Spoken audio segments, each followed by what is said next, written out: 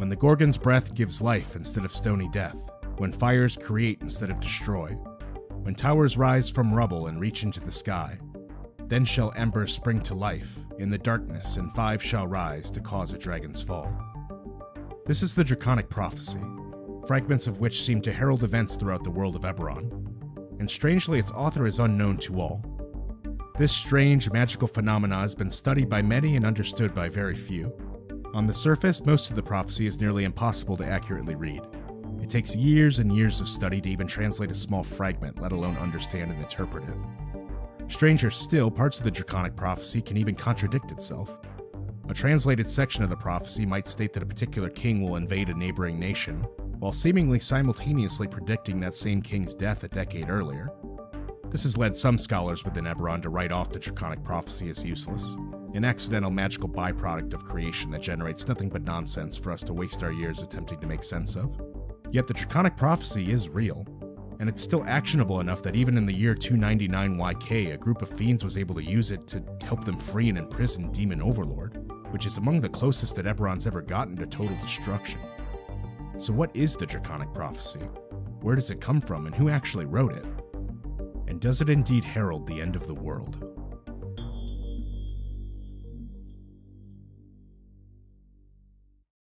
The discovery of the Draconic prophecy dates back to very nearly the beginning of recorded history.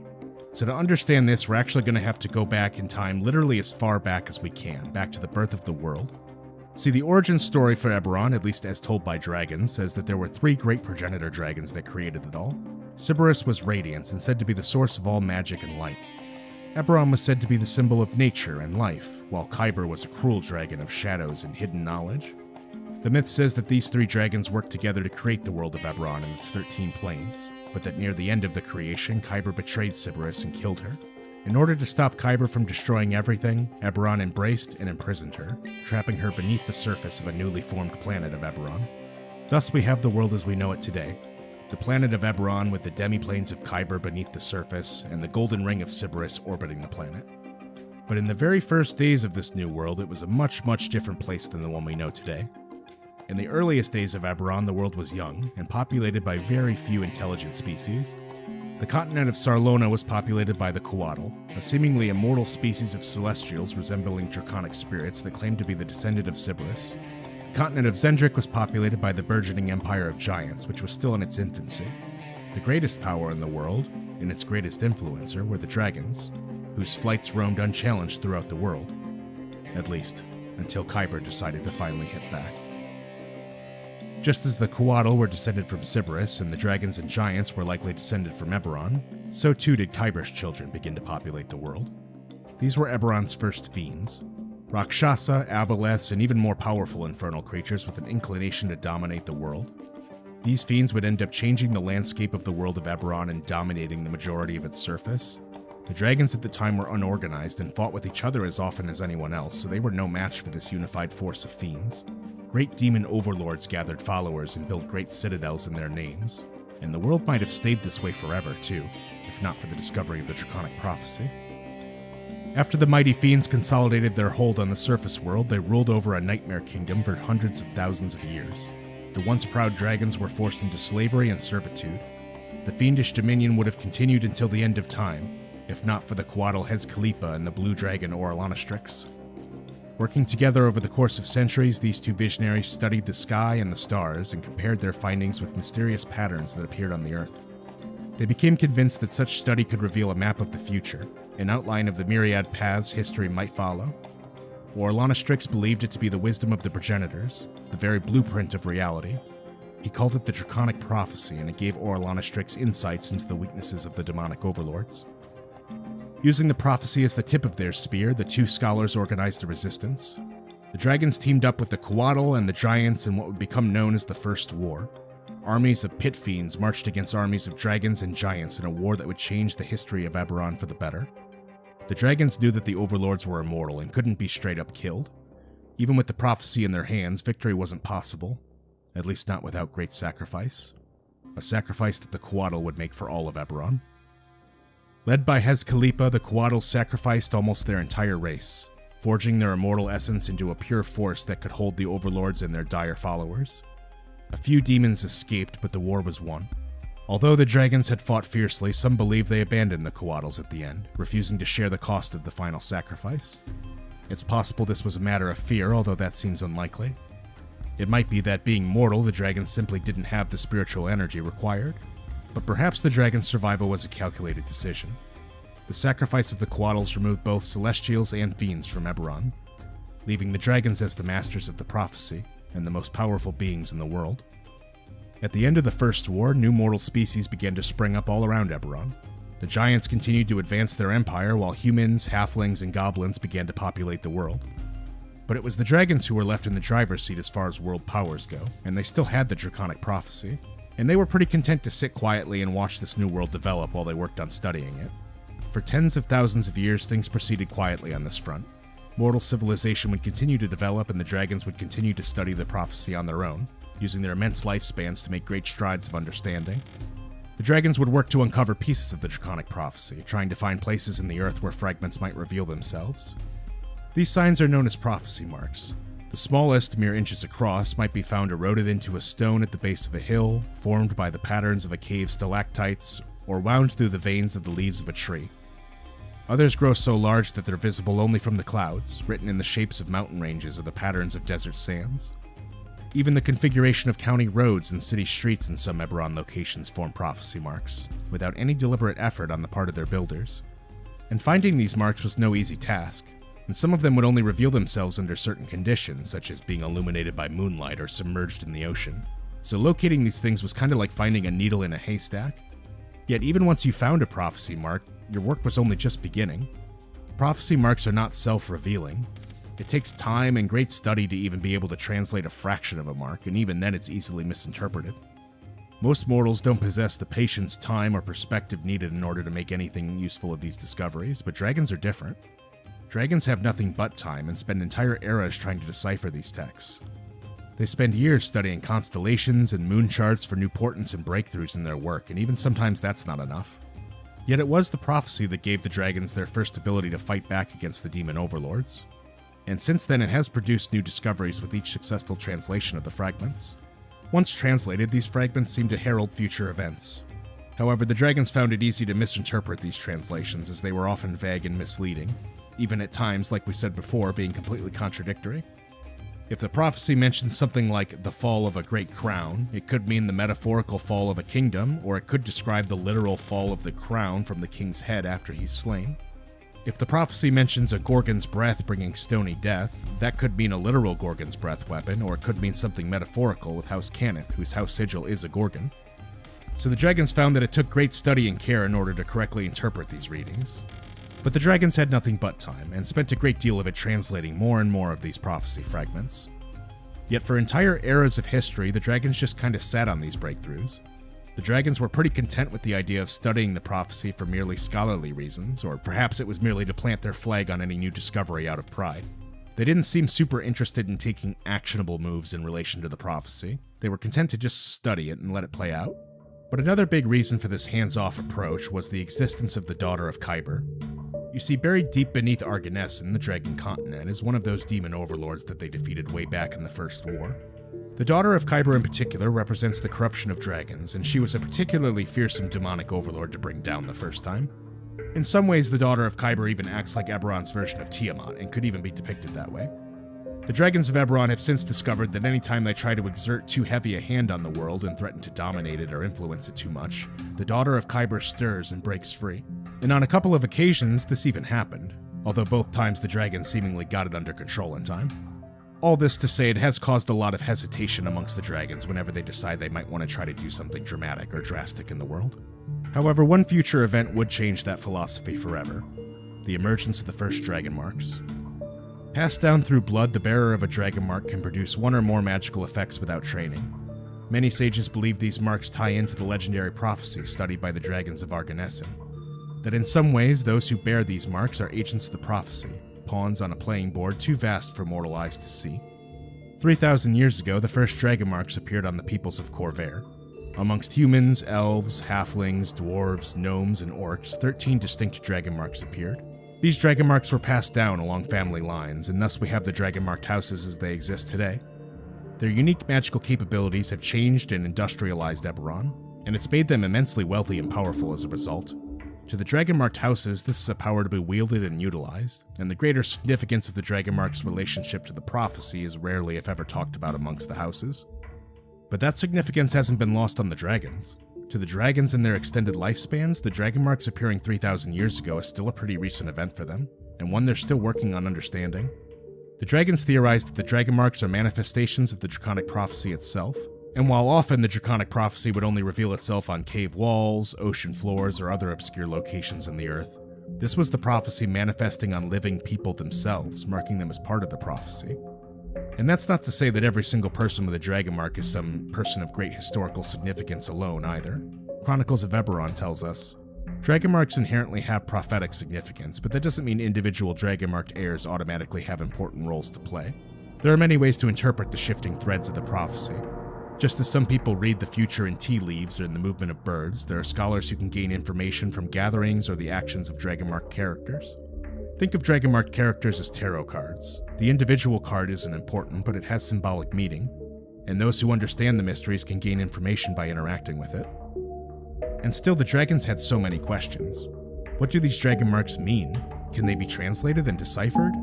What is the greater significance of these people to the prophecy, and what role do they have to play in future events? Why are these Dragonmarks just manifesting now and not when the species first appeared? And most pressingly, at least to the dragons, why were they appearing on humanoids and not the dragons themselves, the seeming champions of the Draconic prophecy? What was clear is that the world was changing. The Draconic prophecy was changing, and the dragons weren't quite sure how to handle this. There was a lot of debate back on Argonesson as to what the appropriate reaction might be. Many among the militant Light of Sybaris urged the Conclave to destroy the Dragonmark, to prevent the Lords of Dust or other enemies from using them. Other dragons argued this was a manifestation of the will of Eberron, and destroying it would be a blasphemous act that could have cataclysmic results. While the Conclave considered, a new voice was heard in the tumult. Young dragons of all colors challenged the passive philosophy of their elders. The world was changing. This new age called for direct observation and, when necessary, manipulation of lesser beings. After long debate, the Conclave agreed to give the members of this new movement a chance to explore their theories. This new group would go on to call themselves the Chamber, a group of dragons that operate in secret, often spending years undercover in humanoid form in order to infiltrate other civilizations. These dragons try to keep a steady but subtle hand on world events, and in particular the Dragonmarked houses. It's possible that the dragons sincerely thought this intervention was necessary, but it also remains a possibility that the creation of the Chamber stems from pure jealousy and condescension. Regardless of the reasoning, since the emergence of the Dragonmarks, the continent of Khorvaire has become littered with these undercover agents of the Chamber, keeping a watchful eye on the actions of the people there and looking for more manifestations of the prophecy. As it would turn out, however, the dragons weren't the only immortal faction out there trying to study and utilize the Draconic prophecy. In 299 YK, one of the demon overlords finally broke free. This was Bel-Shalor, and this immensely powerful fiend had been imprisoned underneath modern-day Thrain ever since the end of the First War. Bel-Shalor unleashed waves of fiends upon the land and devastated Thrain. He was free, and no one knew what his ultimate goals might be once he was finished with Thrain. To the people who lived through that event, it seemed like the world was ending. What happened next lives on in Eberron's history. It's said that the paladin Tira Moran received a vision from a Coatl spirit. It warned her of the coming calamity and gave her time to prepare. Tira led a team of heroes in an epic confrontation with the forces of Bel-Shalor, and with the help of the Coatl spirit she was able to rebind Bel-Shalor in a silver flame, sacrificing herself along with the Coatl spirit to end the calamity. Now, this also may or may not have been the end of Bel-Shalor's story, but we'll cover that more in a future Silver Flame themed episode, I promise.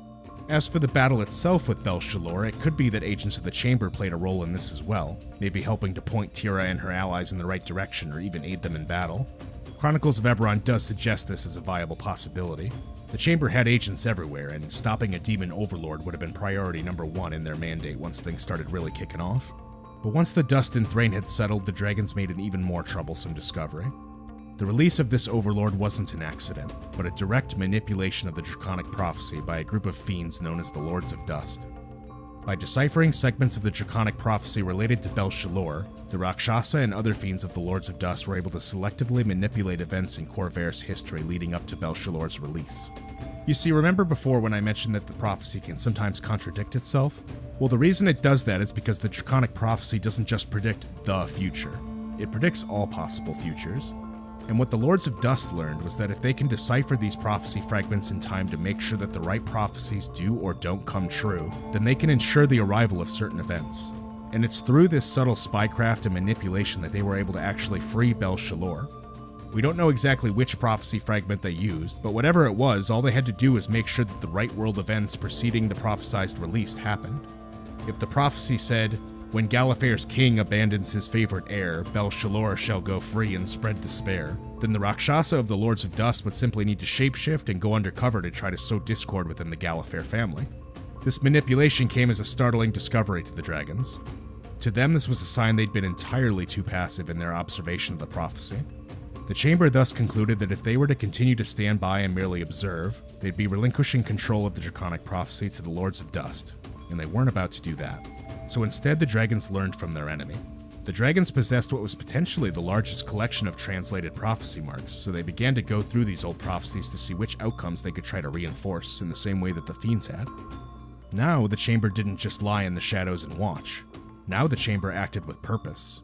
Now they were willing to do anything they needed to do, good or bad, in order to make sure that the right prophecies did or didn't come true.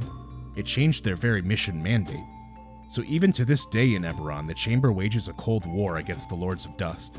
The two factions are constantly in the shadows trying to manipulate world events to their favor in order to make their intended prophecies come true. The Chamber will often even recruit non-dragon hirelings and adventurers to do their bidding for them, often needing no reason to divulge their draconic nature or even their greater motivations.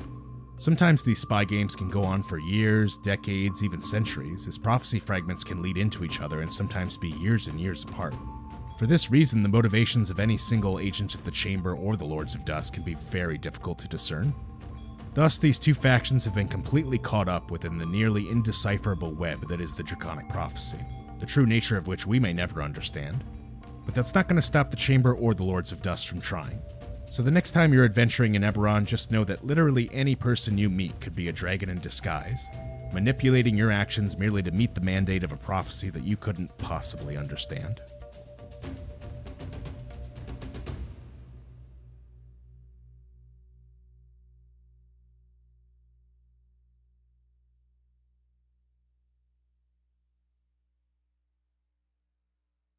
In the world of Eberron in the year 298 YK, Thrain faced the unthinkable. A demonic overlord broke free of his bonds, seemingly having been under their feet the entire time. This was Bel Shalor, and upon his release he sent waves and waves of fiends against the people of Thrain. To the people that lived through this event, it felt like the end of the world. And for all we know, it might have been, if not for the actions of a young paladin named Tira Moran. Tira Moran had received a vision from a celestial coatl spirit. It warned her of the coming calamity and gave her time to prepare. She assembled a team of heroes, including her most loyal friend, the elven avenger Samir Kess, and recovered the legendary blade Clawnir, which was rumored to be an ancient coatl blade recovered from the demon wastes. Together, they marched against Bel Shalor in a battle against all odds. And in one of the most intense battles in Khorvair's history, Tira Moran and her coatl guide fought their way to Bel Shalor and did what they had to do. Tira Moran defeated Bel Shalor and bound him within a silver flame, re-imprisoning him beneath Thrain and saving her home, but Tira Moran gave her life in the process. Years later, this event would serve as the catalyst for a new religion in Khorvair, the Church of the Silver Flame. Flamekeep, the church's central temple and capital, had been built around the very location of Tira Moran's sacrifice, where priests claimed to be able to commune with the spirit in the flame, Tira Moran herself. These days, the church vows to defend the world from supernatural threats, most notably the potential return of the fiends. They believe that by worshipping the power of the Silver Flame, they might be able to use it as a powerful tool against any demonic overlord that tries to break free of its bonds again. And this is the origin story that most people in Khorvair understand for the Silver Flame.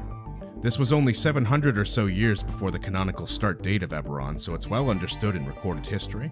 But what most people of Khorvair might not understand is that this is far from the first appearance of the Silver Flame.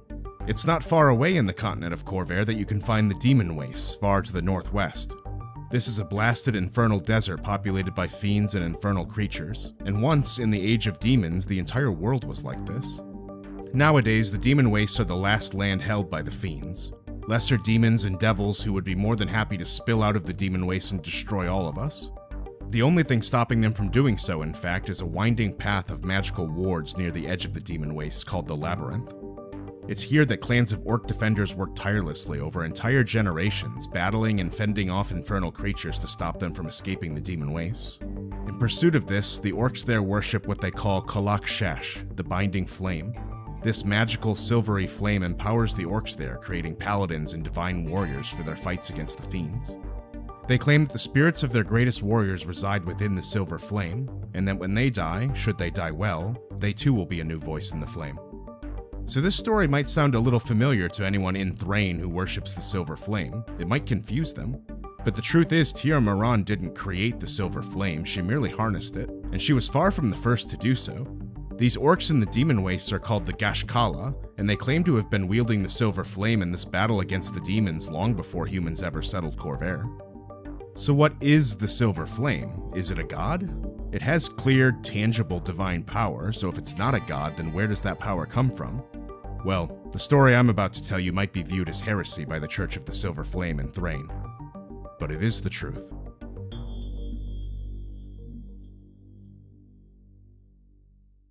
At the dawn of recorded history, the world was still forming. The three great progenitor dragons, Sybaris, Eberron, and Khyber, were gone, and the world they left behind was a chaotic one. While Eberron's mortal children were still trying to figure out what it meant to be alive, Khyber's immortal, fiendish children wanted nothing more than to dominate it. And we talked about this era in history in a little bit more detail in my last video, Secrets of the Draconic Prophecy, so if you haven't seen that one yet, I highly recommend it for some added historical context. But to put it simply, the world was populated by celestials, mortals, and fiends. The celestials were the Coatl, benevolent and immortal descendants of Sybaris. The mortals of this world were young, dragons and giants most notably, as all other species were in the very beginning days of their history. The fiends of this world, the children of Khyber, were its most dangerous. Khyber's direct descendants were called the demonic overlords, immortal, near unstoppable forces of evil. For tens of thousands of years, these demon overlords ruled the world, enslaving the dragons and giants and other mortals of the world. And they might have done so forever, if not for the discovery of the Draconic Prophecy. This ancient prophetic tool was used to find a way to imprison the demon overlords beneath Eberron forever, but not without great cost. In order to have the power necessary to keep the demon overlords imprisoned forever, the Coatl had to sacrifice their immortal essence, creating a binding silver flame that would bind them forever. This was the silver flame, the combined celestial radiance of the Coatl spirits, the power that still binds the overlord today, the evidence of their sacrifice. So when Tir Meron used the silver flame to bind Bel-Shalor and re-imprison him, she didn't create the silver flame. She merely wielded it to re-bind Bel-Shalor in the same magic that had binded him to begin with. This power was always much bigger than Tir Meron herself, and it's likely that even she understood that. There's even a distinct possibility that once Tir Meron was attuned to the silver flame, she would have been able to speak with the ancient Ashtakala orcish warriors. Both the followers of the Church of Thrain and the orcs of the Demon Waste claim that they can hear the voice of every great hero within the flame, so it's possible that the souls of all great heroes who channel this energy do end up here. If that's the case, then Tir Meron has some pretty impressive company. And throughout all of history, ever since the defeat of the demon overlords, people have been worshipping the silver flame. As mentioned, the Ashtakala orcs of the Demon Waste appear to have been practicing this magic since very nearly the dawn of the silver flame itself. It's said that great paladins and clerics of the silver flame exist amongst the Ashtakala, and they're able to summon and harness the flame in ways that not even the most powerful priests of Thrain can. On Keith Baker's blog, the creator offered some new ideas on the Ashtakala that, while technically not in the canon yet, do offer some interesting insights into this practice. Each of the four clans has a stronghold carved deep into the rock of the labyrinth, each drawing on the powers of a manifest zone. These were created by the dragons and Coatls of the First Age and are imbued with powerful magic. It's these fortifications that have served as a final refuge in even the hardest of times. Likewise, the Ashtakala possess tools and weapons that have been handed down for generations. The Ashtakala consider these relics to be sacred gifts, and they might as well be. The most potent of them were crafted by the beings who first kindled the flame itself. Of course, an artifact is not something to be used lightly. Sometimes generations pass before someone successfully bonds with a relic. Some say that Tir Meron's blade, Clawnir, comes from the Wastes, that the Coatl guided her north to claim the weapon she would need to face Bel-Shalor. And the orcs aren't the only ancient group that venerated the silver flame either. The continent of Sarlona was said to be the original home of the Coatl in the First Age, so it's only natural that worship of the Coatl and the silver flame would have a place there. This worship was found in the ancient nation of Kalish, which existed on the continent before their fall. And indeed, these people seem to have had the most intimate connection with the Coatl of all. Before the Coatl made their final sacrifice, they sought to preserve what little they could of their legacy. Although most of the humanoid races were extremely primitive, the Coatls found useful servants among the humans of Sarlona. As the war reached its final days, entire human tribes lived amongst the Coatl, serving them faithfully and learning what they could of kindness and peace and sacrifice. When the Coatls realized the price they would have to pay for the end of the Overlord's reign of terror, they gathered their most devout human followers and made them an offer. The few Coatl who would survive the final conflict would invest some of themselves in their followers, altering them in body and soul so they could carry some of the pure silver flame of their mentors with them into the future. Knowing that the Coatl were about to disappear from Eberron forever, these humans were honored and humbled by the request, and they accepted. The resulting bloodline, a psionically engineered union between Coatl and humanity, was known as the Shulasakar. So the Shulasakar are in many ways Eberron's version of the Yuan-Ti, or at least that's how they originally made their way into Eberron. These are serpentine humanoids, but instead of resembling snakes, they embody the aspects of the Coatl, complete with colorful scales and feathers. The Shulasakar saw themselves as the last bearers of the Coatl's legacy, and sought to keep their sacrifice alive through worship of the Silver Flame. What resulted was the nation of Kalish, a nation dedicated to the Coatl and the Silver Flame. Kalish no longer exists today, however. Kalish was once a theocratic nation dedicated to the worship of the Coatl, with a long history of crusades. During the Sundering, it was revealed that many of the noble families of Kalish were actually Shulasakar. The Inspired combined the general disdain for Kalish with fear of these alien creatures, and the Kalishites were largely exterminated over centuries of war. And the Sundering itself was an event in Sarlona's history in which the Dreaming Dark orchestrated a shadowy takeover of nearly every nation on the continent in order to establish their new Empire of Raedra. We talked about that in detail in my first ever video, What Really Happened to Eberron's Lost Moon, so if you want to find out more about that, make sure you go check that out. But to put a long story short, Kalish fell victim to the Dreaming Dark. They didn't fit into the Quarry's new narrative, so they were wiped out. The Shulasakar weren't all killed, however. A story passed down by the halflings of the Talenta Plains says that a tribe of Shulasakar still survives today, in ancient ruins known as Crescent. The Shulasakar there are divine guardians, watching over one of the last preserved Coatl ruins. These Shulasakar don't accept outsiders, and the Talenta halflings know better than to try to interfere in their work. It's likely that there's some greater significance to what the Shulasakar are protecting here, and that it's more than simply preserving history and culture. But as to that, we can only speculate, and the Shulasakar don't seem interested in elaborating. As it stands today, Shulasakar are exceptionally rare within the world, and most within Khorvaire have never even heard of them, let alone met one. And I will call out as well that, just because I thought it might be fun and as a small gift to my viewers, I did actually make some homebrew in relation to these things as well. Found in a packet completely for free, linked in the description, you'll find a playable Shulasakar as a new species using 2024 rules, as well as a brand new paladin subclass designed for a Gashkala orc, although I will call out that the subclass works perfectly well in the hands of any Silver Flame user. So if you want to check that out, check out the link in the description for completely free. So all this to say, when Thrain's version of the Church of the Silver Flame was established, it was far from the first time these ideas were spread. See, while Thrain had actually been the center of worship for the sovereign host in Khorvaire, the people there began to experience a change in faith after Bel-Shalor's escape. When the Fiends invaded Thrain, they didn't just do so on the battlefield. The Fiends used the natural corrosive corruption of Bel-Shalor's magic to make the people of the land more sinister. During Bel-Shalor's release, people began to turn against their neighbors, distrust their allies, and lose their faith in the sovereign hosts. And this was kind of the nature of Bel-Shalor. He's the overlord that represents corruption and turning against your neighbors. It's the overlord of distrust. So much of this was deliberate on behalf of the Fiends, trying to sow discord and doom amongst the faithful and make them lose faith in their sovereign host. When Bel-Shalor was freed, it wasn't the sovereign host who saved them, it was Tir Amoran and the Silver Flame. Thus, the Silver Flame became more and more popular until finally it was the dominating religion in Thrain. In fact, Silver Flame worship became so central to the Thrainish way of life that during the last war, the 100-year war that shaped Eberron's recent history, they actually fully converted to a full-fledged theocracy. At the start of the last war, Thaylen declared himself King of Thrain and seized the opportunity to extend the church throughout the dying kingdom to become head of a grand empire devout to the Silver Flame. His zealotry plunged Thrain into war and set the tone for its fanaticism throughout the last war. Upon Thalen's death, the crown was to pass to his heir, Prince Dazlan. The people rose against the prince, who was deemed weak and unworthy. At the urging of the masses, the church stepped forward, assuming both temporal and spiritual leadership over the state. Intimidated by the church's authority and fearing a bloody civil war if he didn't step aside, Dazlan surrendered his claim to the crown, ceding all authority to the Keeper of the Flame, the mortal who serves as the titular head of the church. And this is how Thrain has existed ever since. Even after the end of the last war, when Gallifrey was officially separated into new nations, Thrain remained a theocracy. This conversion was popular in Thrain at the time, but it wasn't without opposition. An order of knights called the Knights of Thrain had acted as sort of a kingsguard to the Thrainish ruler, and when Prince Dazlan was forced to step down, they saw this as a usurping of Dazlan's rightful throne. The Knights of Thrain refused to accept this and exiled themselves to the city-state of Stormreach, a continent away, where they still make toast to the rightful ruler of Thrain.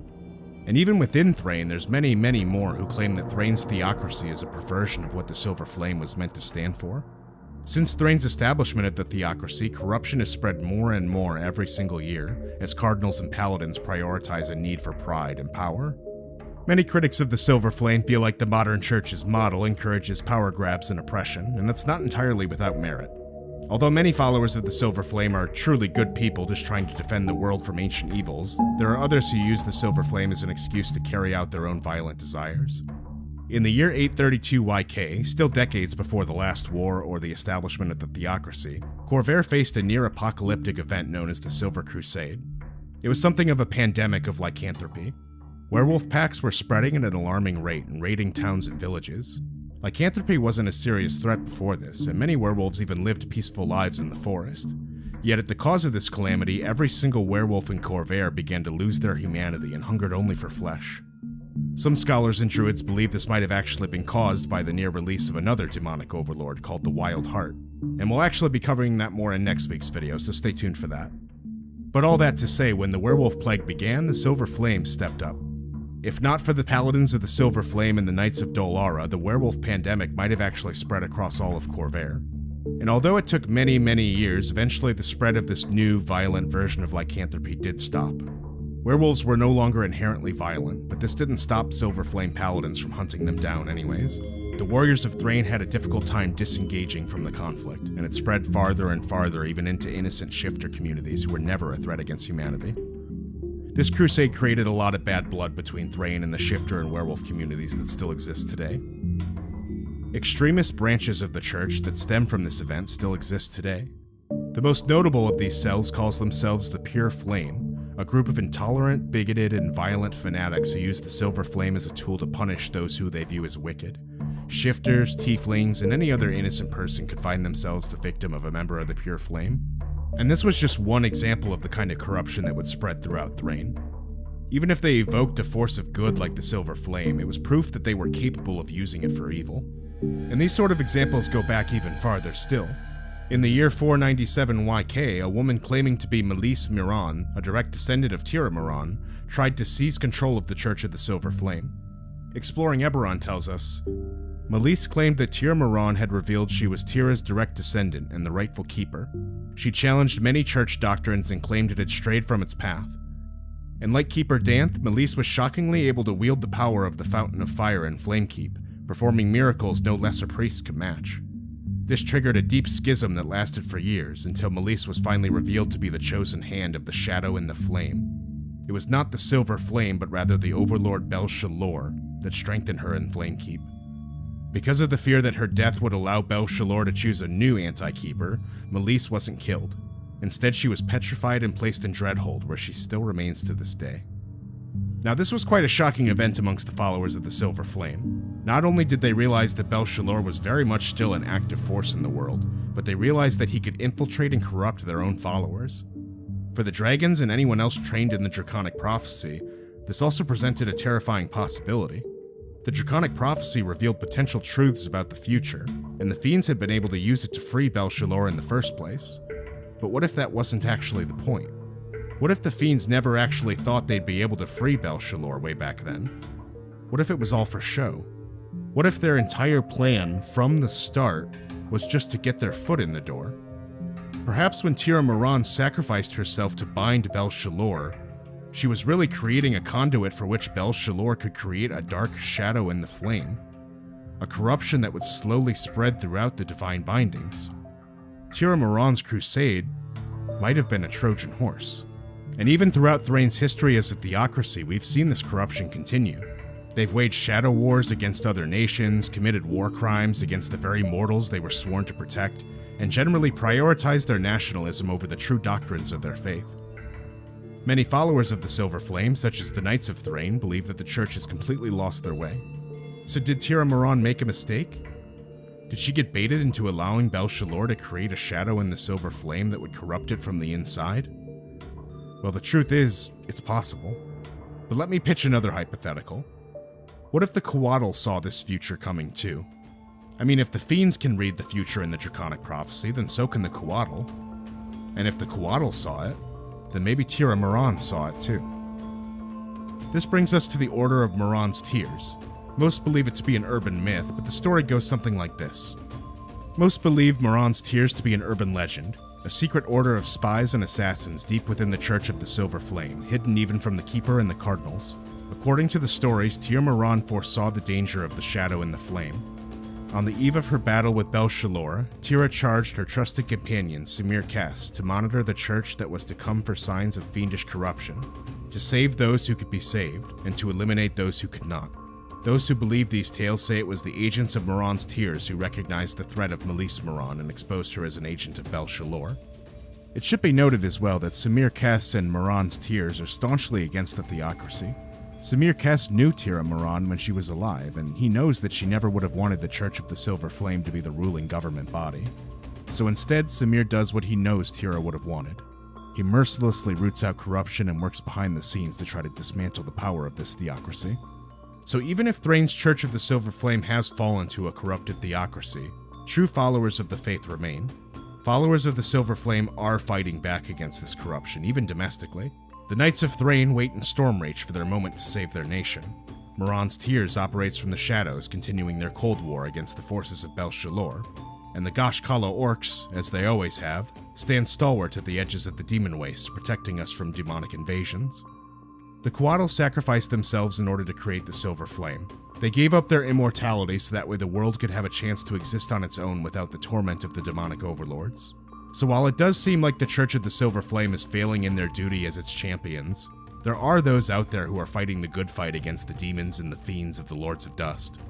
And if a demon overlord ever threatens to break free again, I'm willing to bet that there's going to be new great heroes ready to step up and risk everything to save their homes. Because if nothing else, Tir'a Miran taught us something important. Whether it's a 300-foot demon overlord or a bigoted, vile, corrupted state leader, we, even as common people, have the ability to fight tyranny in whatever form it takes.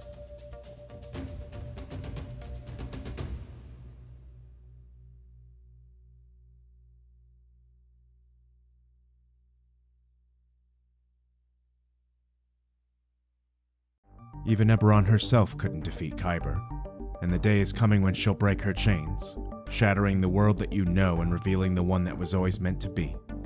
Khyber's daughter gathers her armies, and soon their wings will blot out the sun. Within the world of Eberron, much of its history has been shaped by the existence of the dragons. Among the most powerful of all mortal species, the dragons have existed on Eberron since the dawn of time, said to be the first living creatures created by Eberron herself, one of the progenitors of the world.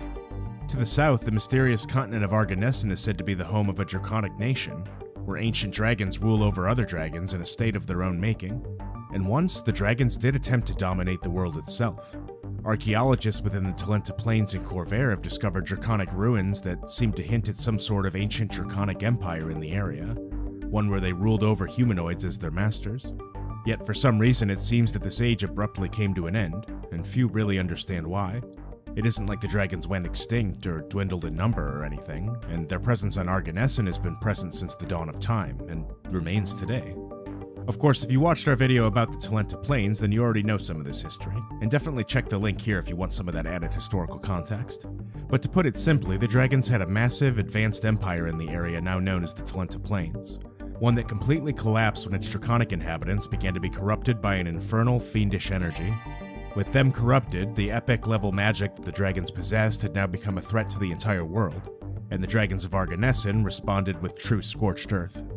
And that's the reason why there isn't a draconic empire that exists on Khorvaire, because the dragons themselves ended it. But how did this happen? What force corrupted them, and why did the dragons never attempt this again to try and get better results? Well, as it turns out, the dragons were actually already familiar with the infernal energy that had corrupted their empire in the Talenta Plains. They knew it well, as it shaped almost all of their history. This was the work of a demonic overlord from the first age of recorded history, the Age of Demons. To most, this overlord was known as the Daughter of Khyber, but those who knew her true name and dared to speak it called her Tiamat.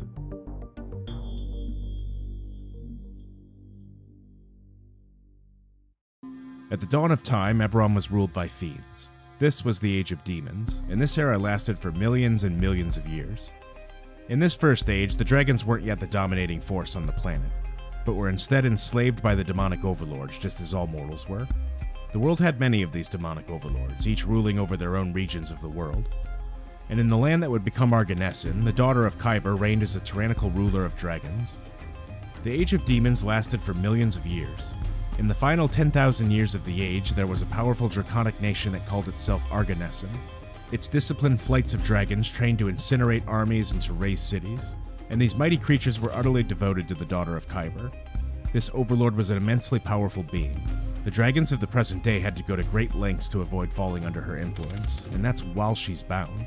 During the Age of Demons, she was at the height of her power, and the dragons were her tools. She used them to terrify mortals and to attack the domains of other overlords. So at the time, there was no powerful nation of dragons that fought the overlords, because any powerful force of dragons would have been corrupted by the Daughter of Khyber.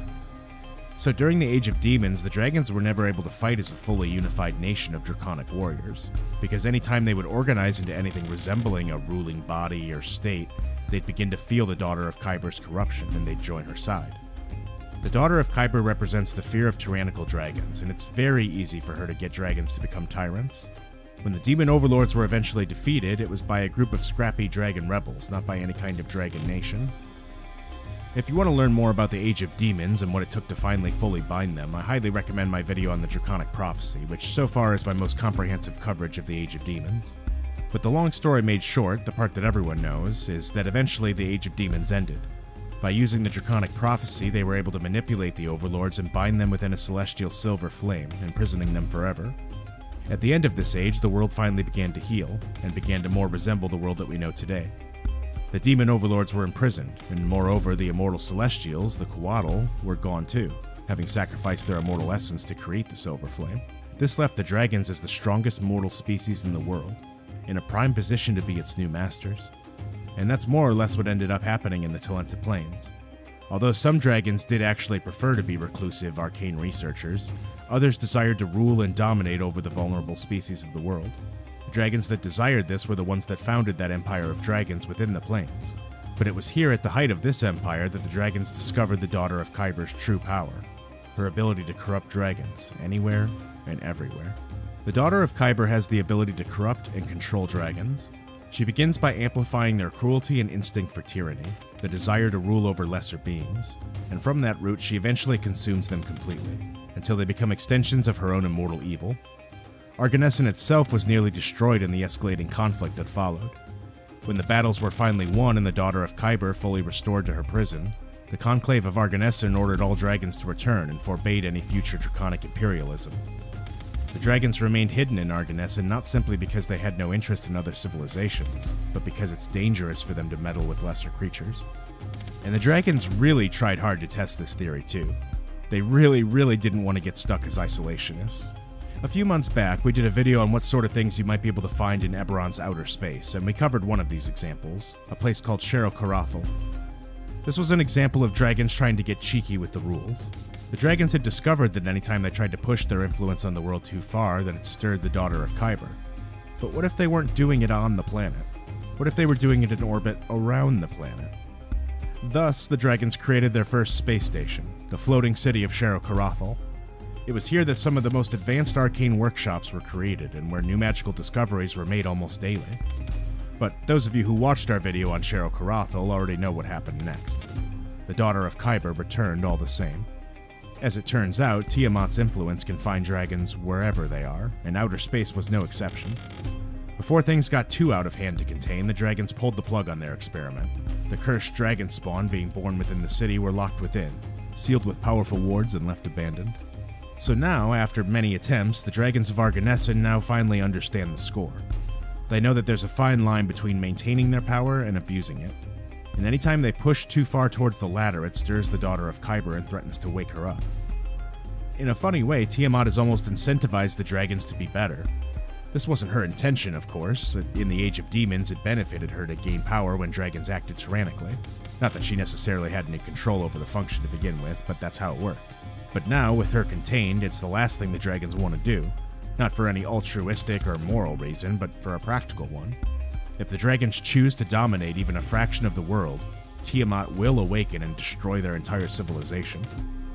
And that sort of brings us to the state of things in modern Eberron. The dragons are known as reclusive hermits that rarely ever leave their continent. Occasionally, rogue dragons will strike out and act tyrannically, but a single dragon isn't really enough to stir Tiamat fully. As long as the dragons can keep their own activity contained on a macro level, they hope that they can keep it all contained. Although all of the demonic overlords are bound within Khyber, the entrances to their demi-planes are often found on the mortal world, where their domains of influence were during the Age of Demons. During the Age of Demons, Tiamat ruled from the land now known as Arganessen, so it's here that she ended up being imprisoned. The location of her prison is a place called the Pit of Five Sorrows, and the dragons have devoted their strongest fighting force, the Light of Sybaris, to keeping it guarded and contained. The most infamous site in Arganessen is the prison of Tiamat, the Daughter of Khyber. A dome of force covers the top of this cavernous well, with garrison Ares carved into the wall of the abyssal shaft. Shifting light rises from the bottom, the pulsing colors of the immense Khyber shard that holds the spirit of Tiamat, slowly shifting through the 10 colors of true dragons. Even in her slumber, Tiamat's mind is so powerful that anyone who passes beyond the dome of force can feel her presence. It's assumed that no dragon can resist her touch forever. A dragon must volunteer for guard duty in the pit, and when their tour of duty is complete, they're executed, to ensure that their spirit has remained pure. It's a one-way mission, but those who survive it untainted and accept execution with dignity bring great honor to their flights. The corrupting power of Tiamat is so strong that anyone chosen for guard duty over this prison is subsequently executed after their stay. Amongst most dragons, this is seen as a noble sacrifice, and they've been doing it this way ever since she was imprisoned here, but not everyone in the world actually sees it this way. Believe it or not, Tiamat, the Daughter of Khyber herself, has sympathizers of her own, both on Arganessen and otherwise. Although the name Cult of the Dragon Below has come to cast a wide net, it most literally refers to the cult of the Daughter of Khyber. This cult is found all across Eberron, and despite its story being centered around dragons, many of these cultists are humanoids. And in their doctrine, the Daughter of Khyber is a sympathetic force. If you were to ask most people in Eberron what the origin of the world is, they might tell you the story of how the three progenitors sought to make a new world. How Khyber betrayed Sybaris and killed her, causing Eberron to envelop and imprison Khyber within it. But in the cult's version of this story, Khyber didn't betray Sybaris at all, but was instead betrayed herself. According to the cult, Khyber had a great vision for the world that the other progenitors grew jealous of. Often, people are drawn to this cult by this story, finding relatability in being oppressed by the political powers that be. For example, within prisons, cultists can work to radicalize prisoners to relate their struggle to that of the imprisoned Khyber. Cultists typically see themselves as being oppressed by laws and systems. Like Khyber, they're imprisoned by their inferiors, by people who don't understand their vision of the world, and they'll ascend to glory when Khyber rises. Some cults maintain that dragons themselves were the creations of Khyber and were stolen by Sybaris and Eberron. Under this belief, the daughter isn't corrupting dragons, but rather restoring them to their rightful role. In any case, loyalists see themselves as warriors in a battle to restore proper balance to reality. Heroes who will be elevated in the dark and beautiful reality soon to be revealed through dragonfire and blood. And in some of these cults, the cultists even believe they are the dragons, cursed in humanoid form until they can see Tiamat freed from her bindings. These cultists believe that we were all once dragons. After all, the progenitors themselves were dragons, why wouldn't we also be? Adding to this is the fact that loyal humanoid followers of Tiamat are sometimes rewarded with infernal gifts, the ability to grow wings or breathe fire. This can make that argument pretty convincing. Sometimes these cultists arrive at these powers independently, but other times these cults are led by one or more dragons themselves, loyalists to Tiamat who guide them in these rituals. And given that Tiamat is a demonic overlord, one might also expect Rakshasa to be involved as well. Amongst all of the other demonic overlords, their top agents often include these hyper-intelligent shape-changing devils, conspiring together to outwit the dragons in an organization they call the Lords of Dust. And although a few Rakshasa do claim loyalty to the Daughter of Khyber, it's a distinct rarity. and the Daughter of Khyber has little to no involvement with the Lords of Dust or Ashtakala itself. Instead, Tiamat's servants are mostly corrupted dragons themselves, in some cases twisted completely into fiends and turned into Abishai. So, given what we know, theoretically, if the dragons can keep this containment up, if they can successfully stop themselves from being imperialists, then theoretically Tiamat would be without followers at all. Thus, if most of Khyber's power comes from the ability to turn dragons to her side and build her army, then theoretically if the dragons can keep their containment up, if they can successfully stop themselves from being imperialists, then theoretically Tiamat would be without followers, completely powerless. But unfortunately, while the dragons have kept their watch diligently for thousands of years, the cracks are beginning to show. Through both mistakes of their own and also manipulation from the Lords of Dust, through actions on Zendrik, Talenta, Arenal, and Shero-Karathal, they've slowly started slipping. And as much as I'd like to leave this one on an optimistic note, Dragons of Eberron paints a grim picture for the current status of Tiamat's imprisonment. Even though she is bound, Tiamat occasionally stirs in her prison. At these times, she is more conscious and active than any of the other overlords at the Age of Demons. It's said that she can see through the eyes of any evil dragon, and that she can whisper into the hearts of dragons as they sleep. Her chosen agents can commune with her, and at times they've even summoned aspects of her into the world. Far weaker than Tiamat in her full glory, but fearsome nonetheless. Every time that Tiamat is awoken in the past, the event has brought disaster to Argonesson. Now, she's stirring once more. In truth, the number of dragons abroad is greater than it has been since the fall of giants, and the number of rogue dragons has grown dramatically. Most rogues keep a low profile, hiding amongst humanity or manipulating events from the shadows. But dragons do exist in the world, in far greater numbers than most people imagine. And now, Tiamat is stirring once more. Her cult is gaining followers amongst both dragons and non-dragons. The spawn of Tiamat are appearing in increasing numbers, bursting forth from corrupted eggs. The Light of Sybaris is working ceaselessly to reinforce the wards of Tiamat within Argonesson, but her cultists have spread to other lands, and it could only be a matter of time before the Daughter of Khyber returns to threaten the world.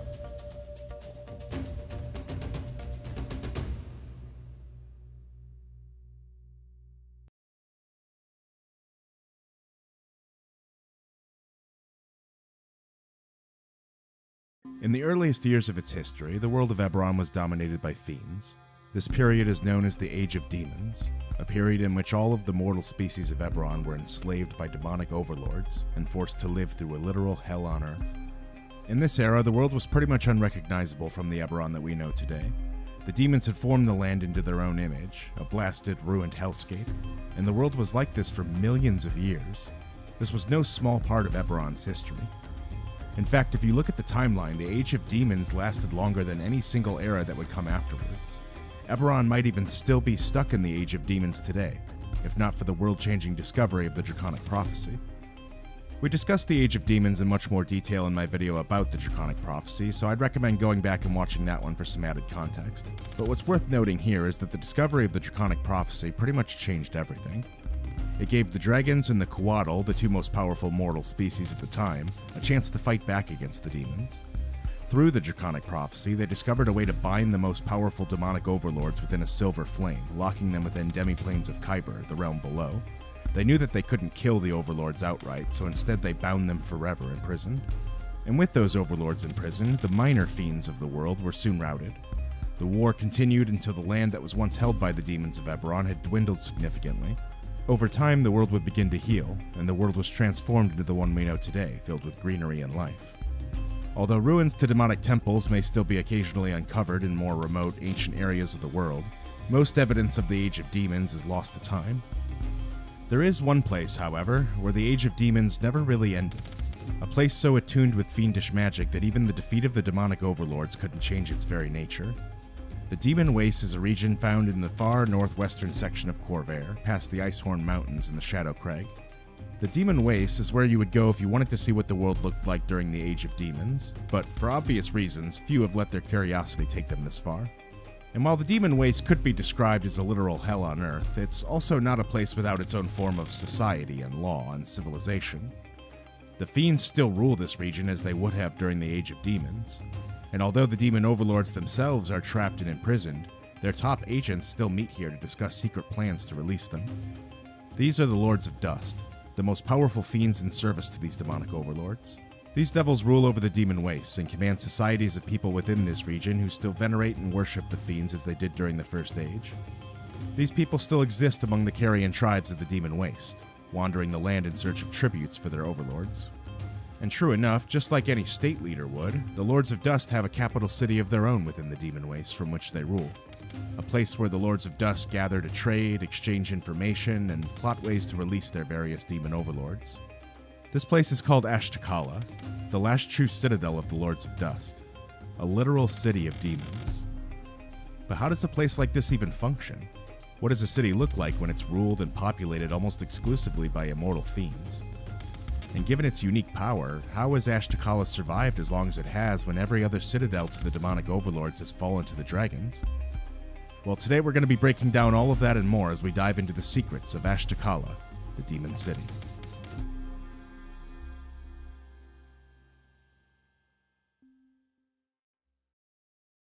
So let's say, for the sake of argument, that you wanted to find and explore Ashtakala for yourself, as a mortal human. Doesn't seem like the wisest choice anyone ever made, but let's roll with it. Let's say that you're even able to get as far as penetrating the labyrinth and into the demon waste itself, traversing the black sand and sheer cliffs that line the path to Ashtakala. Well, as you finally did approach the city itself, you'd find it surrounded in a permanent storm of sand and volcanic glass. This is the Ashtakalan Storm, a storm that's been raging around the city for well over 100,000 years.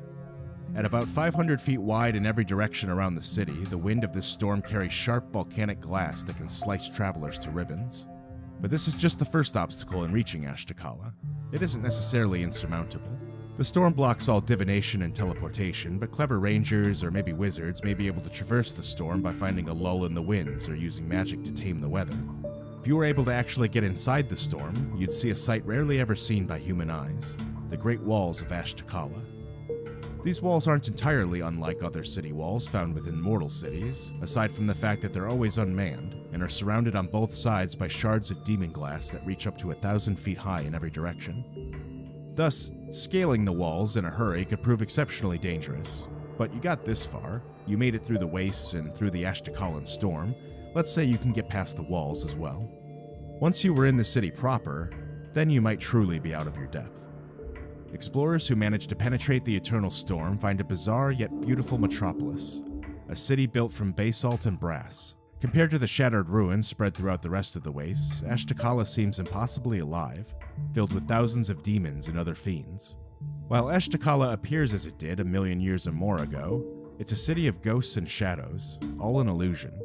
In addition to the illusionary inhabitants and the spirits of ancient things that still wander the decaying streets masked by powerful illusions of the city's zenith, a handful of Zakyas and Rakshasa and a host of minor fiends serve the great Lords of Dust who congregate here. The Lords of Dust occasionally meet in this shadow of their ancient city, and Rakshasa return to Ashtakala to scheme and to study in the vaults and libraries, reading scrolls and tomes that will crumble to dust if ever removed from the city. The same power that preserves the image of Ashtakala transforms anyone who enters the city. Visitors find their clothing and equipment altered to match the archaic fashions of the city, as if by a disguised self-spell. The City of Fiends is a dangerous place for mortals to visit. Only the luckiest of intruders caught by the Rakshasa lords get to die quickly. And this is the sort of thing that sets Ashtakala apart from other places in Eberron. The demons here are immortal, their story's undying, and it's never going to end. And thus their city reflects those aspects. It's a city that never changes, even when it does. The city seems to have been attacked and destroyed many times over, yet illusions fill in the blanks and keep things moving. While adventurers may find a cracked and toppled tower, they'll simultaneously see the same tower rising to the sky where it fell, and possibly contradictory. It's as if Ashtakala itself is immortal. But hey, you made it this far, you made it inside Ashtakala, and once you were inside, strangely, the city seemed to wrap you in illusion and make you fit in. Perhaps you even have some time to explore the city before you inevitably get caught and tortured. Well, there'd be many sights to see as you walk the streets of Ashtakala. You could, of course, spend some time at the Amphitheater of Pain, where devils perform torture as an art form, performing before crowds on an ancient stage in a half-cracked dome that's clearly been attacked more than once. Here, torturers torment living dragons, lesser fiends, and captured coatls as a torturous form of art. And weirdly, despite being immortal and inhuman, you can find other expressions of art within the city as well. There's an art gallery of demon glass that can be explored that, by all accounts, is quite beautiful.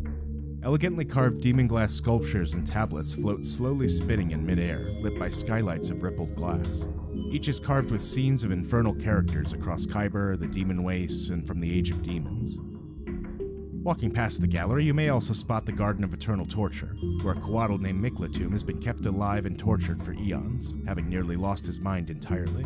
MacLeod is a powerful coatl from the First Age, but unless freed, is powerless to fight against the Lords of Dust. The city is also home to the legendary library of Ashtakala. The library itself is said to have been created by Solkatesh, the overlord representing dark secrets and knowledge. Here, Solkatesh's most powerful servant, a Rakshasa named Hektula, attends to the library. Sometimes called the First Scribe, Hektula is said to have gifted mortals with the gift of language, and may have even taught the first dragons the meaning of magic. Hektula has a personal interest in shaping history to her liking, and the only source for these claims is Hektula herself, so we have to take that information with a grain of salt. But what is known for a fact is that the Library of Ashtakala is said to contain tomes from every place in the world. The books and scrolls here are used by Hektula to tempt mortals and to make pacts with her. You might literally find any piece of information you're looking for within the Library of Ashtakala, but it's all held and tended to by Hektula herself. But of course, no landmark within Ashtakala is more obvious than the Palace of Ashtakala itself. Preserved by illusion as it was during the Age of Demons, flying onyx buttresses support a roof of volcanic rhyolite. Lotus blossoms float in waist-high golden bowls of dragon tears, unholy water and blood. The Raja's throne is malachite and bloodstone, and the entire palace is redolent of sulfur. It's home to the Bleak Congress, the name given to the infrequent assemblage of the Lords of Dust in the ruins of Ashtakala.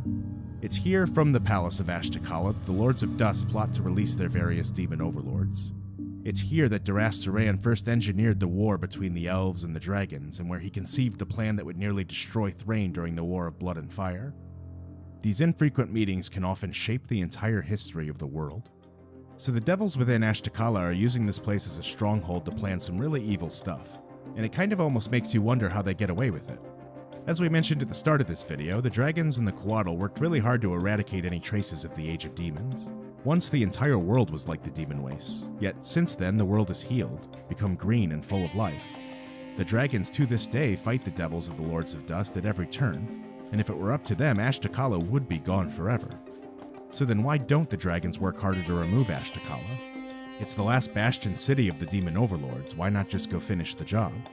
Well, the short answer is that they certainly tried. The fallen towers and melted structures found within Ashtakala weren't caused entirely by the passage of time. They were brought down violently in flyby attacks by the dragons of Arganessen. Yet every attempt at taking the city down has seemed to completely fail. The immortal nature of the city seems to ignore all damage taken, simply replacing the ruined parts with illusions to keep everything moving. The city has more or less been completely destroyed several times, but it always rises back, and the dragons always pay very dearly for their attempt. Should a sage ever access the records of the Chamber of Dragons, they should learn that the Light of Sybaris did actually attack the Demon Waste tens of thousands of years ago. The dragons laid waste to it, destroying a human civilization predating the Carrion tribes, who arrived in the Waste less than 2,000 years ago. But this attack was a disaster. Aside from the hosts of fiends, many powerful magical defenses were unleashed against the attackers. Ashtakala was the worst of all. Just as it shields the city from divination magic, the storm surrounding Ashtakala repelled magical and elemental attacks, and as dragons drew close to it, their souls were ripped from their bodies and they were turned on their allies. When they were wounded, dust spilled out instead of blood. The attacking force was almost entirely wiped out, and the dust-stuffed dragons claimed by Ashtakala proved to be an ongoing threat and asset to the Lords of Dust for thousands of years. And these dust-stuffed creatures are actually one of the major threats that Ashtakala can pose to intruders. These are the work of a Rakshasa artificer named Ethan Penjilikutra, who creates these dust-stuffed creatures within the Drainworks, his own personal workshop. The Drainworks is an underground vault, lined with rows of transparent sarcophagi. Living creatures are placed within the sarcophagi. As they do, they're trapped within, and bore tubes and suction cones are attached to their body very violently. From here, an eldritch machine drains not only their internal organs, but also their very soul itself, and their innards are slowly replaced with a sort of magical dust. From the outside, these dust-stuffed agents, once the process is done, can be completely unrecognizable from their mortal selves. As creatures without souls, they have no will of their own, except for what their fiendish masters tell them to do. And as such, they actually make excellent spies and soldiers. Theoretically, any creature could be turned into a dust-stuffed servant, but the most powerful of these creatures are the gargantuan dragons that defend the city itself, the bodies of the first Draconic attackers now forced to defend the city instead of attack it. The dragons have since shunned Ashtakala, preferring to keep it contained rather than trying to eradicate it. After all, Ashtakala doesn't necessarily pose a direct threat to anyone in the world, and the schemes of the Lords of Dust often span thousands of years, so mostly it's been left alone. The dragons aren't ready to risk any more of them becoming dust-stuffed, and they don't truly believe that any destruction they'd caused at Ashtakala would actually stick. But what makes Ashtakala so unique? Why is it actually feared by the dragons, and how does it act this way? How does it do all of this when the other citadels of the demon overlords were easily razed and destroyed by the dragons? Is it simply a matter of having powerful enchantments? Or is something entirely different going on within the city of Ashtakala? Well, if we look at what the dragons are and are not capable of, and where their limitations have been throughout history, we can begin to see the answer. When the dragons fought their final battles during the Age of Demons, they knew that the demon overlords could not be killed. These were immortal forces of nature. There was a reason why the Draconic prophecy was necessary in order to imprison them within a silver flame, rather than simply kill them outright. And that's because killing them outright isn't possible. Demonic overlords are indestructible in a way that lesser fiends are not. Their power can only be contained, not destroyed. And therein lies the answer. Ashtakala isn't just a city. Ashtakala is an overlord. It's an immortal embodiment of eternal evil, irrevocably corrupting the region around it while still being attended by a host of lesser fiends. Ashtakala is trapped in place by the wards of the labyrinth and by the power of the silver flame, but of all the overlords, Ashtakala alone was never fully bound. The illusions found within Ashtakala aren't the result of any enchantment placed on the city by the Lords of Dust. That's simply the will of Ashtakala itself. And in fact, that might be why the demon wastes have resisted the change that the rest of the world has experienced, why the demon waste still looks like it did in the Age of Demons, because there's still one demon overlord out there. So it may turn out that being a successful stronghold of evil may actually be Ashtakala's whole MO. It might be what they're all about. Every demon overlord represents a concept, more specifically of fear. Sulkatesh represents the fear of secrets, while Bel-Shalor represents the fear of corruption. And thus, Ashtakala may actually represent the concept of strongholds of evil, something undying and unchanging. And while Ashtakala wants to be a place where the Lords of Dust meet and conspire for their schemes, it doesn't necessarily care about whether or not those plans succeed or fail. Ashtakala wants to be the place where evil people meet. It isn't out here necessarily trying to help those plans succeed or help the demon overlords escape. It already has what it wants. Ashtakala expresses itself by continuing to be the ultimate infernal stronghold, and that's enough for the city. Thus, the manifestations created by Ashtakala are kind of real in a way. It's real fiendish power. When Ashtakala creates a new tower from a ruined one, what it creates is a little less than reality, but still a little more than illusion. Yet if it were to be taken outside the confines of Ashtakala itself, it would crumble to dust. And this also might sort of explain why humanoid mortals often get away with exploring the city, why the city wraps them in illusion to make them fit in instead of immediately selling them out like it did with the dragons. After all, when the dragons flew in, it didn't wrap them in illusion, it simply tried to kill them. The easy answer here is that Ashtakala views dragons as a threat, something so dangerous that it uses its power to hasten the process of dust stuffing them in order to make it nearly instantaneous.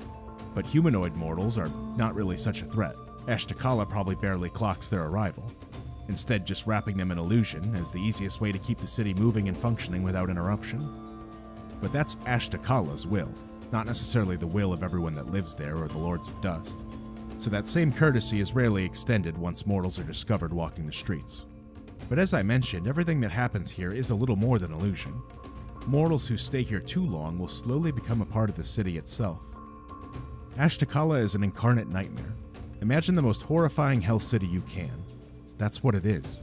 The music of Ashtakala is the screams of tortured mortals kept in hideous, painful stasis. Its furnaces are filled with bones, not because Ashtakala needs to burn people to keep the fires going, but because that's what its story is about. And if mortals remained within Ashtakala for too long, they're slowly transformed into fiends themselves. And that's a part of what makes Ashtakala so fascinating. All sorts of terrible things can happen to a person who visits the demon city, but often not the terrible things you'd expect. Intruders in Ashtakala captured and killed by Rakshasa guards might just be the lucky ones.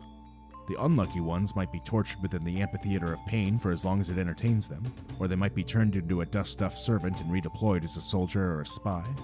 The truly unfortunate find themselves slowly acclimating to the city, slowly and steadily beginning to appreciate the lifestyle, the artwork, and the joy of pain and fear.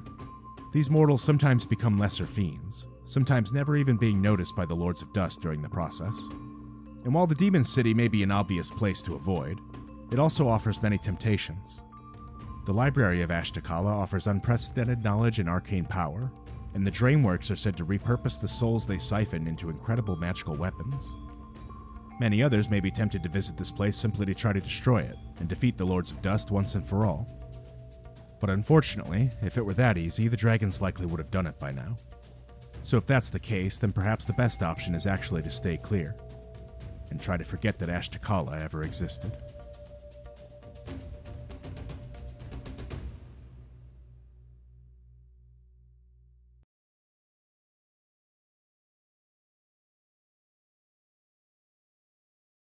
In the world of Eberron, everyone knows the Talenta Plains is known for two things: halflings and dinosaurs.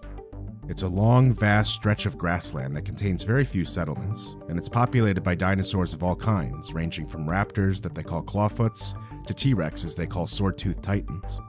And for as long as humans have lived on the continent of Khorvaire, the halflings of the Talenta Plains have lived there amongst nomadic tribes, tending to packs of roaming tribecs and clawfoots.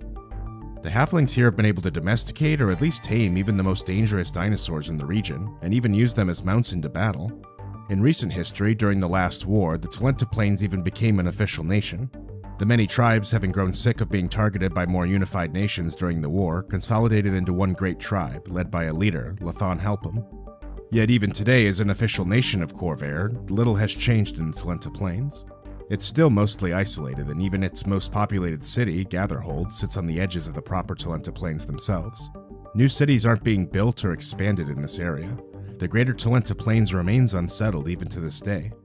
If we go back in Eberron's history, we can see that it's the emergence of the first Dragonmarks that really spurred forth the advancement of civilization and technology in Eberron. And the halflings of the plains did get two Dragonmarks, the Mark of Hospitality and the Mark of Healing. And I mean, with the Mark of Hospitality especially, you'd expect that to have resulted in the creation of some pretty large settlements in the Talenta Plains. The Mark of Hospitality is specifically about creating safe havens like that. It seems like a natural progression. Yet as these two Dragonmarked houses grew in power, they actually abandoned the Talenta Plains completely and resettled in other nations. This was a really unpopular move amongst the halflings, so why did they do it? Why abandon their ancestral home to build out their Dragonmarked house? It takes a lot for the Dragonmarked houses of all people to decide to not industrialize something. And we don't see any other large cities in the region either. So what's up with the Talenta Plains that stops people from wanting to build here? To the point where even the Dragonmarked houses say no thank you. Well, the truth is that the Talenta Plains are very, very haunted.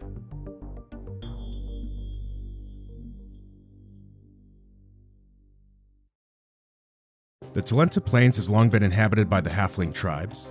These tribes are nomadic and are constantly traveling. The cultural leaders are often reluctant to share their beliefs with outsiders, but most believe that the tribes continue traveling in order to safely avoid the dangers of the region. And these Talenta halflings have stuck to this way of life for as long as they've been in the region, ignoring many of the modern magical advancements that might have changed their lifestyle.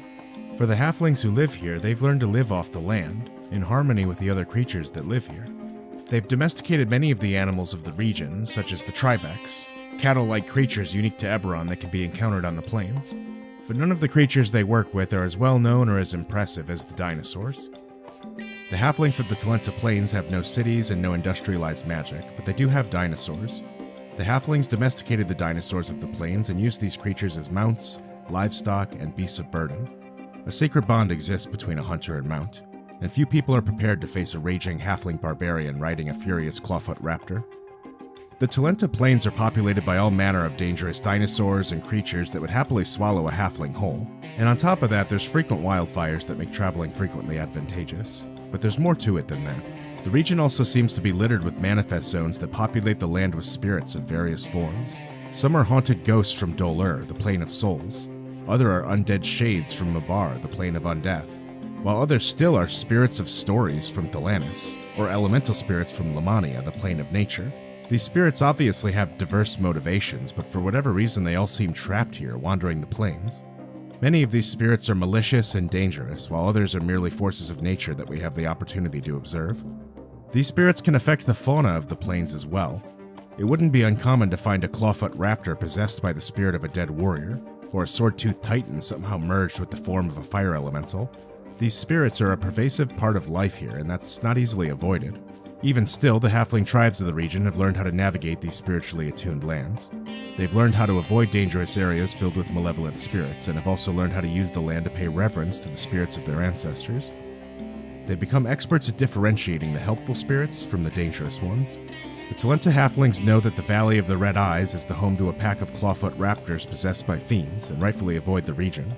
On the flip side of this, they understand that the Great Hammertail, a gargantuan ankylosaurus possessed by a spirit from Thelanis, means them no harm, and have even gone as far as to build an entire town on its back. Where they can, the halflings have learned to utilize this residual spiritual energy to advance their own lives in the area. Shamans within the Talenta Plains are capable of communing with the spirits of their ancestors, even to the point where these spirits can aid them in battle so long as they remain on the plains. They've accomplished wonders here that simply aren't possible anywhere else in the world using this spiritual magic.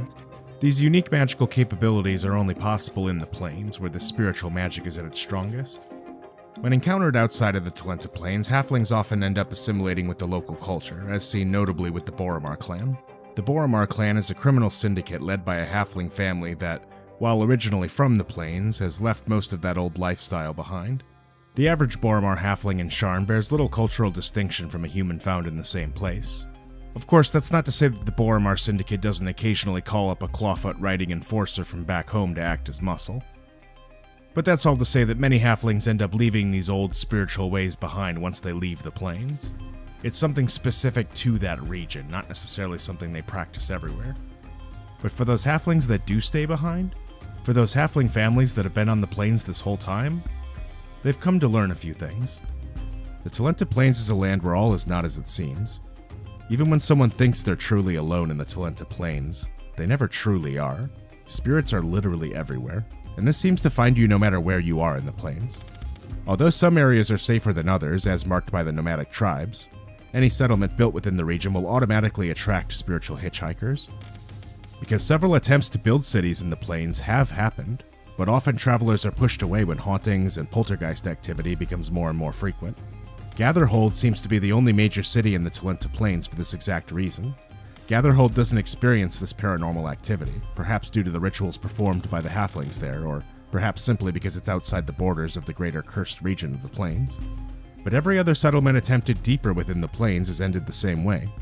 A literal ghost town. So the biggest question we can ask ourselves next is why? Why do spirits seem to become trapped while within the Talenta Plains? Is it as simple as the existence of these manifest zones?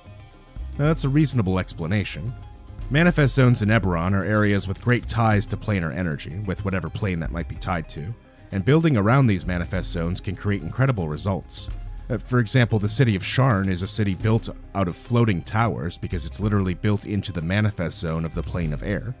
The great necromancers of Fort Bones, meanwhile, were able to create the Daelkyr rites because they were in a manifest zone to Mabar, the plane of undeath. Manifest zones are capable of creating incredible things, so it could be as simple as that. If that is true, though, it doesn't explain why these spirits are found so frequently. You'd expect them to be exclusively tied to these manifest zones then, if that was the case, but that doesn't seem to be true. As I mentioned, these spirits will find you anywhere you are on the plains. Wherever you try to build or stay too long, they will find you. Now, it could be that these manifest zones simply exacerbate the issue and didn't cause it. It could even be that they're symptoms of the true cause of this spiritual anomaly. Although canon sources don't give us any further information towards this answer, Keith Baker, the creator of Eberron, did pitch some interesting ideas to explain some of the lingering mysteries of the region. Because you see, there's always been some kind of connection between the Talenta Plains and the dragons. There's a location called the Boneyard near the eastern edge of the plains that's said to contain the skeletons of countless dragons. The halflings of the region avoid this area and claim that it's very, very cursed. The region is said to draw in Dragonborn, however, making pilgrimage to the site for unknown reasons. And this Draconic graveyard might just be the biggest clue as to the truth behind the mystery of the Talenta Plains. The Talenta Plains have always had strong connections with Lamania, Thelanis, and Daelkyr. During the early age of giants, the plains were the heart of a powerful Draconic civilization. When this nation of dragons became corrupted by the Daughter of Khyber, it fell into a war with Arganesson that ended with the corrupted civilization being utterly eradicated. The victorious dragons employed powerful forces to contain the fallout from that conflict, and to prevent any repetition of the threat. When Arganesson later laid waste to Xen'drik, it was drawing on experience and techniques that had been first employed in the raising of the Talenta Plains.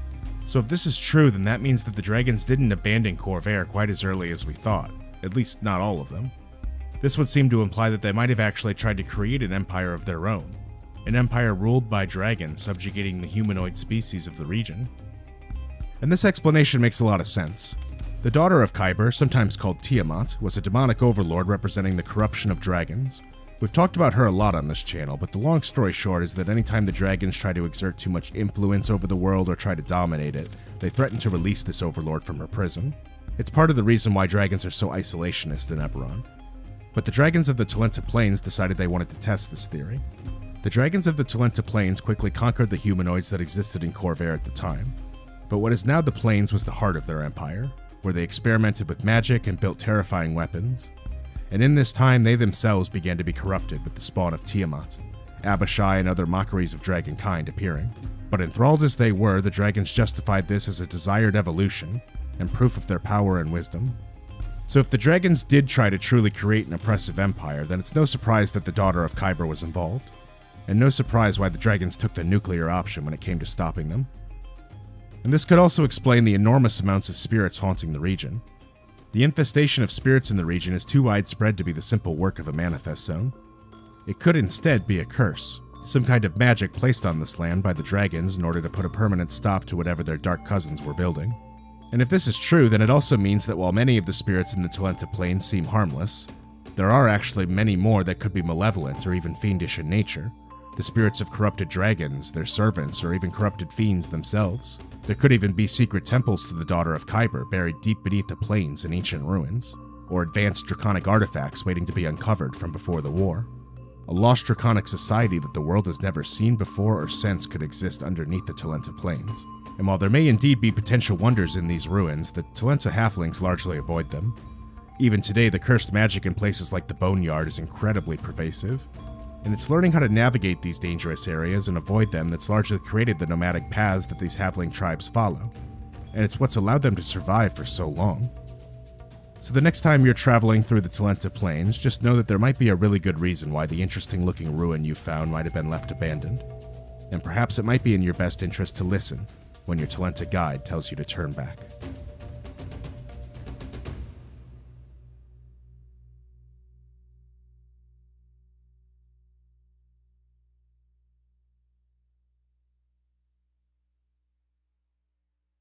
In D&D, the world of Eberron has an interesting cosmology. The entire setting takes place on Eberron, which is the planet, a ringed planet in fact, with a yellow ring around it known as the Ring of Sybaris. Orbiting around that planet are 12 different moons. Now that's a really large number of moons, but what's more interesting about them is that they all seem to be linked in some metaphysical way with the various planes of existence in Eberron. But what this means is that whenever a moon is in its closest, most coterminous orbit with the planet, regional effects caused by that plane the moon is linked to may begin to appear on the planet's surface. For example, if Sephiros, the moon linked to the plane of Undeath, Mabar, is coterminous with the planet of Eberron, the plane of Undeath is strengthened. Undead may begin to appear more prevalent, malevolent shadows can attack people in the night, and necromancers might find their magic strengthened as long as the moon is in that very close orbit with the planet. It's just the way that these moons are linked with the planes, and the way that that can kind of spill over into tangential power. And it should be noted that this is a natural cycle, and it's been happening regularly since the dawn of time. It's something people expect to happen. Each of the moons will get their turn being coterminous, and many of them bring boons to the people of Eberron as well. The moon of Larvion, for example, the moon linked to the plane of nature, might bring bountiful harvests for as long as it hangs coterminous in the sky. The moons themselves are a bit of a mystery in Eberron, and no one in the world quite knows why they act this way. Some people within the world theorize that the moons are aspects of the plane itself that broke into space as celestial objects. Others claim that the moons we see in the sky only appear like spherical objects because what they actually are giant portals. And they say that if anyone were to actually attempt to land on one of these moons, they might just fall into the plane it's linked with instead. Whatever the true nature of Eberron's moons might be, what's important to note here is that metaphysical link between each plane and its associated moon in the sky. They're inseparably linked. Now, the interesting thing here is that there are 12 moons, but there are 13 planes. And if each moon has a representative plane, then how can those numbers not match up? If Eberron has 13 planes but only 12 moons, then where's this lost 13th moon? What happened to the moon of the Plane of Dreams? As we've stated, Eberron has 13 planes. Each plane represents a concept, like war or order or fire. And the 13th of those planes is Daelkyr, the Plane of Dreams. When sleeping creatures in Eberron have dreams at night, they're literally having dreams in Daelkyr. It's the space in which dreams actually exist. However, that's just about the only time anyone ever interacts with the plane at all. The plane has these limitations, and it's strangely detached compared to how the other planes work. For example, if you were to try to go to Daelkyr by casting Plane Shift, for example, the spell would literally fail. The normal methods that you'd use to reach any other plane simply don't work here, as if the plane itself is in some kind of distant exile. So given the strange way that the plane acts and the fact that we don't see a moon associated with it, is it possible that these ideas are linked? Is it possible that without a planar moon to anchor it, the plane is weakened? Well, what we do know is that there did used to be a 13th moon there. So where did that moon go, and when did it vanish? Moreover, creatures live in this plane too, in the Plane of Dreams. There's immortal dream spirits native to the plane called the Quarry. What effect did this have on them when the moon got separated? Well, to understand this, we have to actually go back tens of thousands of years in Eberron's history, on the distant continent of Zendrik, where a lot of this went down. Long ago, Zendrik was the home of the Giants. Several really powerful giant empires existed on this continent and ruled it for thousands of years. They'd learned their magic from the dragons, mastered elemental binding, and had raided the plains of the Fae and made slaves of the elves that lived there. Their rule in Zendrik was oppressive and cruel, but it was unchallenged. That is, until their war with the Quarry. Dragons of Eberron tells us, then the Quarry came to Zendrik. The motivation for this extraplanar incursion remains a mystery, but the Giants' records portray the Quarry simply as ruthless invaders.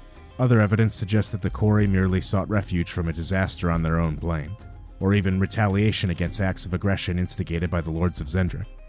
Whatever the root of this war, it was a struggle that lasted for centuries. Powerful mystical and psionic forces were unleashed by both sides, and, in time, nearly all the arcane knowledge the Giants possessed was turned to the war effort. Now, this war went on for a long time with devastating consequences on both sides. The Quarry had unique ways of waging war using psionics, and the Giants were not really prepared for that. And for a time at least, the Quarry had them on their heels, this massive, unstoppable giant empire. And eventually, the Giants got desperate. The outcome is known to any student of history. The Giants unleashed forces that tore Daelkyr from its orbit, bringing a sudden and terrible end to the conflict. The Giants' gambit devastated their continent and shook the foundations of Eberron. So the Giants used some kind of magic or super weapon that was able to literally expel one of Eberron's moons from its orbit to the point where we don't even know where it is today. And by doing this to the moon that represented the Plane of Dreams, they were able to cut off the Quarry, these spirits from that plane, off from their home. And nearly all of the Quarry's power was lost in an instant. Furthermore, it shook the foundations of magic in the world itself to the point where it actually began to destabilize the Empire. Now, the consequences of this action, of the choice to shoot one of Eberron's moons out of the sky, it's hard to overstate just how influential this was to Eberron's history. The shockwaves of this event would be felt for thousands of years to come. On Zendrik, the Giants found themselves backed into a corner. Their former slaves, the Elves, rose up against their weakened masters. Desperate, the Giants began to harness the power once more, preparing to unleash the same forces that had vanquished Daelkyr. Perhaps they thought victory was possible, but many historians believe it was pure nihilism. If the Titans couldn't rule the world, they would destroy it. So the Giants, hot off the heel of destroying a moon with a superweapon, were preparing to use that same superweapon against an elvish slave revolt. It was obvious overkill. So it was then that the dragons finally took notice. After all, it was the dragons who had taught the Giants much of the magic that they knew to begin with. It was the dragons that had allowed the giant empire to thrive in the way that it had. In a way, they were responsible for this, and they took decisive action in response. Dragons of Eberron tells us what happened. Shocked and alarmed at the effect of the forces already unleashed by the Giants, this time the dragons chose to act. A scaled army poured forth from Argonesson, with flights of all colors led by the militant worms of the Light of Sybaris. The conflict was brutal, and its outcome never in doubt. The dragons had no interest in holding territory. They made no effort to avoid civilian casualties. They brought fire, fang, and epic magic to bear in the most destructive ways imaginable. In the end, nothing was left of the proud nations of Xen'drik. Giant, elf, and all other cultures of the land were laid low by the dragons, and powerful curses ensured that the giants would never again threaten the world. Their mission accomplished, the dragons returned to Argonesson to brood. All agreed that the people of Xen'drik would never have posed such a threat if the dragons had not shared the secrets of magic. The Conclave forbade any flight from sharing the secrets of Argonesson with lesser beings again. The destruction of the 13th moon was sort of the straw that broke the camel's back with the dragons. They used it as justification to not just annihilate the empire of giants, but the entire continent that they practiced their magic on. This destruction would have large ramifications not only for the giants but for the elves, who had just been on the cusp of winning their freedom from the giants when the dragons obliterated them. This would cause centuries of bad blood between the elves and the dragon that still exists today. The continent of Xen'drik was forever scarred by the event as well. The Traveler's Curse, which the dragon's magic has come to be called, makes navigation on Xen'drik incredibly difficult, and seems to grant bad luck to any civilization that tries to settle on the continent. Nearly every culture that's tried to start a colony on Xen'drik has failed and ended with horrible disaster. So as we can see, this event shaped the history of not only an entire continent, but the histories of many different cultures of people in Eberron as well. And the quarry, the dream spirits that live there? Well, it seems like their plane being expelled from its natural orbit around Eberron might have had negative consequences for the inhabitants of Daelkyr as well. Although it remains a distinct possibility that the quarry of the Age of Giants hadn't started their war with malicious intent, what is clear is that these ethereal dream spirits took a dark turn for the worse afterwards. The quarry, with their influence on the world broken, were dormant for a very long time, but eventually did emerge again, this time on the continent of Sarlona. Sarlona is another ancient continent, the birthplace of humanity before their migration over to the main continent of Khorvaire. It's widely believed to be one of the oldest places in Eberron, dotted with dragon and Coatl ruins. At a point in history, the continent was made up of 12 different nations, all existing with their own separate cultures and ways of living life. It was in one of these nations, the mountainous region of Adar, that the quarry would re-emerge. Secrets of Sarlona tells us, 1800 years ago, on a date immortalized as 1 Age of Teratai, Adar received its strangest visitors. Spirits fleeing from the plane of dreams seeking human hosts. A group of monks agreed to provide shelter for these spirits, and the Kalashtar race was born from this union. These Kori who came to the Kalashtar were rebels. These were Kori spirits who recognized that an unnatural darkness, a desire to dominate, had taken hold of their home plane. These dark Kori had theorized that by controlling the minds of others, by controlling the minds of everyone in the world, they might control their dreams as well, and by doing so stabilize the plane of Daelkyr and prevent another calamity like the one they had suffered from the giants. The rebel Kori who came to the Kalashtar came to warn them, but they were too late. The Kori were planning to dominate the entire continent of Sarlona, and that would only be the beginning. Their dark plans would be brought to fruition in an event in Sarlona known as the Sundering. Using psionics and dream manipulation, the Kori were able to throw the 12 nations of Sarlona into chaos, a chaos without any obvious cause at first. Now, this was the most effective way for these Kori to interact with the material plane, by interacting with dreams and with psychic energy. Now, the rebel Kori, the ones who had gone to the Kalashtar, were able to interact with the material plane by giving up their individuality, giving up part of their power, in order to form a symbiosis with those on the material plane. The Kori attempting this takeover were not prepared to sacrifice their power and individuality in the same way, and this prevented them from directly taking hosts in the way that the Kalashtar Kori had. But what they could do is manipulate mortals through their dreams and through psychic energy. They could give a paranoid king nightmares of a conspiracy leading him to persecute his own people. Then, afterwards, they could send a charismatic hero visions of justice, urging them to rise up against this tyrannical king. A charismatic hero they had manipulated and controlled to a point of reliability, allowing this hero to both feel like they were the good guy and be worshipped as the good guy by those under him, while secretly being controlled by the Kori the entire time. So the Kori are playing a delicate game here. They aren't just trying to subjugate people, they're trying to trick them into subjugating themselves. By manipulating one actor to commit an atrocity and another actor to stop that atrocity, they're creating their own heroes. Now the Quarry have a ruler in charge who's already perfectly molded to be influenced. They're creating trust. They're getting people to give up their freedoms willingly for the sake of security. And they're doing this all while keeping their hands completely clean. Rising from the Last War tells us, the ultimate goal of the Dreaming Dark is to control all of the nations of the world. The plane of Daelkyr goes through cycles of light and darkness, and the current age is coming to an end. The nightmare spirits that rule the plane believe that seizing control of mortal civilization, by forcing all the people of Eberron to dream the dreams they devise, they can maintain this current age of darkness indefinitely. So the fiends of the Dreaming Dark aren't merely hungry for power, they're fighting for survival. This is what the Quarry are like today, and it does seem to support that narrative that the Giant suggested that paints the Quarry as ruthless and insidious invaders. Is that the whole story? If the Quarry fear this turning of the age, then what does that actually mean? What happens to the Quarry when the Plane of Dreams begins a new cycle? If this current age is an age of the Dreaming Dark, then is what comes next an age of light? Evidence to some of these questions may exist, once again on the continent of Xen'drik. In Xen'drik there is a docent that calls itself Shira, and she claims to be one of the last survivors of the giant Quarry War all those years ago, and Shira tells us a very different tale of what the Quarry really used to be like. Shira, in Secrets of Xen'drik, says, "My thoughts are crystal and light, and they do not fade with the passage of time. Nations have risen and fallen while I have lain in my coffin of steel. Daelkyr is forever lost, and what remains is a twisted abomination.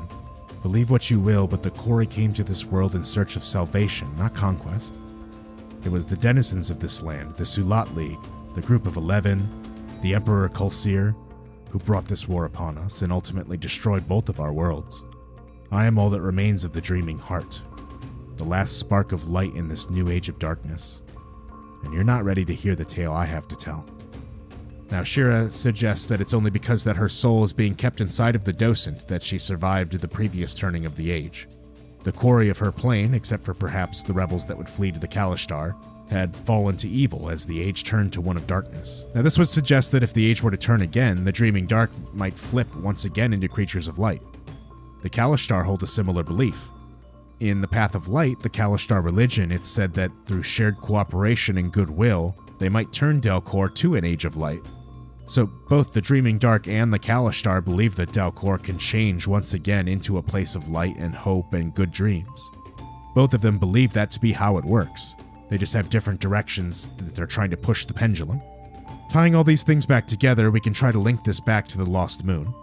Now, it remains entirely possible that the Quarry of the Giants' Age were in fact as malevolent as the Dreaming Dark that we know today. It's definitely possible that Shira could be smoothing out parts of the truth that she's telling us in order to fit her own narrative. But if a turning of the age did happen back then, it was likely caused when the Giants dislodged the moon of Sira, the moon representing the Plane of Dreams, from orbit. Now, this could have transformed innocent dream spirits simply trying to interact with the material world into creatures of nightmare. And this is purely speculation using Shira as our primary source, but if it is true, then perhaps finding a way to restore Eberron's lost moon could help the Quarry turn their age for the better. Perhaps the Kalashtar are right, and that if we simply work together to heal our collective unconsciousness, love and respect each other, then we can end this age of darkness and heal the world.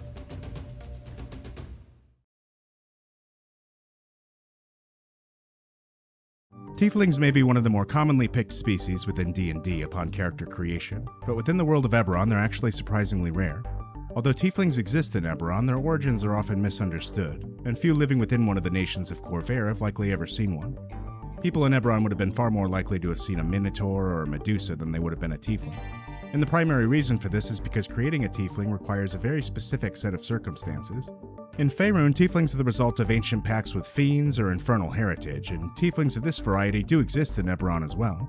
Within the Demon Wastes, the last bastion of the fiends within Eberron, many carrion tribes of Tieflings carry this infernal heritage with them and can be found living within demon-worshipping villages. But these Tieflings rarely travel outside the Wastes, and they're pretty much never encountered by the other people of Eberron. Tieflings in Eberron have also been known to have been created when they're born near a manifest zone to a particular plane. Planar power in Eberron is tied greatly to the cycles of the moon, and when the moon tied to a particular plane is coterminous with Eberron, it can cause some pretty wild effects, such as a Tiefling being born. Tieflings born in this way are often one of a kind, so it's not like every baby born near a manifest zone is going to be born a Tiefling, but it does happen every so often. These tieflings often take on different traits than those infernal tieflings, often more representing the plane that influenced them. A tiefling born near a manifest zone to Rizia, the plane of ice, may exhibit more cold-themed abilities than fire ones, or a tiefling born near a manifest zone to the plane of nature may find themselves with some natural druidic abilities. And notably, because of their rarity, these tieflings don't really have a negative stigma like you'd expect from tieflings in the Forgotten Realms by comparison. If anyone ever does encounter a tiefling, it's likely one of these plane-touched ones, and it's not like these tieflings have any kind of negative reputation that precedes them. They're just kind of seen as flukes of nature, not anything most people are threatened or scared by. And these planar tieflings don't even pass their traits on to their offspring either, making them even more rare of a sight. But while those may be the two oldest origins for tieflings in Eberron, they're definitely not the only ones. And as it turns out, there actually are tieflings in Eberron who are born from eldritch packs. There are people out there who were once born human, but have since transformed into tieflings as the result of these packs. These are the warlocks and sorcerers of Ohr Kaluun, the most infamous practitioners of dark magic that Eberron has ever known. Before we get too far into today's video, I do just want to remind you all that my store is open over at PactToTheDice.com, where my two books, Faces of Evil and Davy Jones's Locker, are on sale right now. We're going to be talking a lot about various kinds of dark magic users in this one, and Faces of Evil offers a unique dark magic themed subclass for every class in the game. I try to only release books on here that I have a lot of confidence in and I think will provide a lot of value for your games, and I think Faces of Evil is some of the best homebrew work I've ever done, so please go check it out if that interests you at all. It's the best way to support the channel by far. Anyway, back to the video. Modern Ohr Kaluun is a province of Raedra, on the faraway continent of Sarlona, but long, long ago this had a more sinister reputation. As we mentioned before, Eberron has a number of manifest zones to various planes littered around the world, and while many of these are harmless or maybe even beneficial, such as manifest zones to Thalannis or Lamania, others are more inherently dangerous. Manifest zones tied to the plane of madness, death, or even chaos. The influences of Zoriat, Mabar, and Kithri permeate the islands of Ohr Kaluun, even beyond their manifest zones and wild zones. The islands also hold lesser manifest zones tied to other planes. These powerful forces shaped the psyche of the Kaluunite people. Mabar wiped away empathy, driving people to be cruel and predatory. Kithri drove constant change, a quest for innovation and endless emerging factions. And Zoriat inspired the Kaluunites to pursue strange and terrible visions, to attempt things no mundane mind would ever consider. And while these manifest zones might be inherently dangerous, they also have incredible magical potential if tapped into by the right mind. Zoriat is, by one definition, called the plane of madness, but another way of describing it might be the plane of breaking the rules of reality, a useful trait when attempting unprecedented magical feats. Kithri is the plane of chaos and change, and its influence could have helped spur on innovation at an accelerated rate. The Kaluunites living in this land had a connection to the forces of these planes, and no one else had the opportunity or perhaps the ambition to pursue them.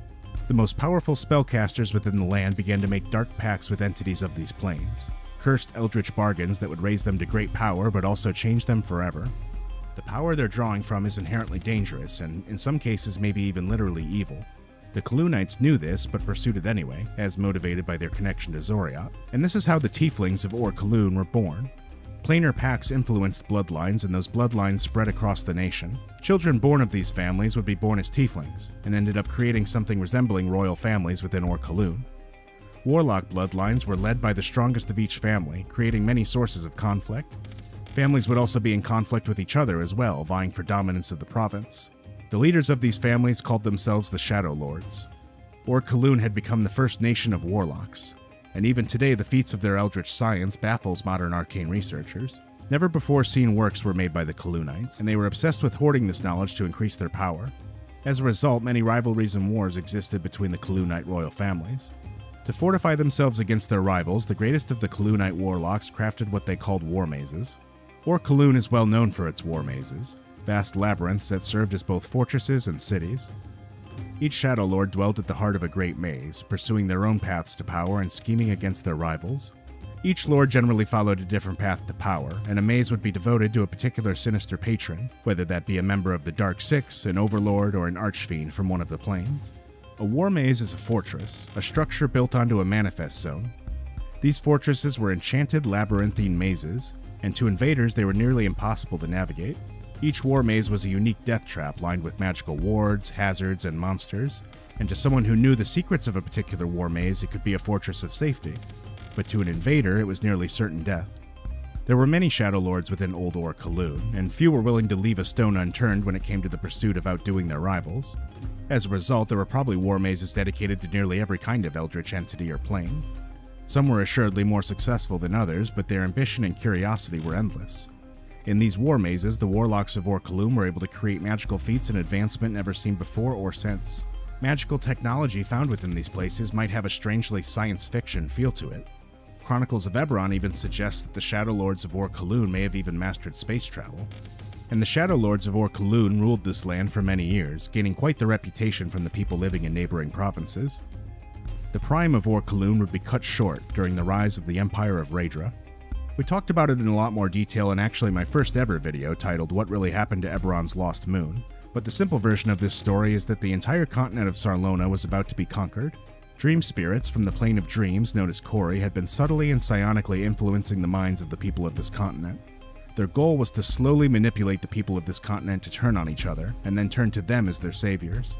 Their plan was to then go on to consolidate this nation into one great empire and then tighten their control. This is a really simple explanation of the Empire of Raedra, and there's certainly a lot more to what the Kori spirits were doing here and why, but what's important to note here for the context of Ohr Kaluun is to simply understand that there was a great and powerful empire rising that rivaled them.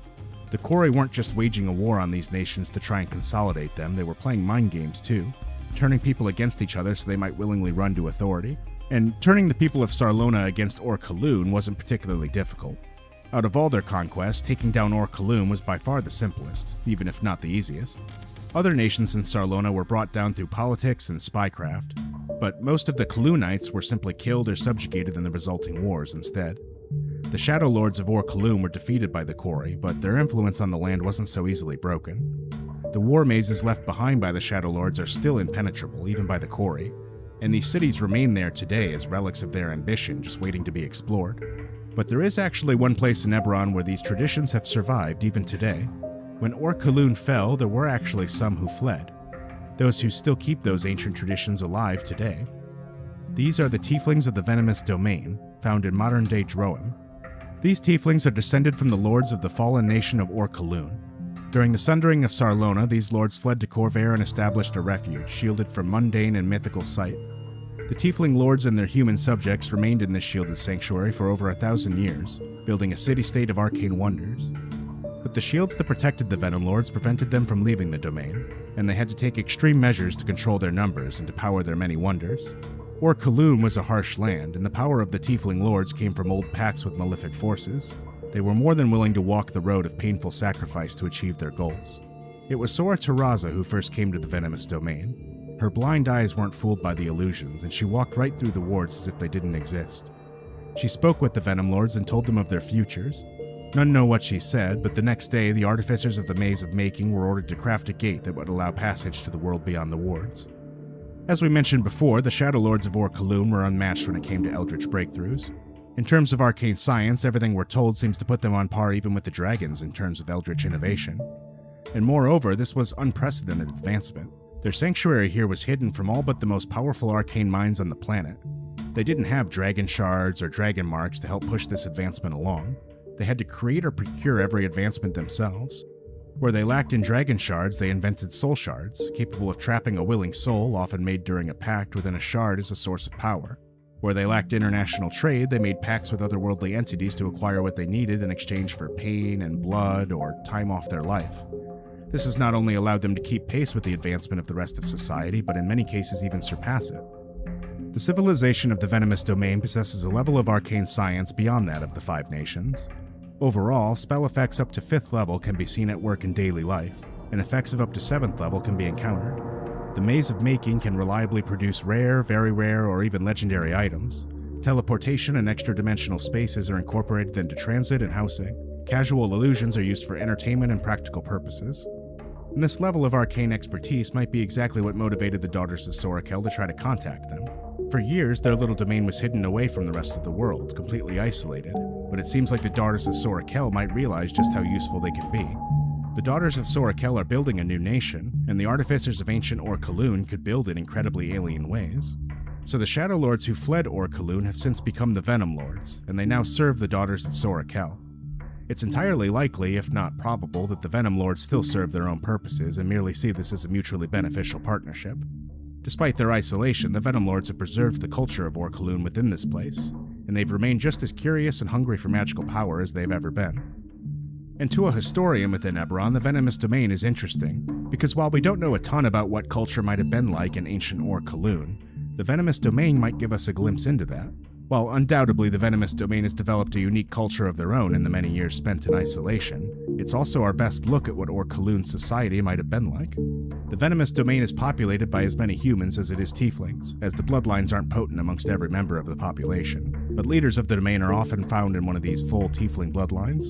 These groups lead 4 distinct political factions within the Venomous Domain, great war mazes from their past. The first is called the Maze of Mysteries, which is the seat of wizardry. Any magic that can be learned or taught is practiced here. The Maze of Promises, meanwhile, is where you'd find many of the domain's practitioners, which is their word for warlock. The people of this maze maintain the many otherworldly relationships kept by the Venom Lords.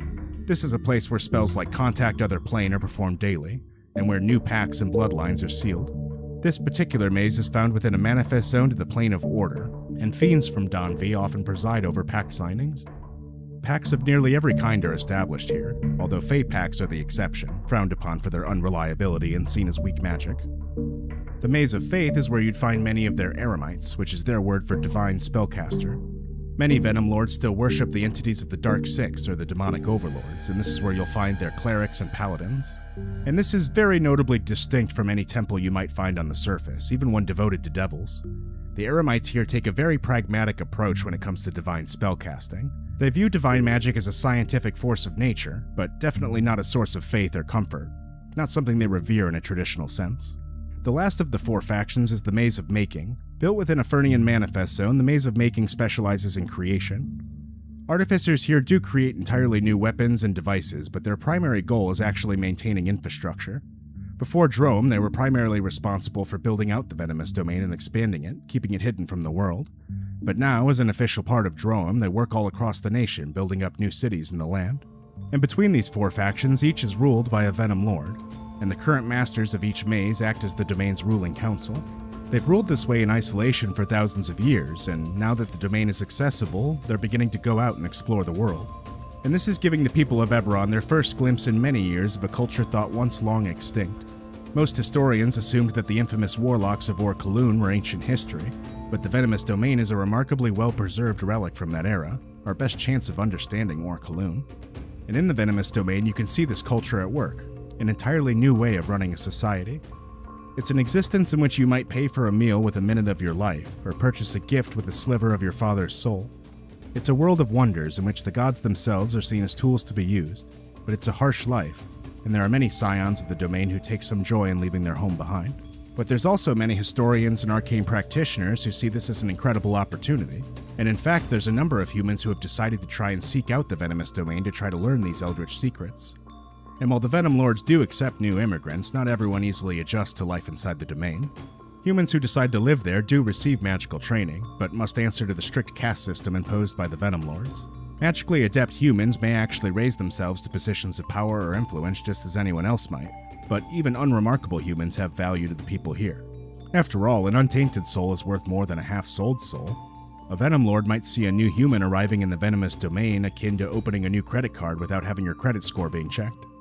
And it's worth noting that the Venom Lords are rarely deceptive in these practices either, as the Devils of Donvi often demand strict and willing pacts. But all the same, the power of Ohr Kaluun is tempting and corrupting, and that old magic from Zoriat still tempts mortals into walking far past where their rational mind should take them. And to those without material wealth, it might seem like a bargain to be able to buy a meal with a minute of your life. But just think about what you might be able to buy if you offered up 10. And what if you offered up an hour, a day, or a year? Well, these are the kind of bargains you can make within the Venomous Domain every day. The kind of bargains that slowly and steadily corrupt you. And if this sounds enticing to you, well, there's always room for new heirs of Ohr Kaluun within the Venomous Domain.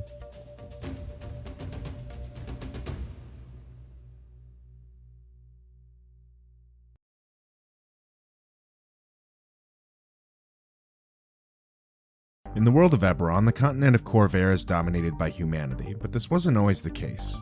Thousands of years ago, the first human colonizers actually arrived in Khorvaire from the distant continent of Sarlona, the birthplace of humanity. And while some modern stories in Khorvaire glorify these first human settlers as heroes, these sailors weren't peaceful explorers. They were pirates and raiders. The most famous of these pirates was a woman named Lhazaar. Lhazaar was a ruthless marauder, with a host of bloodthirsty killers behind her sails. When Lhazaar first arrived in Khorvaire, she and her host landed at the islands of Greentarn, Orgalos, and Cape Far, but their ambitions stretched far wider. She and her fleet began decimating the other naval powers in the region.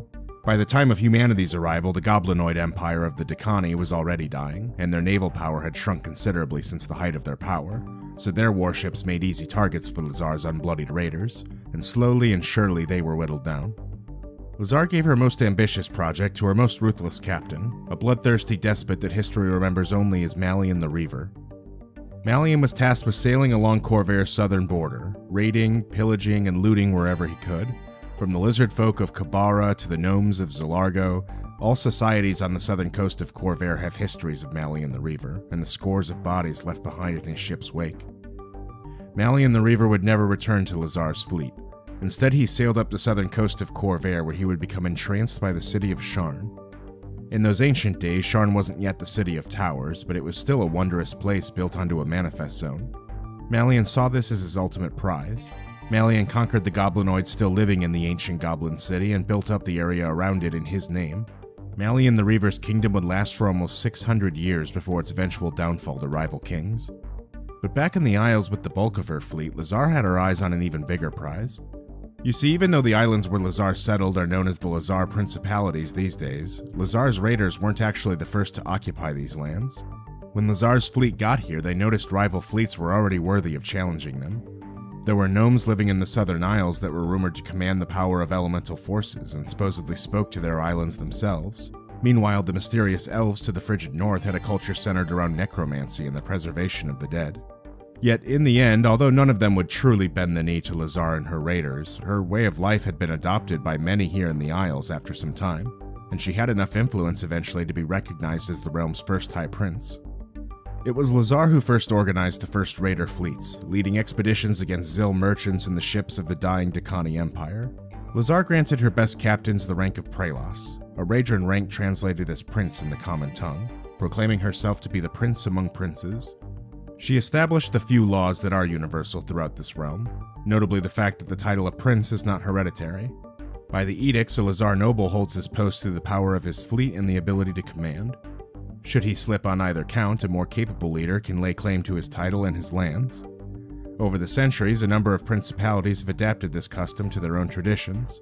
The Gnomes of Lorgalen allow would-be princes to challenge a ruler to games of wit and tests of strategy, while the Farland Elves expect a prince to possess arcane skill in addition to naval power. And remarkably, this form of government has lasted, even long after it would have made sense for it to fall apart. Over the years, more captains would lay claim to the title of High Prince, some more successful than others, but all those with the power to hold it were recognized. Years later, even as the continent of Khorvaire would be unified into the Kingdom of Gallifare, the title of High Prince remained. Without the power to fight a unified kingdom, the fleets of the region had to put on a new hat and pretend to be peaceful traders instead. In many cases, this would actually end up being true, as they would find profits through other means than piracy. But other captains would shake the king's hand with one arm and steal from them with the other. When the last war began, breaking the Kingdom of Gallifare back up into separate kingdoms, the fleets of the principalities took this as their opportunity to return to their ancient marauder ways.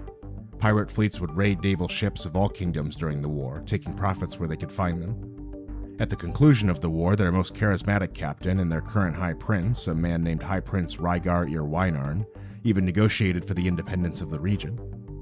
The High Prince claimed to be a forgotten member of the Wynarn royal family itself, and whether or not the rest of the Council of Thronehold believed him, they allowed him to keep the title of High Prince and their country's independence.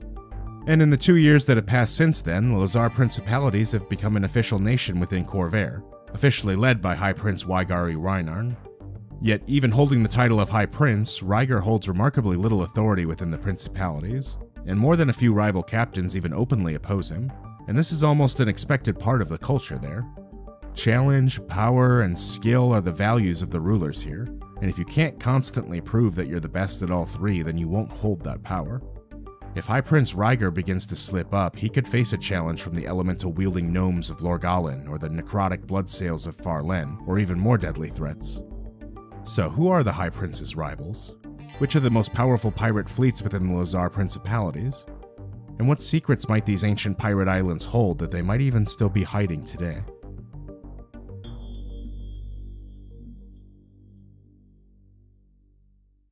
Before we get started with the rest of the video, I do just want to plug really quick that I did recently launch my channel store for Pact of the Dice here, along with the launch of my new book, Davy Jones's Locker.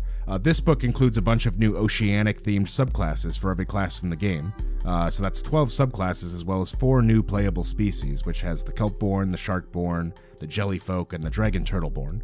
A description for each subclass within the book can be found by clicking the link to the store below, but we've got tons of really cool stuff in there.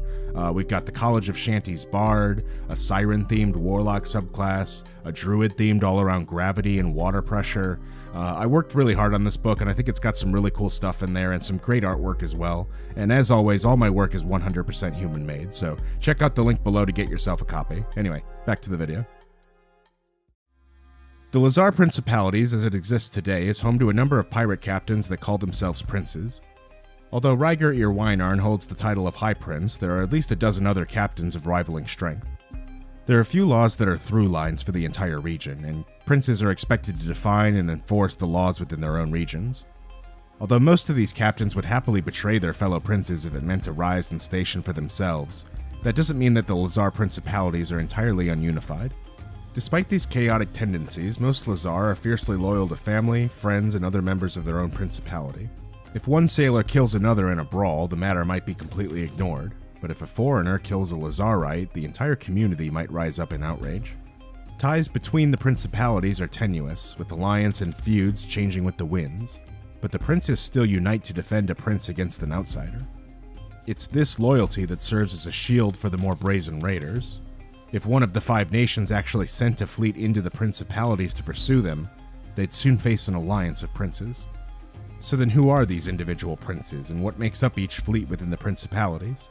Well, it's important to remember that these titles are not hereditary. Rhaegar claims to have Gallifrey royal blood in his veins, not the blood of Lhazaar, and that claim only helps him when it comes to negotiating with foreign leaders, not with his fellow princes. So instead, the title of prince is one based on power and respect. You lead because others follow you, not because you're supposed to lead. And that's exactly what High Prince Rhaegar has done. He commands the largest fleet in the Lhazaar Principalities, but his power goes beyond just numbers. He's worked as both a privateer and as a pirate, making allies on both sides of the law. He's trained his skill in diplomacy with as much care as he has with that of the blade. He has allies amongst the 5 nations, amongst the Dragonborn of Khyber, and even seems to have close ties with the Dragonmarked house of House Thurani. High Prince Rhaegar has many irons in the fire, and they all serve the same goal. Those who have been bold enough to challenge him have seemingly found the entire world raining down on them. So High Prince Rhaegar has the largest fleet, but that's not the true source of his power. The true source of his power is political alliances. But that's not to say that Prince Rhaegar doesn't have his hands full. After the principalities were established as a nation, many of the other princes within the principalities have begun to sail forth and expand their influence. The most brutal of these raiders might be those belonging to a dwarf named Mika Rockface of the Cloud Reavers. The Cloud Reavers make their harbor at the island of Craig, and are primarily composed of dwarven and orcish outcasts from the Mror Holds. Out of all the pirate fleets, the Cloud Reavers are almost certainly the most brazenly dangerous. Even when the Kingdom of Gallifrey was at its height and most of the other pirate fleets had at least attempted to put on the illusion of lawfulness, not the Cloud Reavers. The Cloud Reavers never stopped being bloodthirsty pirates, and this has backfired for them as much as it's rewarded them. The Cloud Reavers traded their long-term survivability for short-term profits in a way, and slowly and steadily their numbers and resources were whittled down by their endless uphill raids. But that's not to say that the Cloud Reavers no longer pose a threat. Even with only 6 ships under her command, Mika Rockface maintains her momentum. Her ships possess enchanted sails called wind sails, which allow Cloud Reaver ships to sail fast enough to even keep pace with elemental galleons. And there may be a darker truth behind this pirate faction as well. Mika Rockface believes she's blessed by the Devourer, one of the Dark Six, that every ship she sinks is a dark rite to her lord. Whether this is a delusion or a fact is unknown, but either way her sailors believe it, and her ships have been known to call down storms upon their adversaries. So whether this is common druidic magic or truly a gift from the Devourer is unknown, but few deny what their eyes and ears record. These Cloud Reavers can control the fury of the storm, and to many that's enough to stay out of their way. Of course, when you have a group that's as cutthroat as the Cloud Reavers, you're going to have challenges internally as well as externally. The most famous rival of Mika Rockface was a man named Magroth, someone who sailed under her. Magroth had amassed a small following of his own within Mika's Cloud Reavers, and boldly attempted a mutiny, trying to claim Mika's prince title for himself.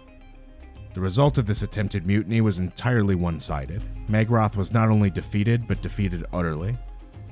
Magroth's ship, the Devourer's Hand, sunk to the bottom of the ocean, and by random, stupid chance just happened to pass through a manifest zone to Kithri, the Plane of Chaos. No one knows exactly what happened to Magroth or his crew of mutineers, but we know that they didn't just go away. Whatever happened to them in that manifest zone changed them forever. The Devourer's Hand and its sister ships still sail the seas around the Principalities, but they're now manned by monstrous, inhuman crews. When witnessed, many of these ships seem too damaged to even sail, yet the chaos magic permeating throughout them keeps them moving. Whatever these people used to be, they're no longer that. Their ships sail the seas, leaving destruction in their wake, but pillaging nothing. Their goals have become as inscrutable as the creatures that man these ships. These days, this fleet is called the Chaos Fleet, and its numbers are said to change every day. They're of course not recognized as an official fleet within the Principality, and they can't be negotiated with, so they're seen as a threat by every prince within the area. And with groups like the Chaos Fleet or the Cloud Reavers, when they hit a coastal city, it's loud and it's bold. But there are pirate fleets within the Principalities that take a more subtle approach to their piracy as well. And this is most evident within the Grey Tide, one of the most mysterious of the pirate fleets, which is said to be made up entirely of changelings. The Grey Tide makes their home at a port called Last Point, a mysterious place with a magical mist hovering over it. Changelings have always been viewed with suspicion by most people of Khorvaire, and occasionally that fear has boiled over into something worse. 1300 years ago, the lords of the nations now known as Karrnath, Sire, and Thrain began a campaign of extermination against the changeling race. Many changelings fled to Breland or Ondare, hiding amongst humanity, but one of them was not satisfied with survival. This changeling was named Kel, and he had a vision of a changeling homeland, a realm on the edge of the world where changelings could live away from the fearful scrutiny of humanity. He traveled the land, speaking to friends and family, and slowly an exodus began. A journey that ended on the island of Last Point. There, staring into the disturbing wall of the Grey Tide, Kel declared that they had found their home. And even though this changeling fleet was established generations ago, Prince Kel remains the Prince of the Grey Tide. And changelings in Eberron aren't really known for extended lifespans, so most people within the world assume that Prince Kel died many years ago, and the title of Prince Kel is actually one passed down from leader to leader, all assuming the image of their predecessor. As you might expect from a crew of changeling pirates, the Grey Tide employs subtler methods than that of their peers. It's commonly assumed that the Grey Tide participates in piracy, but few have actually claimed to witness this happening. And the only fleet ever witnessed by anyone from the Grey Tide is a very modest 4 ships. Yet rumors persist of a secret fleet of ships being kept within their base at Last Point. Ships that can morph their own appearance just like a changeling can. Was this rumor planted by Prince Kel in order to cast a shadow on the wall of his own power? Or can the Grey Tide literally build galleons from mimics, able to change their appearance at will? The truth might only be known to the changelings of Last Point, but if the rumors of these shape-changing ships are true, then it's possible that the Grey Tide is committing piracy quite regularly, and disguising their attacks under a different flag. Rumors have persisted for years that the Grey Tide may have a more conspiratorial nature as well, that they may be part of a secret cabal of changelings known as the Captain of Faces, which works closely to shape world events. Some Lhazaar pirates even believe that there may be as many as 50,000 changelings living within the Lhazaar Principalities, acting as sleeper agents and spies. But out of all the rumors surrounding the Grey Tide, this may be one of the most unfounded. Changelings are pretty much always accused of being part of a global conspiracy, and although the Captain of Faces is a real thing, it's no more likely to be true here than it is anywhere else. And I'd argue that hiding within a known changeling faction is hardly the most clever hiding place when you can literally become anyone and you're trying to run things from the shadows. And while we're talking about some of the weirder fleets within the Lhazaar Principalities, we should take some time to talk about the Gnomes of Lorgalan as well. As we mentioned before, when the pirate Lhazaar first arrived in the eastern islands of Khorvaire, she wasn't the first to inhabit these islands. By the time Lhazaar got here, the island of Lorgalan had long been populated by gnomes. We actually talked a lot about the origin of Eberron's gnomes in last week's video, so I highly recommend going back to watch some of that for some added context. But to put it briefly, gnomes are likely from the plane of Thelanis, the plane of stories. At some point they migrated to the material plane and became the gnomes we know today. In Zilargo, where most of the gnomes ended up, they ended up developing a culture centered around the procurement of knowledge, eventually resulting in the oppressive surveillance bureau known as the Trust. Although many gnomes took the emergence of the Trust at their word, many other gnomes weren't so quick to accept this new surveillance state. These gnomes left mainland Zilargo, exploring the world out in ships of their own creation. These gnomes sought new lands. Some ended up in the Shadow Marches, others in Zendrik, and others still ended up at the island of Lorgalan. When the gnomes first arrived at Lorgalan, they found that it was unpopulated and made it their new sanctuary. But as they began to settle their new home, they discovered other forms of life living on this island. As the gnomes explored this place, they found beasts of unprecedented size and elementals of all kinds. Living water, living air, living earth. It was like the island itself was alive. And as they would soon discover, Lorgalan is a manifest zone. One of the most powerful manifest zones to Lamania, the plane of nature, in the world. Apart from the wild zones of Sarlona, Lorgalan has the most intense concentration of elementals found anywhere on Eberron. Stones roll of their own accord. The earth intermittently rumbles. What seems to be a peaceful pond might unexpectedly move to a new location. Most elementals on Lorgalan are spirits of earth or water, but some are storms that follow paths of their own choosing, or pits of endless fire. These elementals are creatures of Lamania, pure and inhuman. There are no Dao or Merids here. The deep jungle is also home to megafauna beasts, and off the coast of Lorgalan, sailors occasionally spot rocks hunting whales.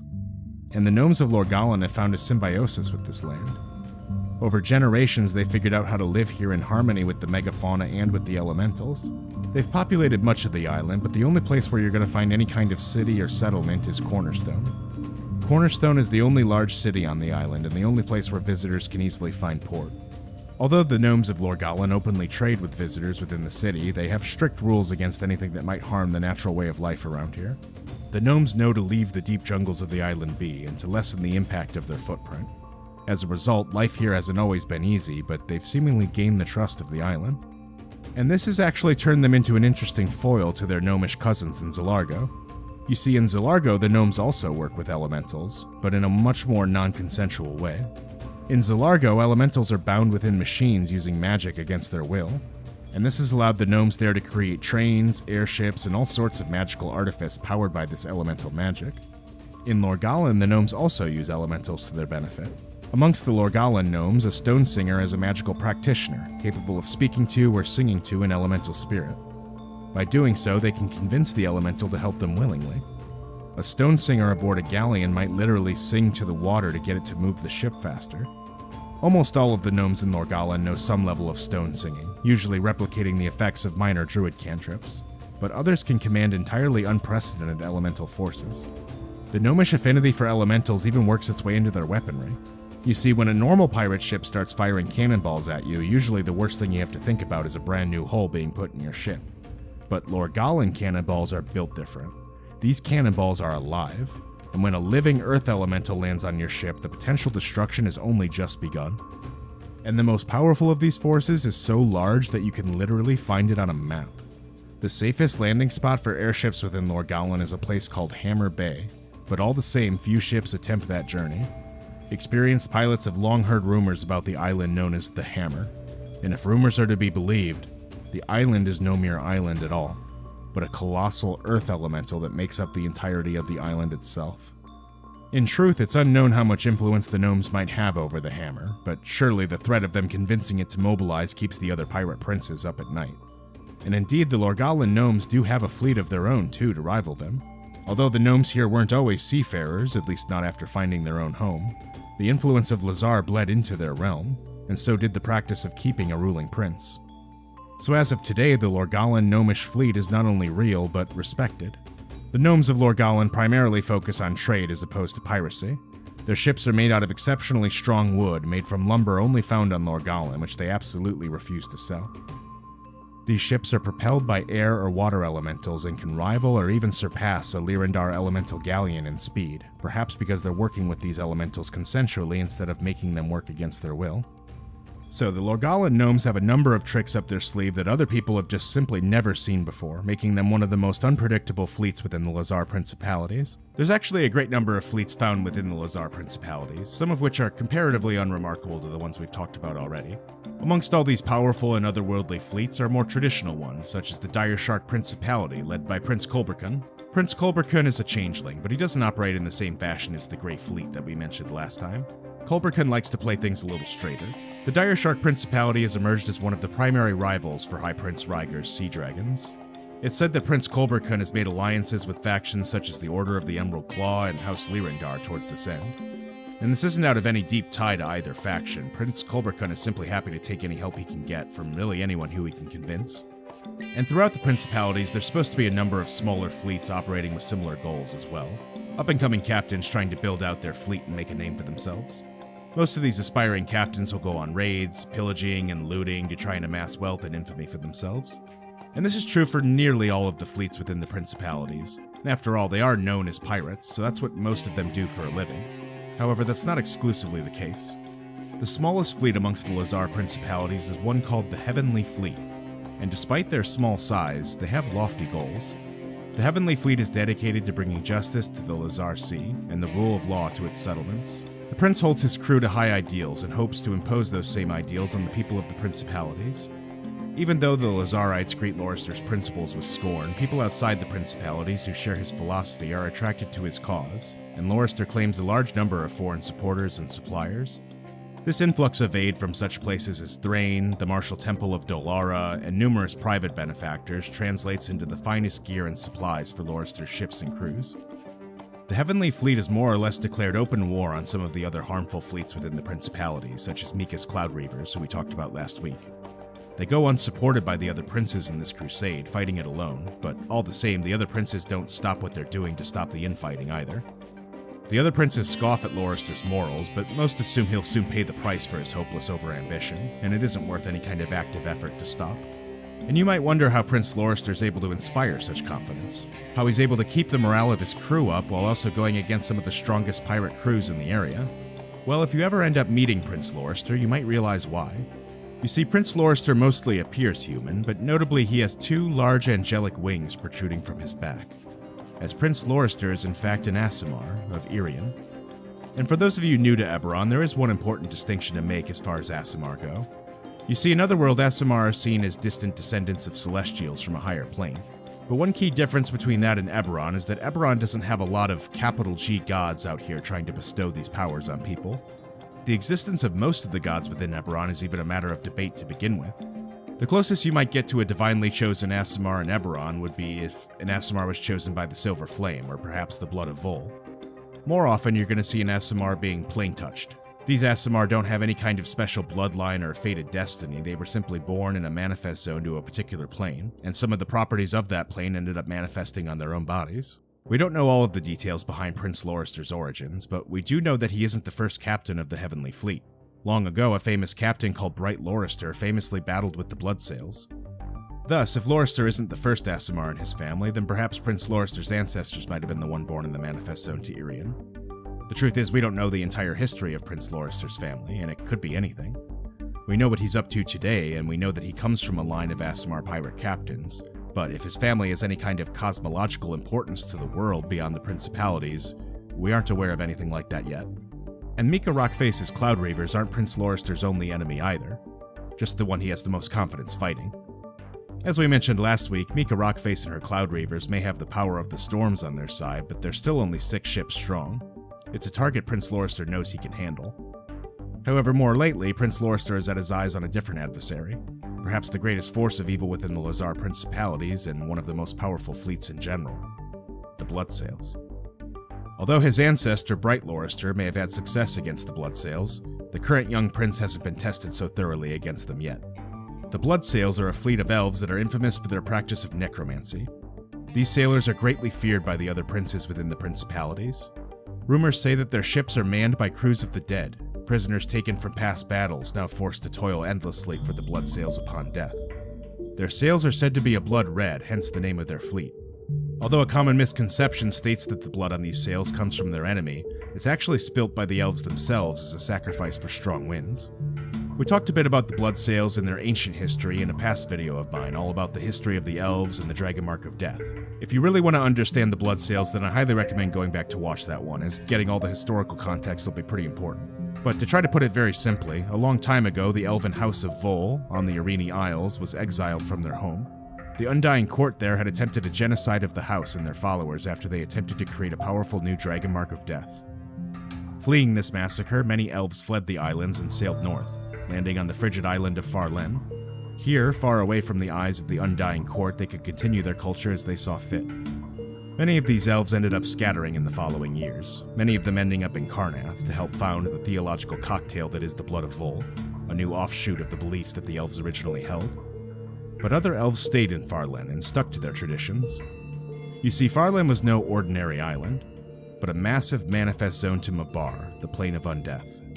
This was the perfect place for them. A bleak and sunless land, Farlen is charged with the energies of Mabar, allowing its people to perform remarkable feats of necromancy. Over centuries, they've created this society where the living earn an undead afterlife through their deeds in life. Despite their historical ties to the line of Vol, the Bloodsails have never embraced the faith of the Blood of Vol. They're a pragmatic people who are willing to accept the certainty of undeath over the uncertain hope of the divinity within. Called the Black Isle by some, Farlen is a cold, bleak island lined with basalt cliffs and beaches covered in black sand. The Mabaran manifest zone in the area means that sunlight never reaches the island, yet all the same, the Mabaran planar experts here have learned how to create entirely new forms of agriculture in the stony soil. If you were to visit Farlen, you'd see darkwood trees and ebon sedge grass that feed on shadows instead of light.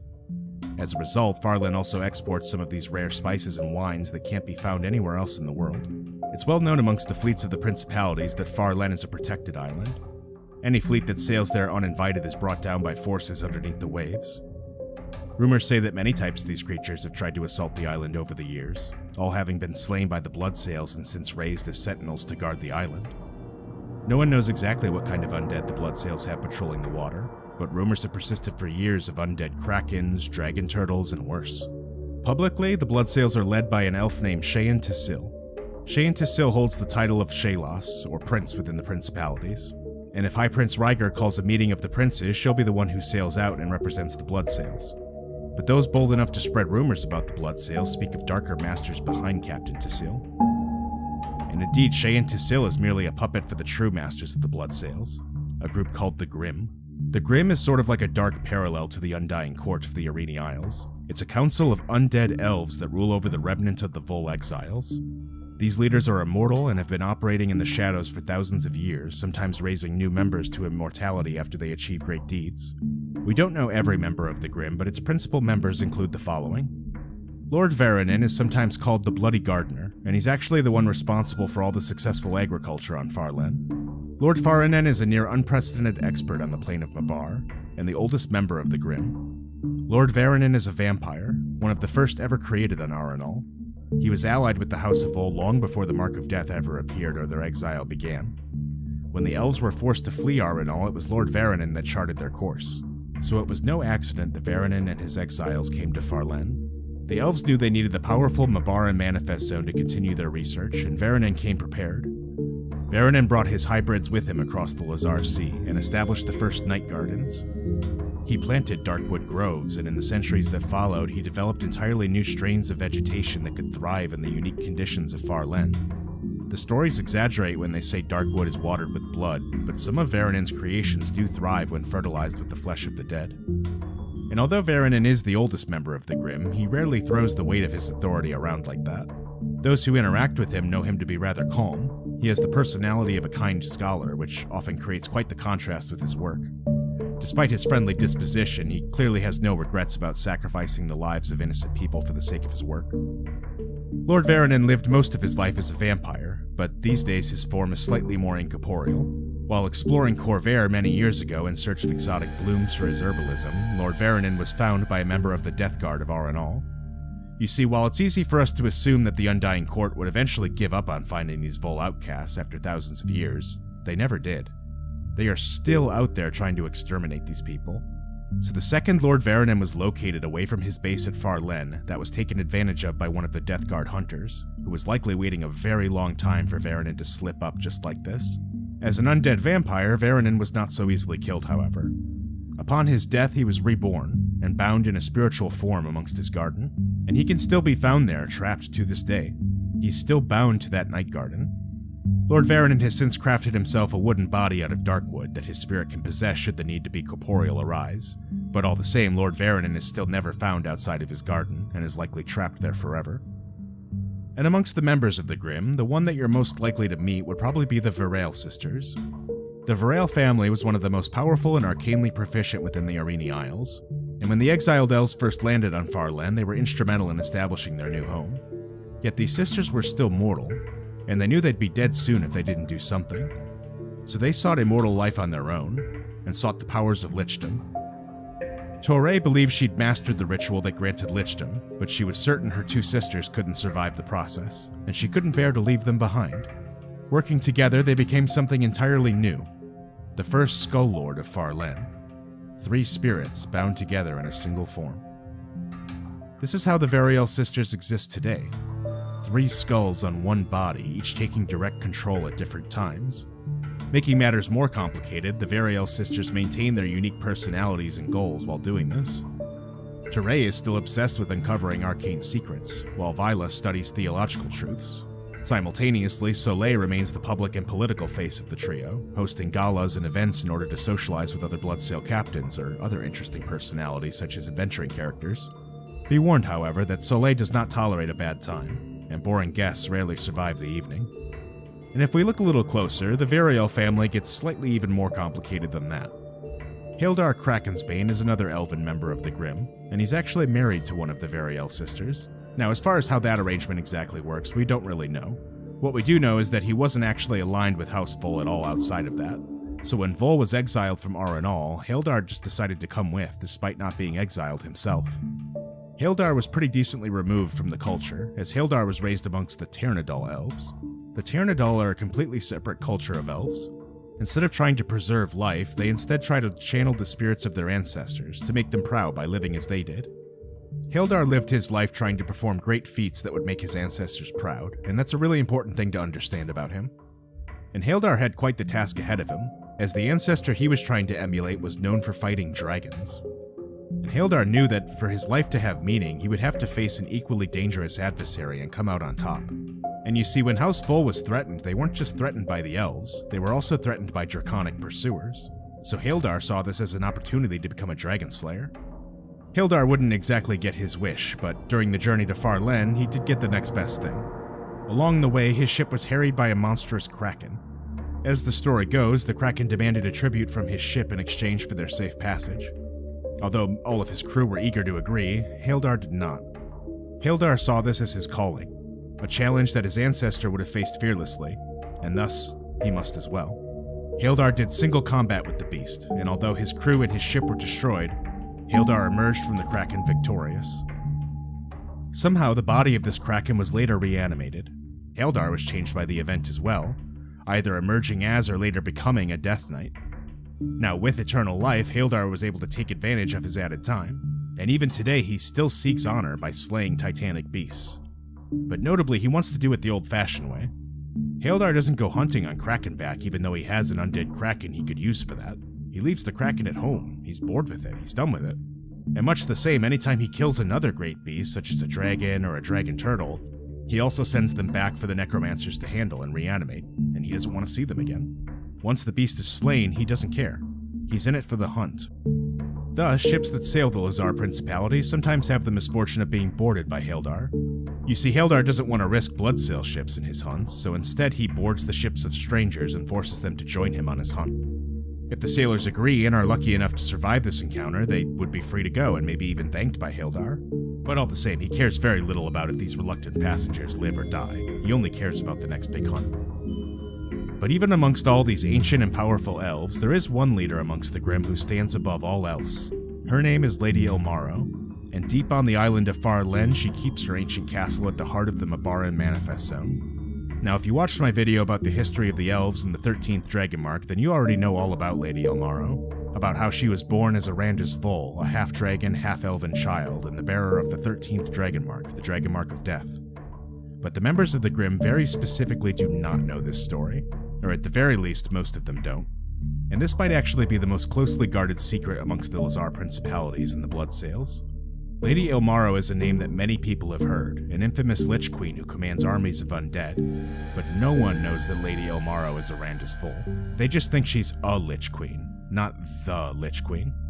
And this is done for self-preservation. Lady Ilmaro knows better. Lady Ilmaro is one of the most powerful creatures in all of Eberron, but she's not without her own external threats. Remember when I said before that Lord Varanen slipped up one time and he was slain by a Death Guard bounty hunter? Well, Lady Ilmaro faces those same threats but times 100. As of right now, the Undying Court and the Dragons don't consider the Bloodsails or even the Grimm to be enough of a threat to act on urgently. They've never abandoned the hunt entirely, as evidenced by Varanen's downfall, but they've never acted with urgency either. But if either group ever learned who Lady Ilmaro really was, all hell would rain down on Farlen. As a result, although Lady Ilmaro is seen as an incredibly powerful figurehead, her greater significance is lost on her followers. To Lady Ilmaro, the Grimm are her closest allies, and the Bloodsails are their bloody instrument. They've been working from the frigid island of Farlen for years, slowly gathering their power for whatever big thing they might be planning next.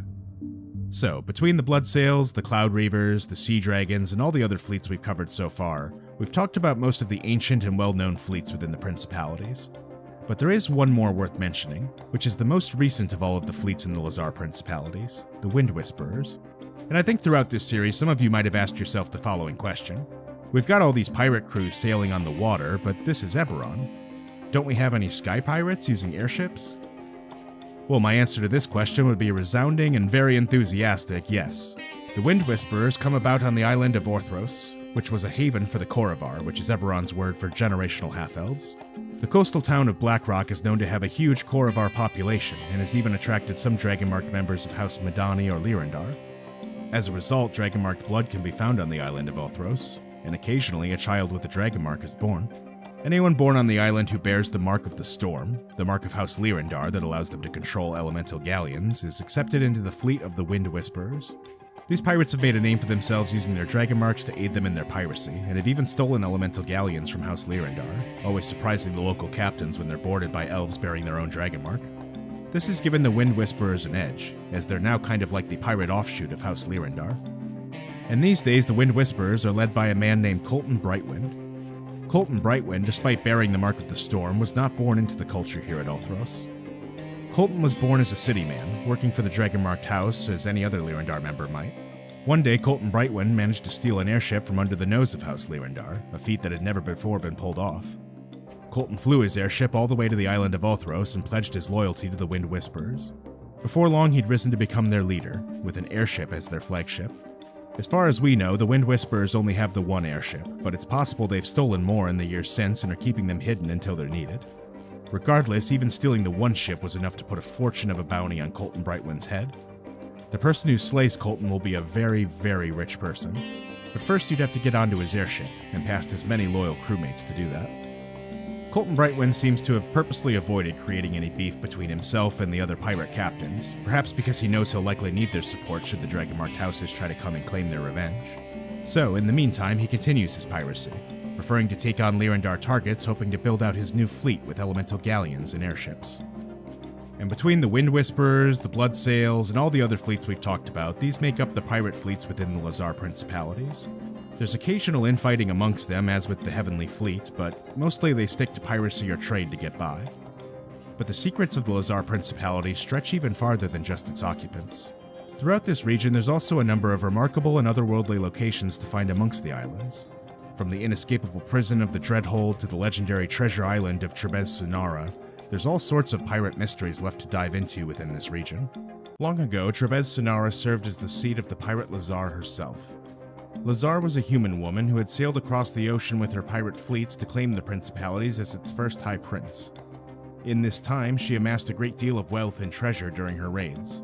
This treasure was locked away, kept hidden in secret vaults within Trebez Sonara, and when Lhazaar herself died, she made sure that it would be hidden away from common grave robbers who would come to take her fortune. But Trebez Sonara wasn't yet the legend that it would become. Those who would rule over Trebez Sonara in the following years would follow her tradition, using Trebez Sonara to stash their own wonders and treasures, slowly adding to the value of the hoard found here. However, each captain that used the island would also grow more and more paranoid over the years. Each one would add their own defenses to the island to keep it hidden and protected. Each of Lhazaar's heirs did something to add to the security of the island. Lystara the Red bargained with one of the Lords of Dust to establish a deadly demon glass reef, a maze that could gut a ship from below. Hungry Lhazaan imported the most terrifying monsters from across the world to guard the shores. Duros the Wise worked with the greatest mages of the age to add arcane wards and traps to the halls and tombs of Trebes-Senara. And Astalear, the last pirate queen to rule from Trebes? Well, no one knows exactly what she did. Astalear swore that no one would ever steal her treasures after her death, and no one has. Because since the moment of her death, no one has set foot on Trebes-Senara. Since those days, Trebes-Senara has gone from fact to legend. If any pirates have successfully located the island and made the journey, they haven't returned. And of course, even if you know where to find Trebes-Senara, getting to the shore is no easy task. The first challenge of reaching Trebes-Senara is navigating Lystara the Red's Demon Glass Maze. Even a slight scrape from one of these underwater formations can bring down a galleon, but some experienced pirates do make the journey successfully. And those of you who watched our last video might even have an idea of how you might accomplish this. In our last video on the Lhazaar Principalities, we mentioned a group called the Wind Whisperers, which had managed to procure themselves an elemental airship. Prince Colton, realizing this might be his ticket to Trebes-Senara to simply fly over the Demon Glass Maze, ordered his airship to set sail in that direction, only to find his ship suddenly teleported to the other side of the island once he'd reached it. And powerful enchanted storms nearly brought the airship down in the process, halting his future attempts for the meantime. And indeed, even the clever captains who have managed to navigate the Demon Glass Maze from the sea have discovered this annoying defense mechanism. It seems that any ship approaching Trebes-Senara, whether it be by air or by sea, seems to be shunted over to the opposite side of the island, unable to reach the shore itself. Now, the reasons for this are unclear. There are several theories. One is that Trebes-Senara was somehow shunted into another plane of existence, and that the pervasive wall of mist where the island used to be is simply the portal that will take you from one side to the other, with the island itself being unreachable. Others assume this is some kind of ward put up by Duros the Wise, some sort of teleportation ward that lets you go from one end of the island to the other but never through. Or it could be something to do with the mysterious workings performed by Astalear. Regardless, the point here is that approaching the island conventionally is very difficult. Yet, all the same, it must be possible for a ship to sail to Trebes-Senara, because presumably the Lhazaarite heirs who used the island would have wanted to sail their own ships there. So many do assume that there's probably some kind of secret path to get to the island shore. Perhaps a single trajectory or order of events that must be completed in order to safely approach the defenses of the island. So, if traditional pirate tropes are to be believed, then there must be a map somewhere. A map that shows the path a ship must take in order to safely navigate to the shore. And in fact, the current ruler of the Principalities, High Prince Rhaegar Irweinarn, supposedly has this map. An old 3.5 adventure called Eyes of the Lich Queen actually has the players stealing this map from Rhaegar in order to find Trebes-Senara for themselves. So this would actually lend some credence to the theory that he actually has the map. How he got the map or what he intends to do with it are unclear, but it is possible that Rhaegar intends to claim this island for himself. Maybe he simply isn't bold enough to do it himself yet. It's also possible that he's building up his resources for some kind of grand expedition, but it's equally possible that the rumors of Trebes-Senara have stayed his hand, and he'd much prefer to stay alive with the power that he currently holds. It might be that he's holding onto the map merely to make sure that no other pirates get their hands on it. But let's just say, for the sake of storytelling, that you are able to get your hands on this map. You steal it from Prince Rhaegar Irweinarn and you find your way to Trebes-Senara. Let's say that against all odds, you're able to penetrate the Demon Glass Maze and successfully land on the shore of Trebes-Senara without being shunted to the other side of it. Well, now you're here. You're on the island. But unfortunately, your challenges have only just begun. The Demon Glass and the wards are but one of the island's many hazards, and for those who do wind up on the beaches of this island, you're sure to be greeted by any number of exotic creatures imported by Lhazaar. Prince Lhazaar was said to bring horrible monsters from all over the world to Trebes-Senara to defend its shores, and those creatures have probably survived to this day, creating a deadly ecosystem found nowhere else in the world. We know the island is home to creatures like hydras, dinosaurs, elementals, and megafauna beasts, but it wouldn't be shocking at all to find out that the island has any number of other dangerous creatures that Lhazaar thought he would benefit from importing. These creatures have thrived on the island for centuries, and have probably only made each other more dangerous by existing within the same place as these other predators. And if your group of adventurers has gotten this far, let's make a generous assumption and assume you can hold your own against these creatures, or at least successfully avoid them. Let's say you do make your way deeper into the island past this defense from Lhazaar. Well, if you do, you'd begin to get this eerie feeling like you're being watched.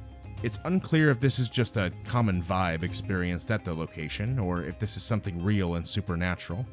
Mysterious magics of all kind have been used on the island, and it wouldn't be unreasonable to assume that one of its past occupants might have somehow assigned the trees to be its watching guardians. And while you're exploring, it's probably worth noting as well that Trebes Senara isn't just home to one singular giant treasure.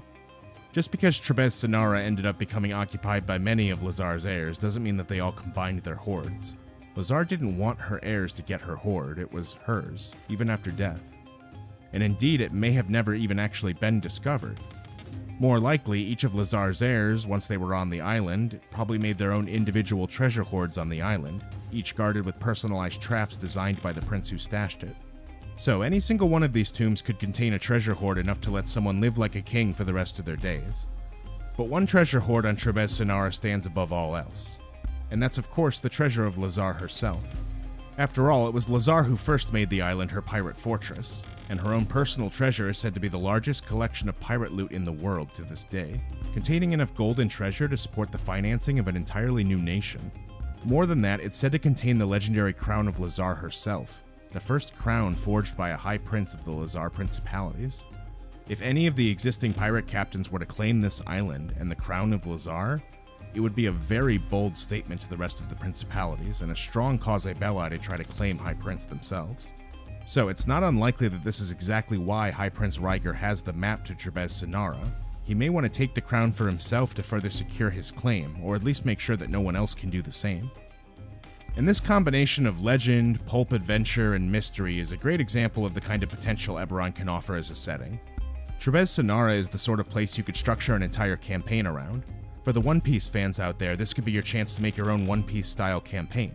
Trebes Senara is the goal, but finding it is no easy task, and finding it or even just navigating the path to it could take an entire campaign. When Astelair enchanted the island, they made it so that way only people who take the hyper-specific correct path can get there safely. So adventurers trying to find this place would first need to do their research, find a map, and even once they had the map, they might need to accomplish very specific tasks in a specific order to navigate its instructions. Astelair enchanted the island so that way you could only ever find Trebes Senara by sailing that specific path, and a D&D campaign could track that entire journey, as player characters search for their own treasure island in order to either get rich or maybe start a principality of their own. So if you happen to be running a Principalities game, I highly recommend using the island of Trebes Senara. It's a perfect place to put any of your MacGuffins, put any kind of treasure, or of course tempt your players with the crown of Lhazaar herself. Just north of Cape Far, a barren rock juts out of the Lhazaar Sea. A massive fortress dominates this island, a citadel hidden by clinging shrouds of dark mist and protected by the powers of a strange black stone from which it is home. This is the prison of the Dreadhold, built to hold criminals too dangerous to be kept within the Five Nations. More than just a prison, Dreadhold is a stronghold of House Kundarak, and many treasures are hidden within its secret vaults. The Dreadhold prison has existed within the Lhazaar Principalities long before they were ever called the Lhazaar Principalities. The island had been once used as a prison island by Karn the Conqueror nearly 2,000 years ago, but the fortress itself was constructed after a command from King Gallifrey I many years later. Needing a place for his most dangerous political prisoners, he tasked the Dragonmarked House of House Kundarak to construct a fortress upon the island. House Kundarak is the Dragonmarked house with a mastery of warding magic. No one in the world makes stronger locks or more secure arcane seals than the dwarves of House Kundarak. In the generations that followed, eventually King Gallifrey's descendants ceded control of the island prison back over to House Kundarak, who still promised to use it in service of the kingdom, but also expanded it for their own purposes. Slowly the fortress was expanded and new levels of arcane wards were layered throughout. But the dwarves did more than just build extra prison cells here. Locked chambers within the Dreadhold are said to hold top-secret arcane workshops, where House Kundarak works on projects they don't want anyone else in the world to know about. But things changed even more for the Dreadhold after the last war. The worldwide conflict had fractured the kingdom of Gallifrey into several smaller kingdoms, and thus the Dreadhold's regular allegiances were made a little more complicated. The current warden of the Dreadhold at the time of the war, a dwarf named Zaxo de Kundarak, made an announcement to the nations of Corvair. They announced that from this day forth, the Dreadhold would be an independent institution. In exchange for the right compensation, the Dreadhold would promise to house dangerous criminals from all of the various nations of the world, with no allegiance to any particular kingdom. Notably, the dwarves here weren't interested in any kind of law, order, or justice here. They weren't passing judgments, sentences, or scheduling early releases. House Kundarak doesn't really care what you're here for, and doesn't care how long you're supposed to stay. They're only doing this for the money, and they'll keep you in the Dreadhold for as long as the powers that be that put you here want you to stay. So let's say that, hypothetically, you find yourself imprisoned in the Dreadhold. What would arriving here be like? And once you got within the Dreadhold, obviously you'd want to escape, so how would you begin to even approach that? Well, let's take this step by step. Let's say you're scheduled for the Dreadhold and your ship arrives closer to the island and you get your first look at it. Well, as your ship brought you closer to the island, you'd begin to see why it was chosen for this prison colony. The island of Dreadhold is an outcropping of rock covered in thin layers of dirt. Sheer cliffs form an inhospitable coastline ranging from 40 to 60 feet in height. The black stone is slick and smooth, and scaling it requires much difficulty. A Kundarak warship circles the island at night, and 2 manticores with dwarf riders watch the island from the air. Any ship that weighs anchor off the coast is swiftly spotted unless it employs magical camouflage. There's only one dockable harbor on the island, and that's the small town of Galsgate. This small town houses the Kundarak guards and their families, and is a short distance from the prison itself. As a prisoner, you'd be brought to the harbor and then led around this town on the path towards the prison. The path from Galsgate to the prison is carved into a giant 10-foot wide, 15-foot deep trench that creates this sort of massive, depressed road on the path to the prison. Guard stations and archers are lined on the sides of the trench above you as you pass through. You'd be led on a chain with other prisoners down this trench, ever aware of the many weapons being pointed at you from above. And when you walked up the end of this trench street and finally did reach the prison, you'd find it eerily obscured in shadow. This is a magical effect placed on the exterior of the facility by House Kundarak. This magical shroud prevents those from outside of the prison from seeing in, but still allows the guards inside patrolling the walls to see outward. Once brought inside, you'd be taken through their magical screening before being imprisoned. The Dreadhold has only one gate. A few barred windows and narrow arrow slits break through the smooth surface of the upper towers. People who pass through the front gate must walk down a hallway to the inner gate, where 3 elite and 6 regular guards keep the area under constant observation. A permanent anti-magic field covers the central 20 feet of the hallway. This field serves to reveal the presence of invisible intruders, or disrupt magical disguises, resulting in immediate action on the part of the guards. So once you'd been processed and placed in your cell, you'd notice that your cell itself has a magical Kundarak seal placed on the door. Dispelling it without equipment is no easy task, so usually that option is pretty much out the window. Well, what if you wanted to pull a Shawshank Redemption then and get your way out of here that way? Maybe you could use your imprisoned years to slowly chip away at the stone wall behind you bit by bit. After all, rock is rock, right? It's gotta give way sometime. Except the other part that makes the Dreadhold so secure is the island it was built on. You see, this island is also a manifest zone to Lamania, the plane of nature. And although it's nowhere near as dramatic of a place as Lorgalen, the Manifest Zone does seem to grant an improved quality to the rock and stone formations found within the Dreadhold. As a result, the material that the prison was built out of is some of the most durable stone found anywhere in the world. So anyone trying to break the walls of the Dreadhold would need some truly powerful explosives. But even this scenario I'm describing, where you have the ward on your door and the cell around you, that's assuming you're in one of the more lenient wards of the Dreadhold. Many other sections of the prison are kept much more secure. The most secure of these wards are called the Stone Ward and the Deep Ward. The Stone Ward gets its name from the flesh to stone spells that House Kundarak enchants into the cells. This allows them to fully petrify most of their dangerous prisoners, keeping them alive here forever, but completely unable to move or respond to any stimuli. Those of you who watched our video on Mordain the Fleshweaver might actually remember that the Dragonmark houses tried to stash Mordain the Fleshweaver here within the Stone Ward. Mordain the Fleshweaver had been imprisoned for dark magic in which he'd created abominations, and he'd proven remarkably difficult to kill, as he'd infused his own flesh with the warped transmutation magic of the Daelkyr. As such, the Dragonmark houses assumed that Mordain could not be killed, so instead ordered them to be petrified within the Stone Ward, hoping that that would be the end of him. Although we don't know how, Mordain was able to escape even the Stone Ward and go free. A famous quote after this event would state that no lesser mage could set their will upon the flesh of Mordain. And he's remained the only person in history to ever escape the Stone Ward. And we've actually talked about one more resident of the Stone Ward on this channel before as well. Those of you who watched our video on the Silver Flame might remember a woman named Melise Moran, who claimed to be a descendant of the legendary founder of the Silver Flame, Tira Moran. The dark truth that was discovered, however, was that Melise Moran was actually an agent of the Devils, a spy from Bel Shalor sent to corrupt the Church of the Silver Flame and lead it astray. After discovering this deception, the Church feared that killing her would actually allow Bel Shalor to choose a new champion, so instead they decided to have her petrified within the Stone Ward. Even while petrified, it is possible that Melise Moran retains some fiendish power, but if so, she hasn't been able to act on it yet, or at least has chosen not to. All the same, the dwarves who walk past that cell get a very eerie, evil feeling when they do, and they tend to try to avoid it. But there is actually one more ward within the Dreadhold that's even more secure than the Stone Ward. The Deep Ward. The Deep Ward is kept under the island, in a subterranean vault where no light ever reaches. The vault can only be reached by descending a large vertical chasm that's covered in slick slime. House Kundarak has a lift that takes them up and down, but otherwise making such an ascent is nearly impossible.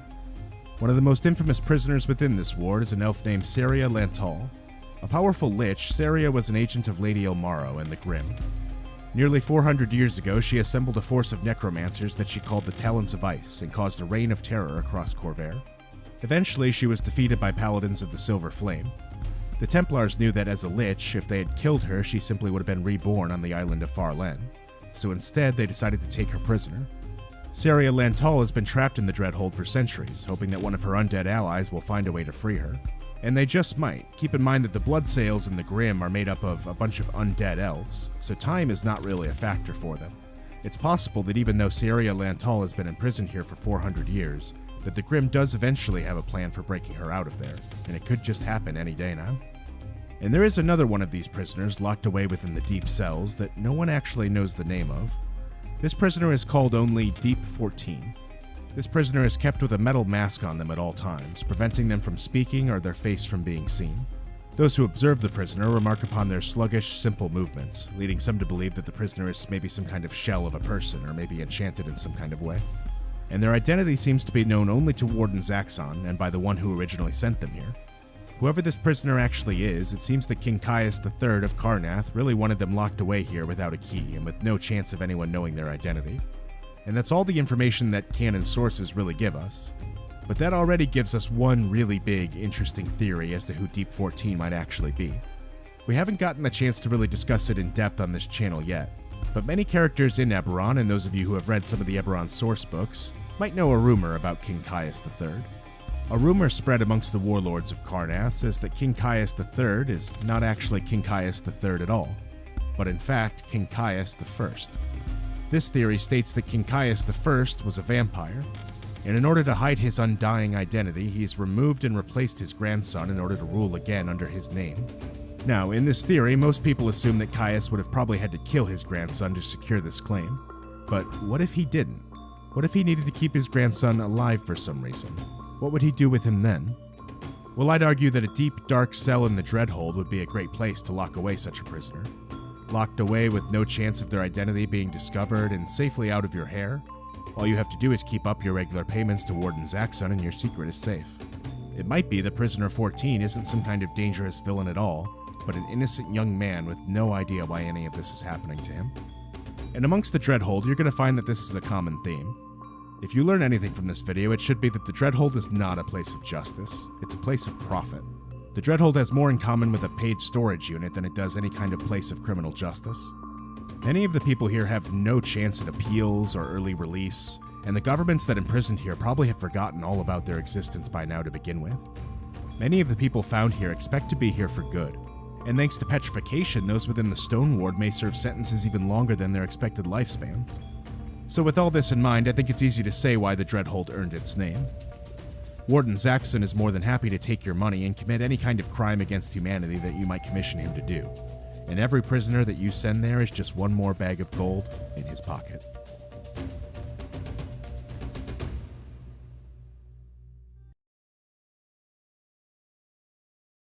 Necromancy is a powerful force within the world of Eberron. Most notably, it can be seen amongst the Elves of the Aureni Isles. There, the Elves are led by a group called the Undying Court, a collection of ancient undead elven sages who act as spiritual leaders for their people. Although they are undead, the Undying Court are forces of light and radiance and are powered by Irian, the Plane of Light. On the flip side of this, we have the Order of the Emerald Claw. The Order of the Emerald Claw is a terrorist organization that uses necromancy to spread chaos and destruction across Khorvaire. Some say the organization is led by a Lich Queen named Lady Ilmaro. But what if I told you that both of these necromantic practices came from the same place? In fact, if we go back far enough, we might be able to even find the exact event that brought these practices to Eberron. And if we do that, we'll find a story that stretches across tens of thousands of years. The story of several cultures of elven refugees simply trying to preserve their way of life, and how it led to the loss of the 13th Dragonmark, the Mark of Death. Now, to break this down in a way where we have all of the historical context, I think it's time to dive even deeper back into ancient Eberron history, on the continent of Zendrik, where the story of the Elves first began. Although the Empire is long extinct, this is the continent where the Giants of Eberron founded a massive, magically advanced society, one that thrived for many years before it was eventually wiped out by the dragons.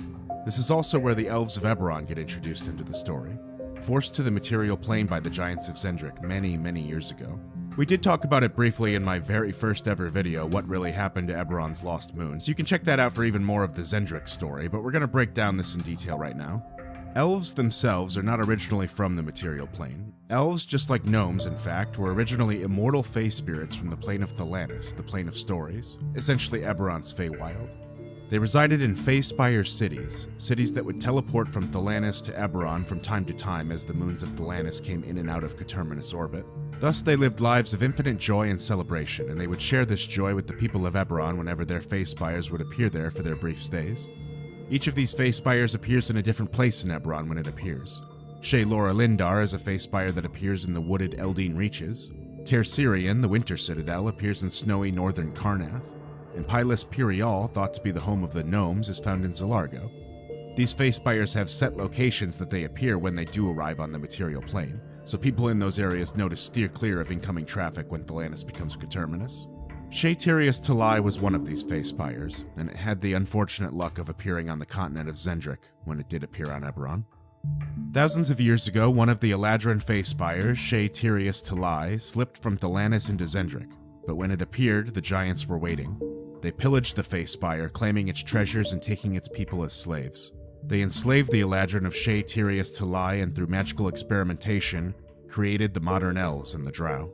And the Elves were kept as slaves by the Giants for many years, building for them their largest cities and their greatest works. Eventually, the Giants would push the limits of magic too far and would end up destroying Eberron's 13th moon. This would prompt the dragons of Arganessen to fly out to Zendrik and obliterate the continent. And the Elves didn't really view this as liberation. They didn't view this as the dragons doing them a favor. Because when the dragons came through Zendrik, they didn't discriminate. They wiped out giant and elf alike in their slaughter. And it's not like the Elves needed their help either. They were actually on the cusp of winning their freedom from the Giants before the dragons even stepped in. The only reason the dragons were even attacking is because the Giants were about to use their moon-destroying weapon on the population of Elves because they were losing so bad. So the Elves never forgave the dragons for this act.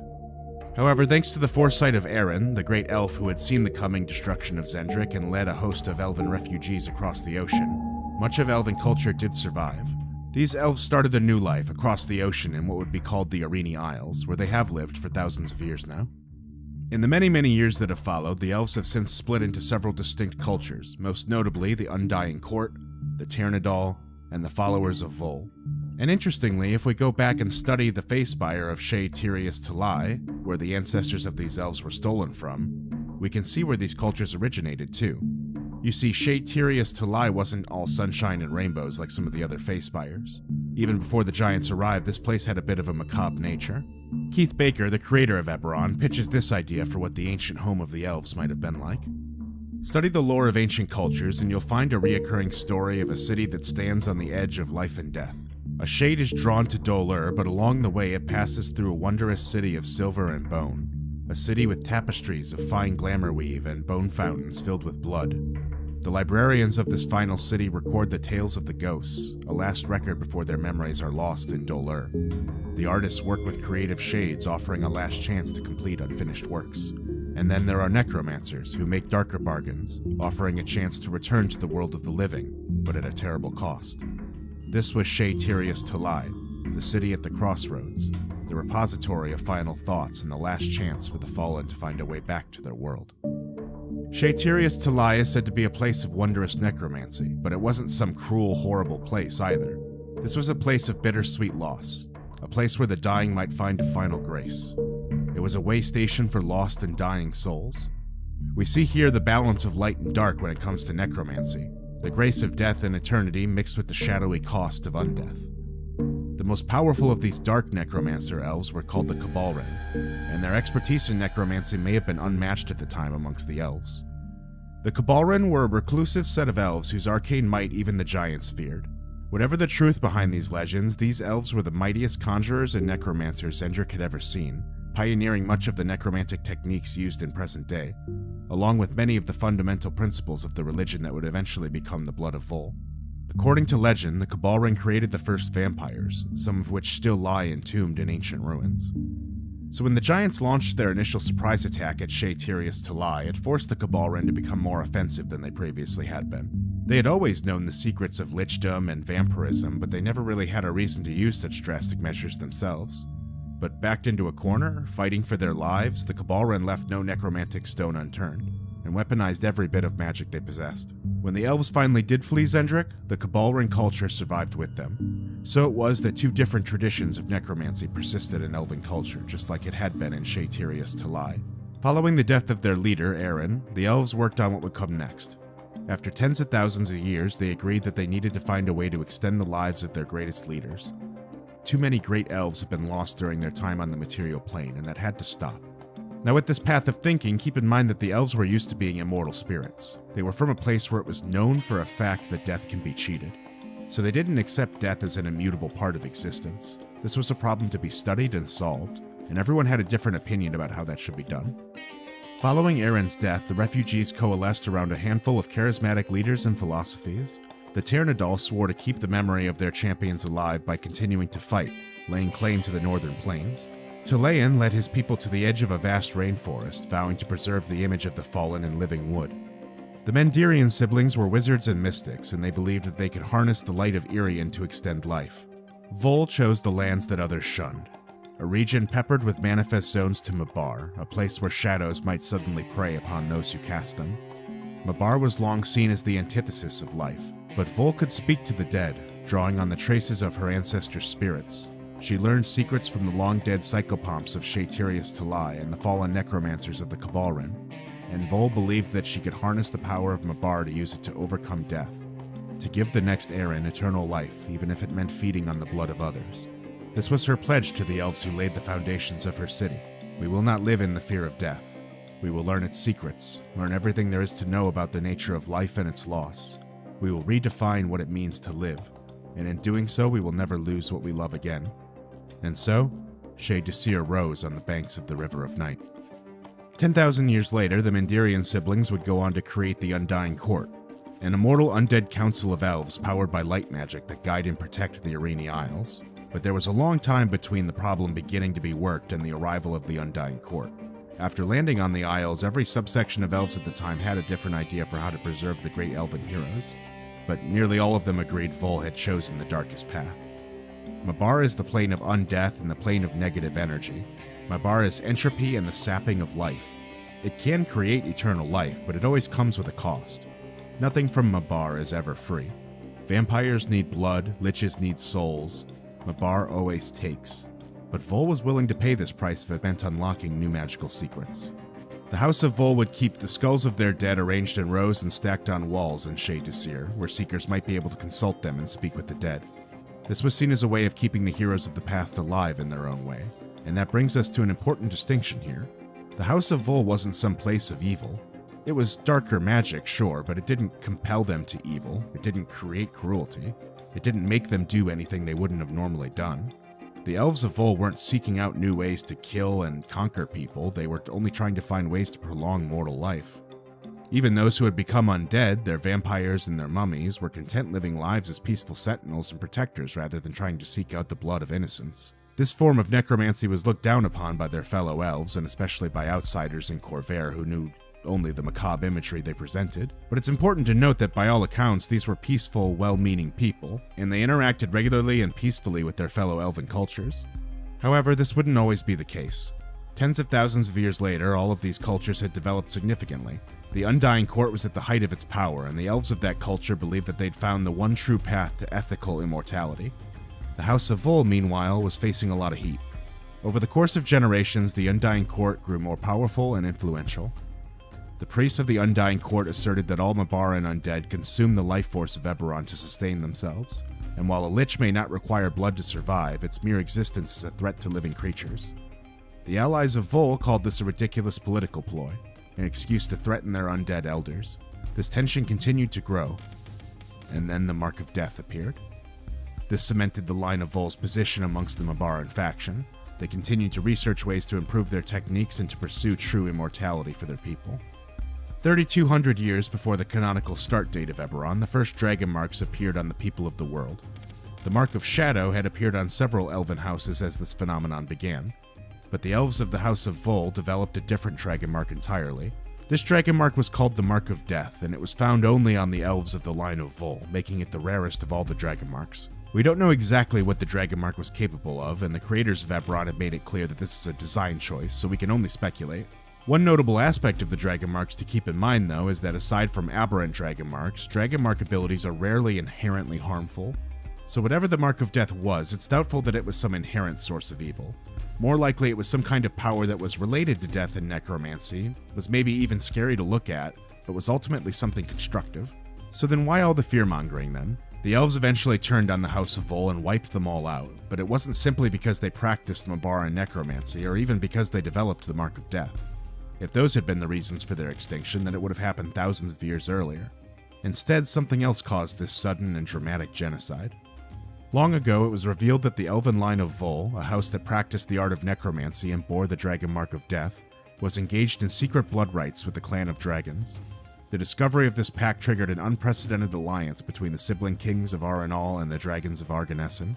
The sibling kings proclaimed that the House of Uul would be exterminated to the last member, and the Mark of Death would be eliminated from the world. The line of Uul had long been rivals of the Undying Court, and many whisper even today that the attack on House Uul was nothing more than an excuse to eliminate a political rival.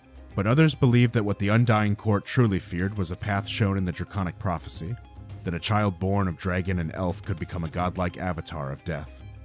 The mother of this child was an elf named Minara Uul, the most advanced necromancer the world had ever seen. She'd been having a secret affair with a green dragon that we know only as the Emerald Claw, who the terrorist organization that goes by the same name would later go on to unknowingly name themselves after. Their child, a half-dragon that they named Aranda's Uul, bore the most powerful Dragon Mark of Death that anyone had ever seen. Sympathizers of Uul say that Minara had been meeting with the Emerald Claw in an effort to negotiate peace between the constantly warring elves and dragons, while those who stand against them say that their union was done on purpose in order to create a deadly new Dragon Mark, in order to give the dragons their first ever Mark of Power. Now, if Minara and the Emerald Claw were actually fighting towards a united Elven and Dragon alliance, well, they might have actually accidentally succeeded by unifying the two factions against them. What resulted next was a massacre. The Elves of Shea Desir were wiped out without prejudice. In true dragon style, they went full scorched earth and genocide. Every member of House Uul was killed, Dragonmark or no. The Elves claimed it was necessary to make sure that the Mark of Death could never manifest again, but the Undying Court was never able to fully wash their hands of this massacre. An alliance between elves and dragons was unbeatable, and all hope for Uul was now lost. What few survivors of the house remained fled in a fleet of ships north to find new lives in Corvair. The House of Uul was extinct. The city of Shea Desir remains today, but it's populated only by ghosts. And what of Minara Uul? What of the Emerald Claw? What of Aranda's Uul? Well, the truth is that they were all likely killed. According to legend, the Emerald Claw vanished not long after the Purge began. Some say he was killed defending the race of half-dragons, of which his daughter was now the most famous example. Others claim he withdrew from the world in shame over what his hubris had wrought. 2,600 years ago, House Uul was brought low, and the Mark of Death was lost in the process.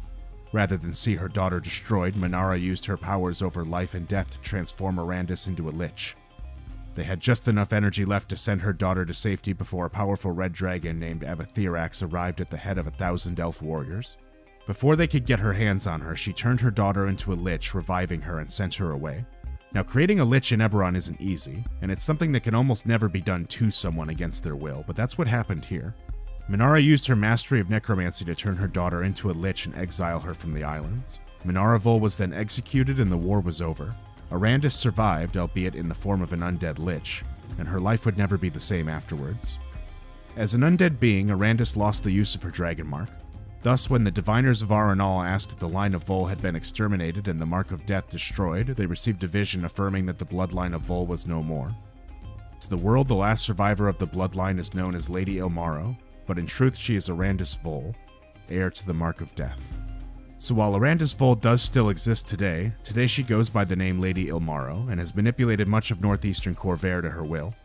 She's amassed a following of her own, not the least of which is the Order of the Emerald Claw, named after her father, which commits acts of necromancy and terrorism across Khorvaire. She has elven allies from home as well.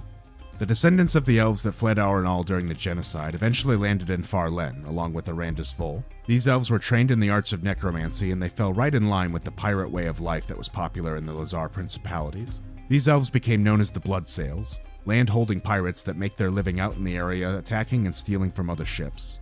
The living leader and face of the Bloodsails is Shayan Tasil. She's who you'd meet with during official negotiations with other islands or nations, but she isn't actually the true leader of the Bloodsails. In truth, this necromantic pirate crew is led by a group called the Grimm, who consist entirely of elven undead, a dark parallel to the Undying Court back home. Although Vol was eradicated down to the last person, other houses had stood alongside them and had a chance to flee. The Grimm is made up of elves from those houses, the oldest and most loyal unliving allies of Vol. When Arandis Vol came up with these pirates, she went by the name Lady Ilmaro. No one, not even her followers, could know the truth of her history. She does still proclaim to be of the line of Vol, which grants her status and respect, but none understand that she's Arandis Vol herself, heir to the Dragonmark of Death. To her followers, she's simply a champion of their faith, a really good one.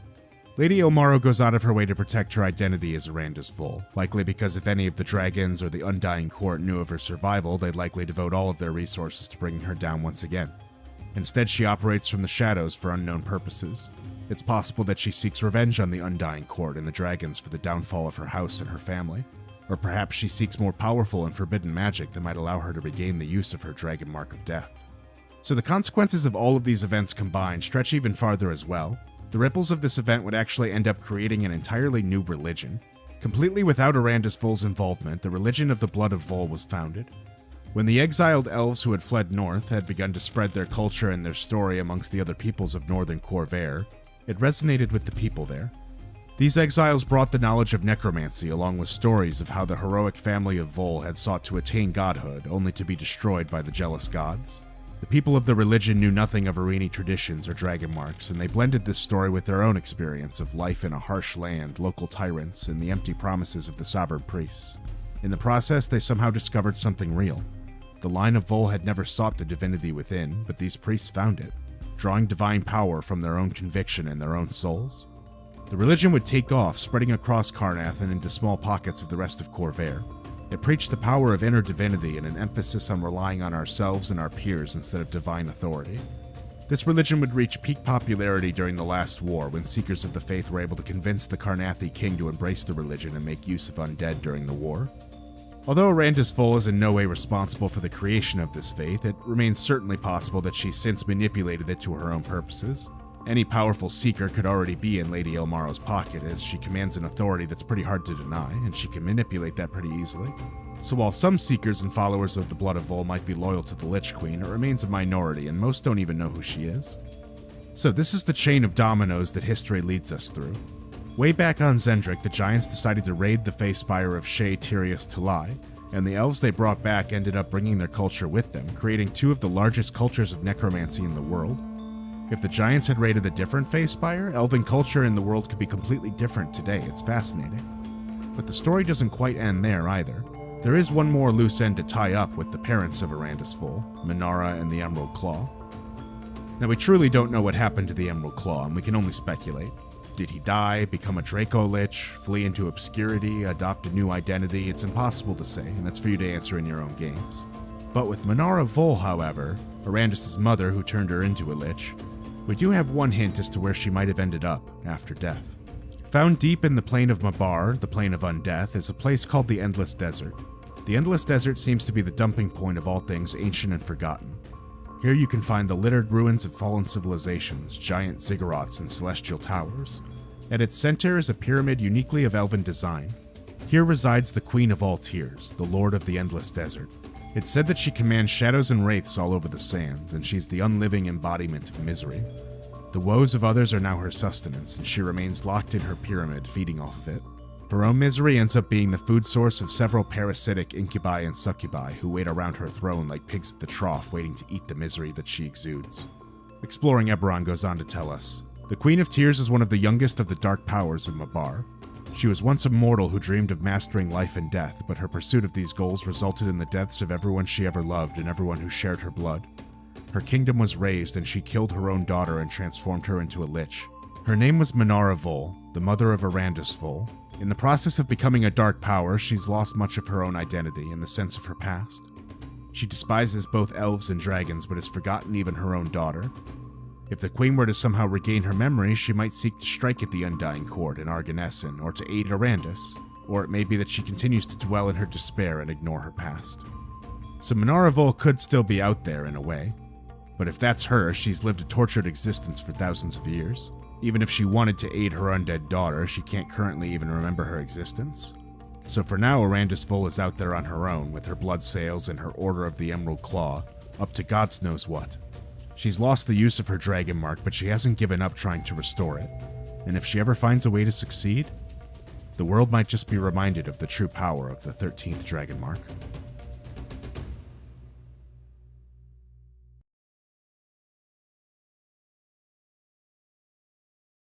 In the world of Eberron, the Warforged are living constructs. They were originally created to be soldiers on the front line of a bloody 100-year conflict known as the Last War. Now, as you might expect from a 100-year war, the death toll on all sides of the conflict had become pretty unsustainable. I mean, one of the nations, Karrnath, had to resort to using undead because it was just so hard to keep their regular troops marching and fed. So in an effort to bolster the ranks of the five armies and keep this very profitable war going, a Dragonmarked house known as House Cannith, essentially a private company, devised a plan to create artificial soldiers. Using large eldritch machines known as creation forges, House Cannith brought these constructs to life and called them the Warforged. They began selling them to all of the 5 nations as an answer to the dwindling troop counts, and the war continued. The Warforged, however, were more than just mindless automatons. They awoke in their creation forges with all the hopes and fears and feelings that a human might have, yet they were born into adulthood with no knowledge of the world outside of the impressions they were given by the first people they met. So with no direction other than to follow their creator's instruction, they all marched to war. But when the war finally ended, many Warforged were left without direction. They'd been handed a weapon and marched off to battle, but many hadn't considered what would come afterwards. Furthermore, few Warforged truly had a grasp on their own existence at all. I mean, who were they? How were they made? Were they truly alive? Did they have souls? Many Warforged assumed they'd simply never know the answers to these questions. Some Warforged, however, couldn't resist the temptation to dig deeper. Some Warforged possessed an unflinching desire to find the truth. Steeljack, like most Warforged created during the last war, served as a soldier in the military. Steeljack served under a Braelish commander, one who had a particular hatred for the Warforged. Time after time, Steeljack witnessed abuse, cruelty, and the needless sacrifice of his own fellow Warforged at the orders of his commander. One day, Steeljack decided he'd seen enough. One afternoon when his commander was away, Steeljack took his most loyal soldiers, commandeered a boat, and deserted the Braelish army, sailing as far away from the last war as he could. Steeljack and his soldiers set sail across the ocean and landed in Zendrik, a mostly uncharted jungle continent far away from the troubles of the war. Now, this was an ancient and mysterious land, one that was home to the mighty empire of giants way back in the day before their fall many years ago. Explorers and archaeologists had been coming to this continent for years, trying to explore the jungles and find hidden secrets within the ruins. Steeljack and his men ended up finding a home in the port city of Stormreach, which was an independent city-state on the continent. And they began careers as city guardsmen, calling themselves the Iron Watch, and made themselves pretty useful. The years went on, and one day while walking the streets of Stormreach, Steeljack met a peculiar figure. This figure called himself Laith. He appeared to be a Warforged, yet he claimed to have not been built by House Cannith. He claimed to have lived on this continent his entire life. And that's when Steeljack learned the real truth. House Cannith did not invent the creation forges that birthed the Warforged. They merely discovered them in ancient ruins. Their Dragonmark had made them uniquely capable of operating the magical machinery, sure, but it didn't give them any specific understanding of how it actually worked. These forges were a mystery even to them. So Steeljack was forced to ask himself then, if House Cannith didn't create the Warforged, then who did? Exploring Eberron says the following about what being born a Warforged might be like. As a Warforged, your body was made in a Cannith forge hold. The Creation Forge wove root-like muscles across a frame of metal and darkwood, bathing your body in alchemical fluids, giving you skin of steel or hardened leather. And then the miracle occurred. You came to life. You're made from wood and steel, but you're alive, aware, capable of feeling love and anger. You were born with an innate sense of purpose, the knowledge of war burned into the back of your mind. But you aren't bound to follow the path that your creators planned for you. You have freedom. You have the ability to learn. Perhaps you even have a soul. So the Creation Forge here seems to be doing some pretty amazing things. It's weaving an entire body from scratch and bringing it to life like Pinocchio. But I think it's worth noting how much of this process is unknown here. How is this Creation Forge working? How does it create sentient life? Does the Warforged indeed have a soul? Well, the reason why these questions are left so open is because even House Cannith, the supposed creators of the Warforged, don't know the answers. Exploring Eberron goes on to say, Cannith artificers designed your body and made you for a purpose. When the Creation Forge imbued you with life, there were things you knew. If you were built to be a warrior, you knew how to wield a sword and a pike. You had an instinctive sense of squad tactics. There were things Cannith instructors had to teach you, but even there it felt almost as if they were reminding you of things you already knew. This is one of the mysteries of the Warforged. Where does your sentience come from? Cannith gave you direction, but they didn't design your mind. If they could, they'd have made you without emotion and likely without the capacity for true independence. And that does seem to track. I mean, if you were creating an army of automaton soldiers, you'd want them to mindlessly obey, right? I mean, why would you purposely open up the door for an inevitable desertion and insurrection when you know how the machine works and you have complete control? So it seems quite obvious here that House Cannith's most important role in the Warforged creation really isn't much higher than they know how to hit the on button. So the big question then remains, who really designed these forges and why? Why would you make an eldritch machine that can create a fully sentient species? Well, before we can begin to answer that, I think it's important to look at another piece of the mystery that we haven't discussed yet, the docents. In Eberron, a docent is a sentient magic item, a sphere that attaches to the chest of a Warforged and offers guidance. Ancient docents have been discovered in Zendrik, artifacts of unknown age and origin, exploring Eberron. So, these docents are also not something that House Cannith is out here making. They're finding these things in Zendrik and just plugging them into Warforged. They don't understand why they exist, they only understand how it benefits them. So if the Creation Forges are made in Zendrik, and docents are made in Zendrik, and docents are designed to function with Warforged, then perhaps trying to find out more about the docents might get us closer to the mystery of the Warforged. Well, this part of the mystery actually leads us again back to Zendrik with Steeljack and Laith. As we had stated, Laith had told Steeljack that House Cannith did not invent the Warforged. He claimed to have been created here on Zendrik many years ago. Now, he didn't have all the answers, but he was dedicated to helping Steeljack and his people find them. While keeping up their day jobs as City Watch, they spent their spare time following up on leads and ancient rumors. And in their expeditions, they did find ancient Warforged parts.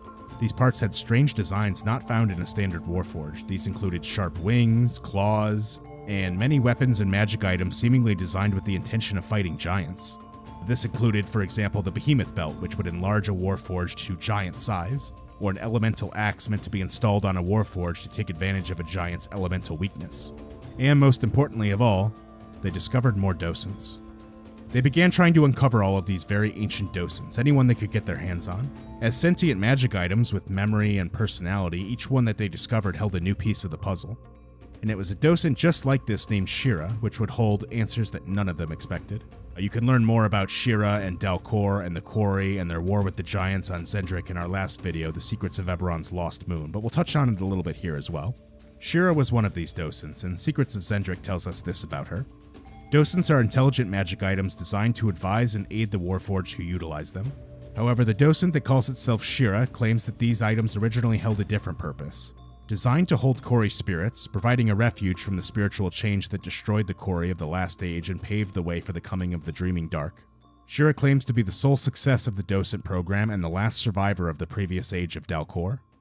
So again, just to touch on it briefly, in Eberron, the Kori are creatures from Daelkyr, the Plane of Dreams. These are dream spirits that seem to shift between being creatures of light and creatures of nightmare, depending on where you are in history. They appear to be ethereal spirits whose main way of interacting with our world is through psionics, dream manipulation, and body possession. Now, if Shira is indeed a Kori spirit trapped within a docent, she's a Kori unlike any that we currently know in Eberron. She's a relic of a much, much older time. She does tell us this. My thoughts are crystal and light, and they do not fade with the passage of time.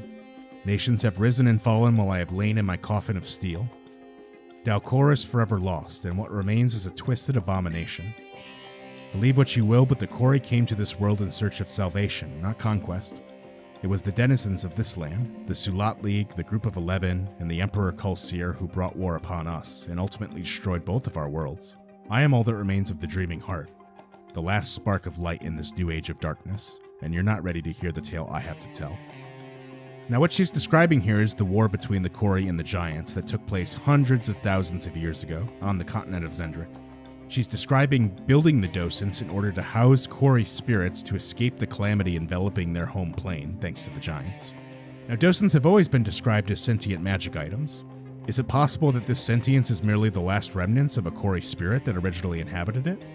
Shira tells us that she's the sole survivor of the docent program, so could there have been failed attempts that created only residual souls within the various docents? Or could it be that designing the docents to be sentient was a necessary function? A Kori's main method of manifesting on the material plane is typically possession, so maybe in order to safely arrive in a docent, the Kori had to give it a sentience to possess. Regardless, if what Shira is saying is true, then we know that the Kori at least invented the docents, whatever became of them afterwards. So if that's true, then could it be that it was the Kori who also invented the Warforged? Well, it stands to reason. If the docents were designed to hold ethereal spirits, and docents were designed to function symbiotically with Warforged, then it stands to reason that all three of these are linked. But how? Well, let's try to examine this like a Kori might. You have your docent, which houses your spirit, but it's just a tiny little 2-inch orb. You're not going to be doing a lot of interacting with the world in this form. So naturally, the next step is to build an extension of the docent, a vehicle of sorts for it that the docent can be housed in, that the docent can control, so that way they can perform more varied tasks with these bodies. Well, now you have something. Now you have the docent acting as a brain of sorts and the Warforged acting as the body. And indeed, you can find Warforged like this on Zendrik. And although their role in history is lost to time, they were once known as the Corecraft. Secrets of Zendrik tells us a little bit about them. The secrets behind the creation of the Warforged go back nearly 40,000 years to the war between the Giants and the Kori. During the conflict, the Kori created prototypical Warforged, crafting a host of constructs that bear a resemblance to modern Warforged but are distinctly different. Some of these Corecraft Warforged still lurk today in the deepest recesses of the continent, left to guard some forgotten outpost or wandering without purpose. These constructs are a danger to those who encounter them. All who are not Kori are enemies to the Corecraft, and they attack without mercy or compassion. So it's possible that these prototypical Warforged, the ones that lack true sentience, were the first model. Because these Warforged aren't going around with culture and speaking to people, they are mindless automatons. So it's possible that these were the vehicles meant to house the Kori spirits within their docents. And now, without that guidance, without that steady hand on the wheel, they've merely gone into autopilot. So if we're on the right track, if Warforged can trace their origins back to the Kori, then we know why they were created, but we still haven't answered the most important question. Where does Warforged sentience come from, and do they have souls? Well, admittedly, this is where it gets a little shakier, and this is where canon sources start to get a little more and more intentionally vague. It's left to us to use what clues we have to infer our own truth, but we do have a number of those clues. Now, could it be that the Warforged sentience is similar to a docent sentience? If docents were designed to hold Kori spirits, then maybe Warforged were too. Is it possible that at some point, docents became obsolete and Warforged became capable of housing a Kori spirit? Perhaps the personality we see in each Warforged is the remnant of a long-dormant Kori spirit just now being reborn and giving direction. It could also be that the Kori were just the first to work on this Warforged technology. We do have evidence in Zendrik that other cultures gained access to these forges and used them for their own purposes. Secrets of Zendrik tells us one example of this. Before the fall of the Giants, clans of renegade Drow learned the secrets of creating constructs in the ruined creation forges that the Kori left behind. In these forges, they built the first Warforged scorpions in homage to their god Volkor, Secrets of Zendrik. So yeah, that's another fun fact about Eberron. There are Drow in Zendrik who worship a scorpion god, Volkor, as a little bit of a reference to Faerun where they worship a spider god.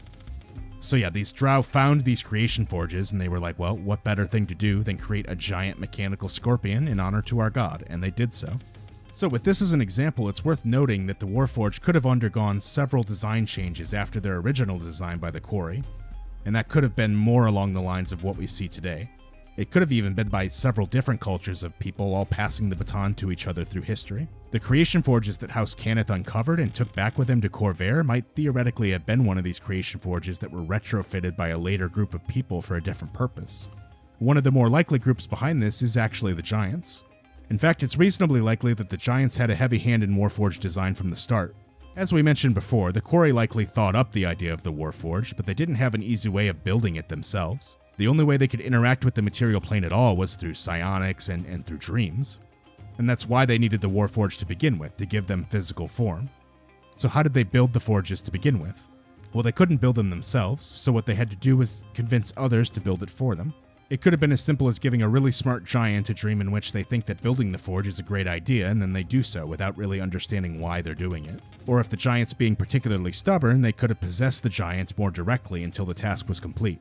Now, it's unlikely that the Giants would have loved being manipulated this way, even if the quarry were doing it with mostly peaceful intentions.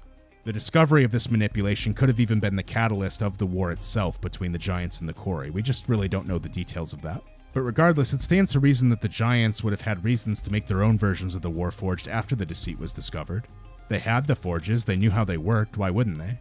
They might not have wanted to build the creation forges originally, but once they had it in their hands, they might as well build an army with it.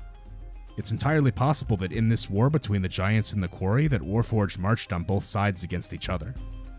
Now, it is possible that the Giants gave Warforged sentience themselves. They certainly would have been capable of great magical feats like that, although I struggle to think of a reason why they'd want to. They had previously tried keeping the Elves as slaves under the Empire and were in the middle of fighting a massive elven rebellion as a result of it. So it seems unlikely to me that they'd purposely program the potential for disobedience into their version of the Warforged if they could have just been mindlessly compliant. So, then where do Warforged come from? Well, to conclude, it does seem pretty likely that the inspiration for the Warforged and for the Docents came from the quarry, as a way to manifest themselves on the material plane from the plane of dreams. And we know that they were likely created literally by the Giants while under that influence by the quarry. So then where along the line did the Warforged develop their true sentience, and do they actually have souls? Well, what we do know is that resurrection spells work on Warforged, things like Revivify and Raise Dead. So this would seemingly prove that they do have souls. Those spells would typically fail otherwise. So if that's true, then the only giant question left is, where do these souls come from? Are they indeed dormant quarry spirits like we speculated before? We know that Docents and perhaps Warforged were designed to be vessels in a way. Maybe they're souls channeled from Daelkyr, the plane of souls, and placed into these bodies somehow. But alas, all we can do is really speculate on this front. Within the world, it's something that many people and many Warforged still have to ask themselves every day. But now that the Warforged are free, and they have free will, there are many, just like Steeljack and Lathe, who will never rest until the answers are found.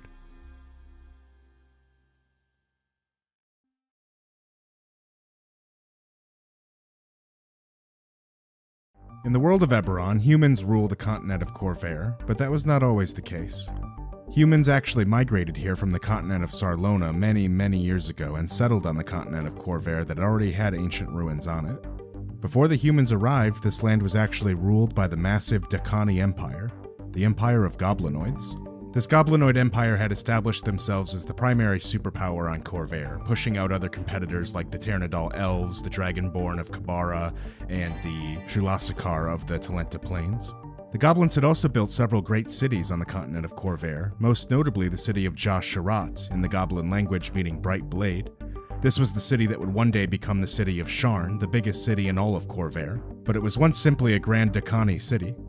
The Dakani Empire also created several great works across the continent of Khorvaire, some of which can even be seen today, most notably including the statue of 6 kings near the border of Droaam and Breland in Khorvaire. This is a gigantic, massive statue featuring 6 goblinoid kings that ruled the Dakani Empire, and this was an old statue even when the Dakani were at their height. Yet despite all of their great works, in modern times this empire is but a piece of history. The ruins of the Great Goblin Empire still dot the landscape around Khorvaire, and several of their great works have even withstood the test of time.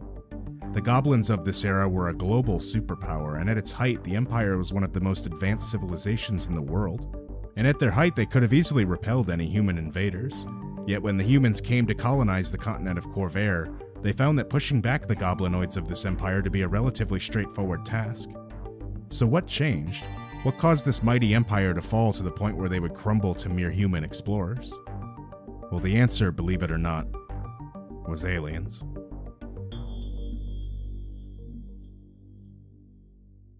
Many years ago, at the height of the Takani Empire, they faced an otherworldly incursion, an invasion from a group of aberrations known as the Daelkyr.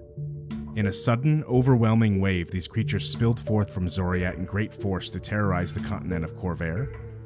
Keith Baker, in his article Dragonmarks, the Daelkyr and Their Cults, tells us a little bit about that. The Daelkyr are powerful entities from Xoriat, the Plane of Madness. They aren't the most powerful denizens of Xoriat, they are simply the mightiest to have shown interest in other planes. They are immortal outsiders, not creatures of flesh and blood. The slightest touch of a Daelkyr can sicken or warp organic creatures, and its mere presence can cause temporary madness. Peering into the mind of a Daelkyr can cause permanent insanity. This speaks to the fundamental difference between the Daelkyr and all other forces. We simply don't understand them. Now, it's unclear exactly how this started or where the Daelkyr began their invasion, but what we do know is that the invasion started on the continent of Khorvaire exclusively. Whether or not the Daelkyr intended to expand beyond this continent eventually once this land was taken is unclear. It's not even really clear if they were trying to claim territory at all, if that was even a goal of theirs. As these aberrations invaded, they didn't conquer cities, they didn't establish rulers, they merely changed things around them in strange, unpredictable ways. Wherever they walked, the Daelkyr reshaped the world in their image, sowing madness and creating monsters. They fused goblins together to create the gibbering Dolgrims, and crafted the blind Dolgaunts from hobgoblin stock. So the Daelkyr were causing chaos and destruction wherever they went, seemingly just performing biological experiments on the goblins, creating new forms of creatures that they would have to fight against, turning their own people against them. But it seemed unclear what the Daelkyr exactly were getting out of this. Like we mentioned, they weren't claiming territory, they weren't gaining ground. It was almost like they were performing scientific experiments, like they were ripping the wings off of flies just to see what would happen. A common theory is that the Daelkyr aren't actually soldiers or conquerors, they are scientists and artists. They don't actually have any interest in ruling the world or destroying it, they are simply interested in changing it. They took the goblins of Dhakaan and created Dolgaunts, Dolgrims, and Dolgars from them, and then sent those creatures against the Empire. It could be that this conflict was exactly what they wanted. They didn't actually care about who won, they simply wanted to watch the goblins fight these twisted mockeries of their own kind and see what impact it had. So in a small fraction of time, the mighty works of the Takani Empire were devastated. The city that would one day become known as Sharn was completely destroyed. Entire populations of goblinoids found themselves transformed into these horrifying creatures, the Dolgrim and the Dolgaunts. And to the people of Khorvaire, in many ways, this seemed like the end of the world. But the peoples of Khorvaire weren't about to go down without a fight.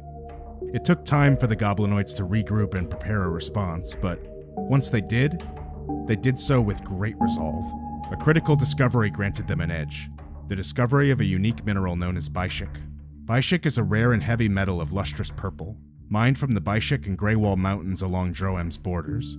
Aberrations tied to Daelkyr, including Dolgaunts, Dolgrims, and Mind Flayers, are susceptible to the weapons of Baishik alloys, making the metal highly valued to the Dhakaan. So the discovery of this alloy allowed the goblinoids to fight back, finally. The Daelkyr had no defense against this unique metal, and they found themselves losing territory. The Dhaakani were pretty successfully fighting back this alien invasion of their homeland, but it was going to take more than that to defeat the Daelkyr. Although their servants and minions could be slain, the Daelkyr lords themselves were a different story. 6 named Daelkyr lords had made themselves known during the invasion, and the Dhaakani did not have any means or an answer to dealing with them. These Daelkyr included Belashira. Belashira was the Lord of Eyes, and known to its cultists as the All-Seer or the Glorious Eye.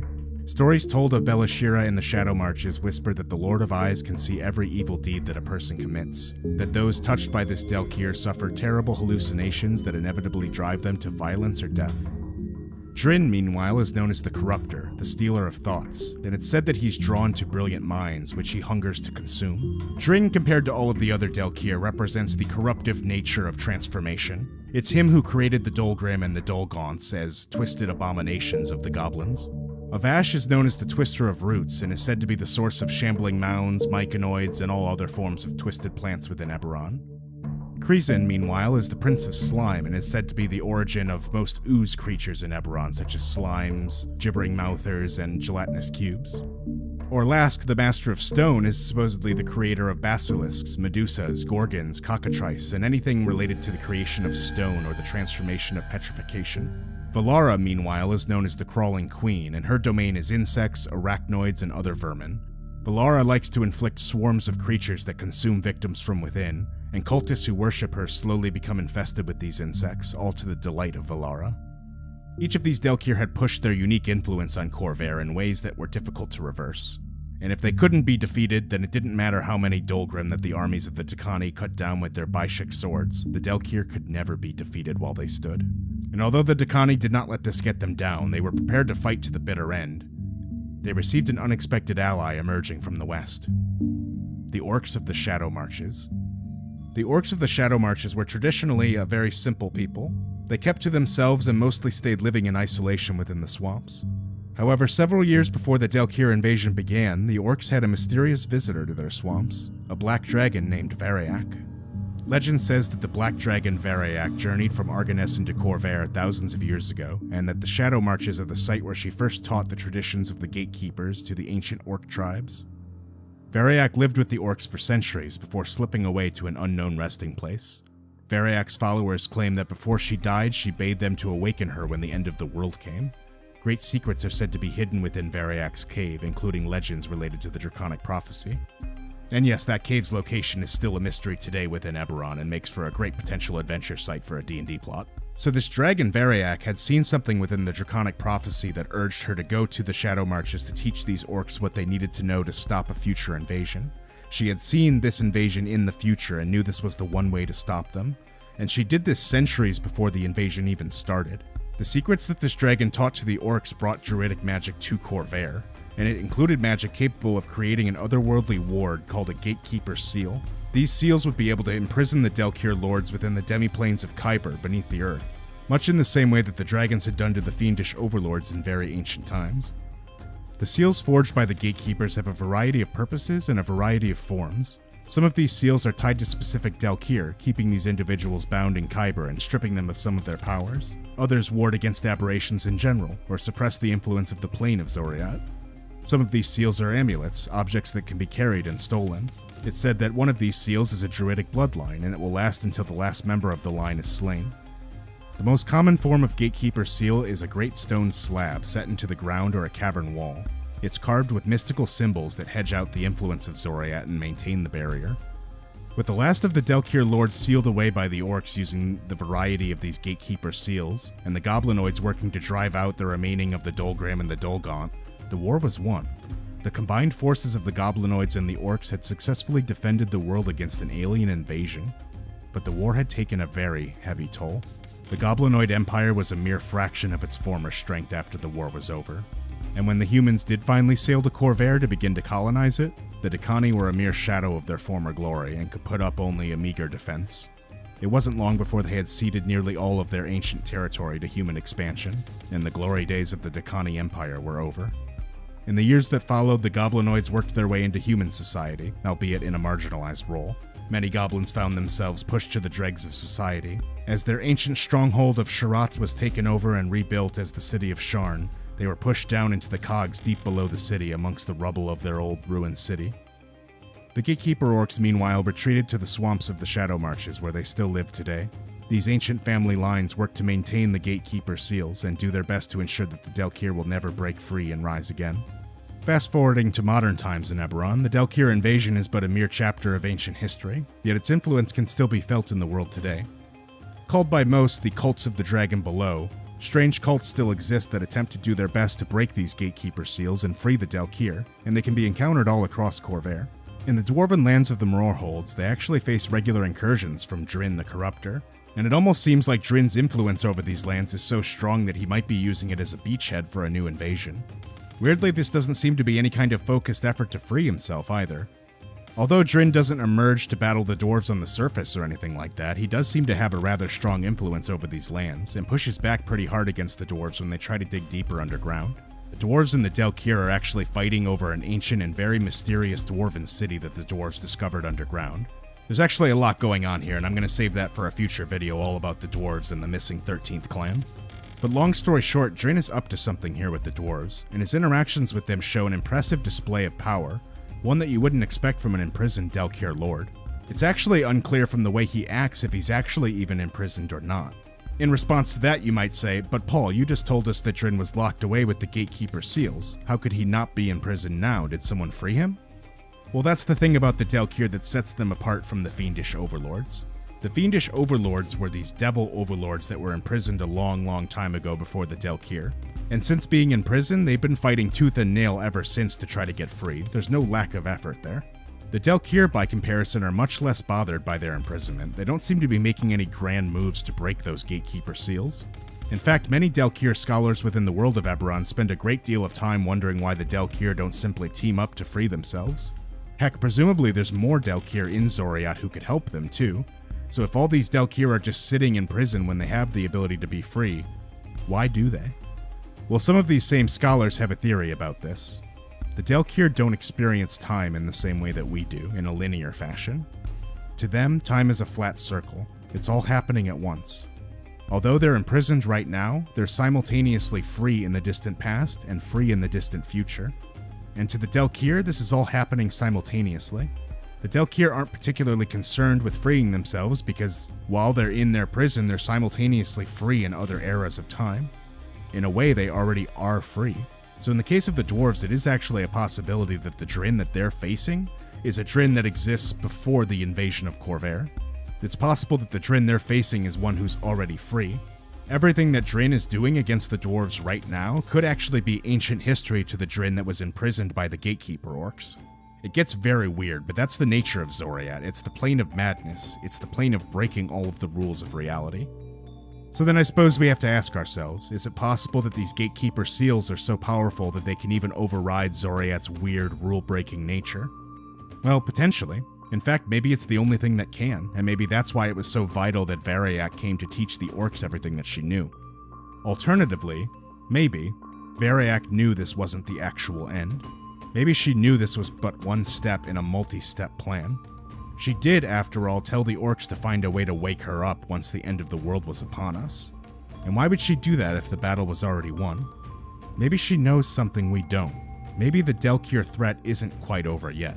It remains a distinct possibility that the Daelkyr's plans were simply delayed, and that they could once again threaten the world. And if that happens, we can only hope that the heroes of the current age are prepared to fight with half the ferocity as the Draconic and the gatekeepers of ancient history.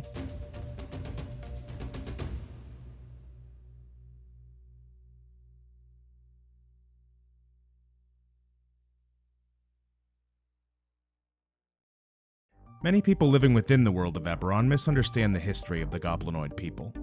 Everyone knows that before humanity arrived on Khorvaire, the continent was populated by an empire of goblins, hobgoblins, and bugbears called the Draconic. The ruins to this ancient empire can be found all throughout the continent of Khorvaire, and many of Khorvaire's greatest cities are built on Draconic ruins.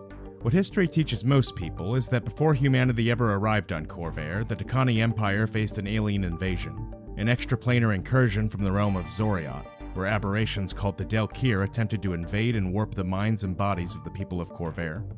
We did a whole video on the Daelkyr Invasion a few months back, so I highly recommend watching that one for some more information on the invasion itself. But notably, the Draconic Empire eventually rallied and pushed back the Daelkyr invaders, but by then the damage was already done. The once mighty empire was weakened beyond recovery, and when human colonists did eventually arrive in the area to conquer it, the goblins who were left were no match for them, slowly and steadily crumbling and assimilating into this new civilization. Eventually, many years later, during the last war, the nation of Dargoon was founded, where goblin clans eventually began to gather and start a new state for themselves. But culturally, Dargoon was completely separate from the ancient Draconic Empire. It's kind of like trying to compare ancient Rome with modern-day Italy. There's not a lot of overlap there. The way of life in the ancient Dakani Empire would be nearly unrecognizable to the modern goblin, so to most historians, the Dakani Empire is, in every sense of the word, extinct, a piece of history. But as it turns out, the Dakani Empire didn't simply go quietly into the night. Instead, they actually foresaw their coming downfall and prepared for it. The true might of the empire didn't actually fall to human colonizers, but instead fled deep underground into handmade vaults. There they gathered their strength and waited.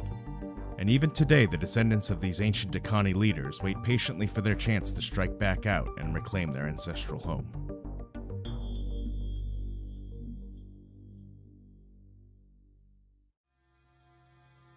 Although many modern goblins have forgotten their own history, the origins of the Dakani Empire go something like this.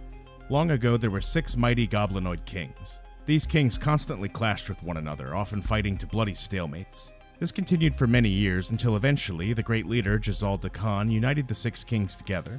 A powerful bard in her own right, Uul Dhakaan sang the song of her people, uniting the kings together into one great empire. It's said that her magical song wove a shared dream amongst the goblin people. This shared dream united the leaders in purpose, and the Dakani Empire was founded. And what's important to note here is that this isn't just metaphorical. This is a literal dream that they created. They call this dream space the Uul Dhakaan. To unite the 6 kings, Uul Dhakaan created a dream they could share, a vision that bound them all together. However, this isn't just a metaphor. When mortals sleep, their spirits touch Daelkyr and create temporary dreamscapes. Uul Dhakaan bound the spirits of the Dar together, creating a vast, permanent dreamscape within Daelkyr, a vision of the ideal empire. With the spirit of every Dar tied to this place, when one of them sleeps, they dream of the empire and their place within it. When a goblin dreams within Uul Dhakaan, they still have their own personal dreams, but within a shared space, a shared context, with several external influences on top of their own. For example, when a normal person dreams, their dreams are shaped by their own personal experiences. A student might have a dream that they forgot to do their homework, or a farmhand might have dreams of sheep. So when a person dreams in Uul Dhakaan, their dreams aren't only shaped by their own experiences, but also that of every goblin that's ever dreamed in Uul Dhakaan as well. While dreaming in the Uul Dhakaan, a warrior could experience a battle against the Daelkyr that occurred thousands of years ago, fighting alongside one of the greatest heroes of that age. A smith could forge a blade alongside a legendary Dashur. These things aren't real. Both the hero and the smith are dreams, pieced together through memory. And as with any dreams, the dreamer likely won't remember most of it when they wake up, but it remains in their subconscious as a source of inspiration and instinct.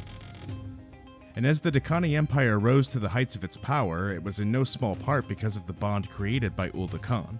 The Uul Dhakaan created a sort of collective subconscious for the goblinoids, a shared vision amongst the goblin people that drove them and connected them. Most often, the dreams would stay subconscious. Although the effects of the shared dream would benefit the goblin on an individual level, they might not actively realize it, or even lucidly remember the dream that they had. But this wasn't exclusively the case. Lucid dreamers were common amongst the Dakani, but it required special training, and many lucid dreamers spent their entire lives training for that role. The Cho'Tuul are the Dream Watchers, an order of monks that protect Uul Dhakaan on a planar level. Daelkyr, the Plane of Dreams, where Uul Dhakaan can be literally found, has other inhabitants too, such as the Quarry, and these can sometimes be hostile forces. Uul Dhakaan sometimes does have to defend itself from these threats and protect the city from corruption from the Quarry, and when it comes to these fights, it's the Cho'Tuul that rise up. The Dur-Kala, meanwhile, are the dirge singers, bards and historians following in the path of Uul Dhakaan, creating songs and histories of their people. The dirge singers train and study within Uul Dhakaan while they dream, with novices trying to experience real historical events and battles, all with the guidance of more experienced lucid dreamers as they attempt to write songs about their past. Meanwhile, the Uul Kala, the dream singers, specialize in walking through dreams. Unlike most, these sages retain all of their memories, personalities, and even some equipment upon dreaming in Uul Dhakaan. They can walk the streets of this dream city as if it were real, and can even share messages with other Uul Kala who are walking within the city as well, even if they're miles away in real life. This actually creates an effortless, long-range communication that the Uul Kala can use to connect dream singers from all over the world. As a result, the Uul Kala often act as ambassadors and leaders amongst the Dakani clans, as few others can navigate Uul Dhakaan as they can. And culturally, these kinds of people are extremely important to the Dakani. The Dakani were a very practical, pragmatic people, and they actually didn't have any religious beliefs at all. They had no temples and worshipped no gods. As such, Uul Dhakaan was their primary source of spirituality, and the Dream Singers being their closest thing to priests. And for as long as the Dhaakani Empire thrived, so did Uul Dhakaan. With the help of magical items called Uul Khur, more and more goblins were able to lucid dream within the city and remember those dreams. And even the ones that couldn't and only experienced it on a subconscious level shared in that dream. It was the cohesion that made them strong, the joined vision of an ideal civilization. But this shared dream would nearly come to an end when the Daelkyr Invasion itself began. And when we speak of the Daelkyr Invasion, we often talk a lot about the physical impact that the war had. After all, it was a literal war. The aberrations of the Daelkyr leveled Dhaakani cities and twisted their inhabitants into corrupted Dulgrim and Dulgaunt that they had to fight on a martial level. But the poison and corruption spread even farther than just that. As legend tells, the Daelkyr achieved victory even in defeat. Durn the Corruptor created the psychic contagion that severed goblinoids from the Uul Dhakaan and further encouraged chaotic behavior and irrational beliefs. Leaders among the Durkala identified the threat but couldn't find a way to stop it. Isolation was the only answer. Determined to preserve their culture, Dhaakani forces sealed themselves in subterranean fortresses, vowing to return only after the Kapavola, the treacherous whisper, had faded. These armies called themselves the Kek Dhakaan, keepers of the Empire. To the outside observer, the Empire had dwindled in number following the invasion, and shortly after, the goblins who had remained on the surface were conquered by humans. The Dhaakani Empire was gone, but its heirs, the Kek Dhakaan, knew that one day they'd be able to rise to the surface again and reclaim their lands. The Dream Singers said that one day the curse of the Kapavola would end, and they'd be once again able to dream within Uul Dhakaan and restore their empire. So until that day came, they waited patiently. And remarkably, they survived this way for centuries. The remnants of the Dhaakani have lived underground or within the demi-plains of Khyber all this time, waiting and biding their time. And although much of the Dhaakani culture was lost up on the surface, it's been nurtured down here. Here within the vaults of the Kek Dhakaan, you can find artifacts, craftsmanship, and cultural practices never before seen by modern human eyes. During their prime, the Dhaakani were some of the greatest inventors in the world, and possessed some of the finest magical weaponry ever made at a forge. The Dhaakani metalwork is said to be superior even to the Dragonmark works of House Cannith, which to most in Eberron would seem literally impossible. Dhaakani smiths are called Dashur, and are capable of transmuting and even creating rare alloys such as adamantine, mithril, and bishek, and can work it into weapons and armor in the way other smiths only dream of. While the Kek Dhakaan may not be the most numerous of Eberron's fighting forces, it's among the most well-equipped. A modern Dhaakani army might all be equipped head to toe in magical weapons and armor. This craft of artifice and blacksmithing has been kept alive within these communities even after all these years, and if ever discovered could revolutionize modern magical science, especially for anyone looking to rival the Dragonmarked houses. And it's worth noting that although the Kek Dhakaan see themselves as a unified people, they are scattered across Khorvaire in vaults that are very far apart from each other.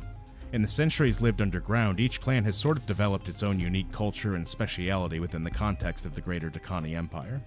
For example, the Kek Drawl are called the Keepers of the City, and this clan is made up mostly of architects and builders.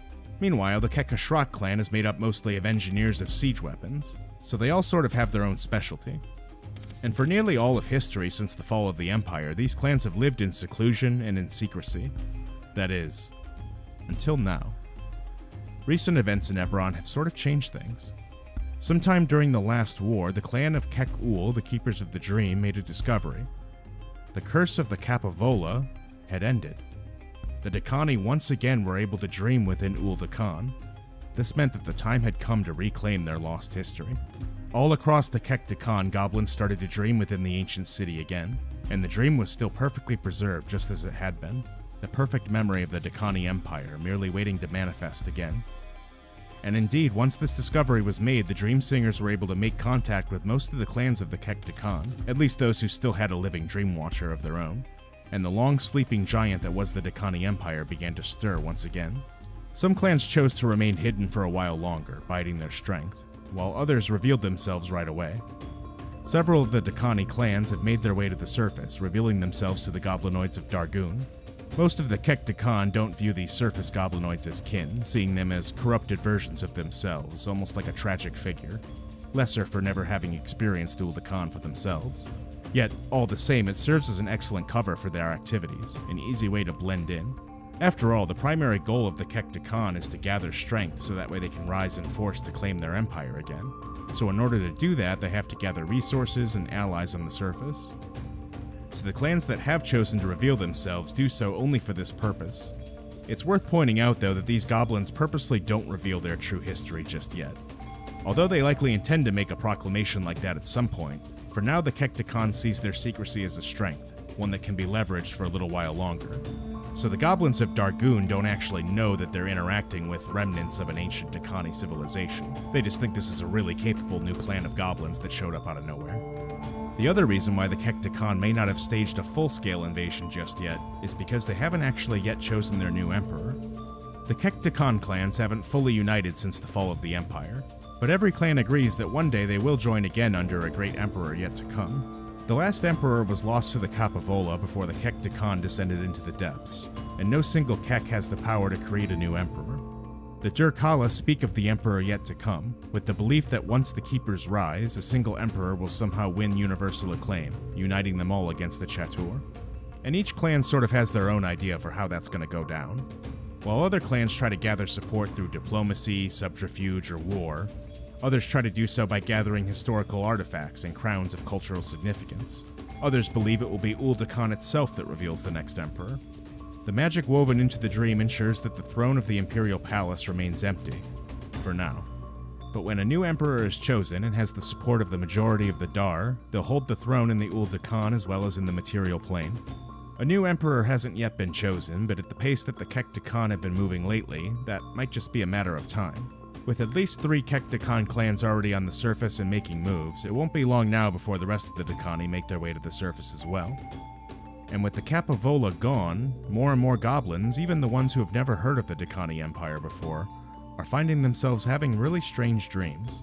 It's hard to shake the feeling you get from walking the streets of a goblin city in its prime, or seeing the unprecedented craftsmanship of the goblinoid artificers, or hearing the ethereal performances of the Drakala dirge singers. Thanks to Jazal Dakan's dream, the story of the Dakani is perfectly preserved. If the Kektakan actually established a foothold, they could begin guiding these lost goblins back to Uul Dhakaan, and teaching them how to dream lucidly within it. So soon, the goblinoids of the modern age may actually once again share a dream of Uul Dhakaan, Dar united. And while humanity has gotten quite comfortable in their cities built on top of goblin ruins, they may soon have to face the music. That music being the sound of Durkala war drums beating down, announcing the arrival of their new emperor.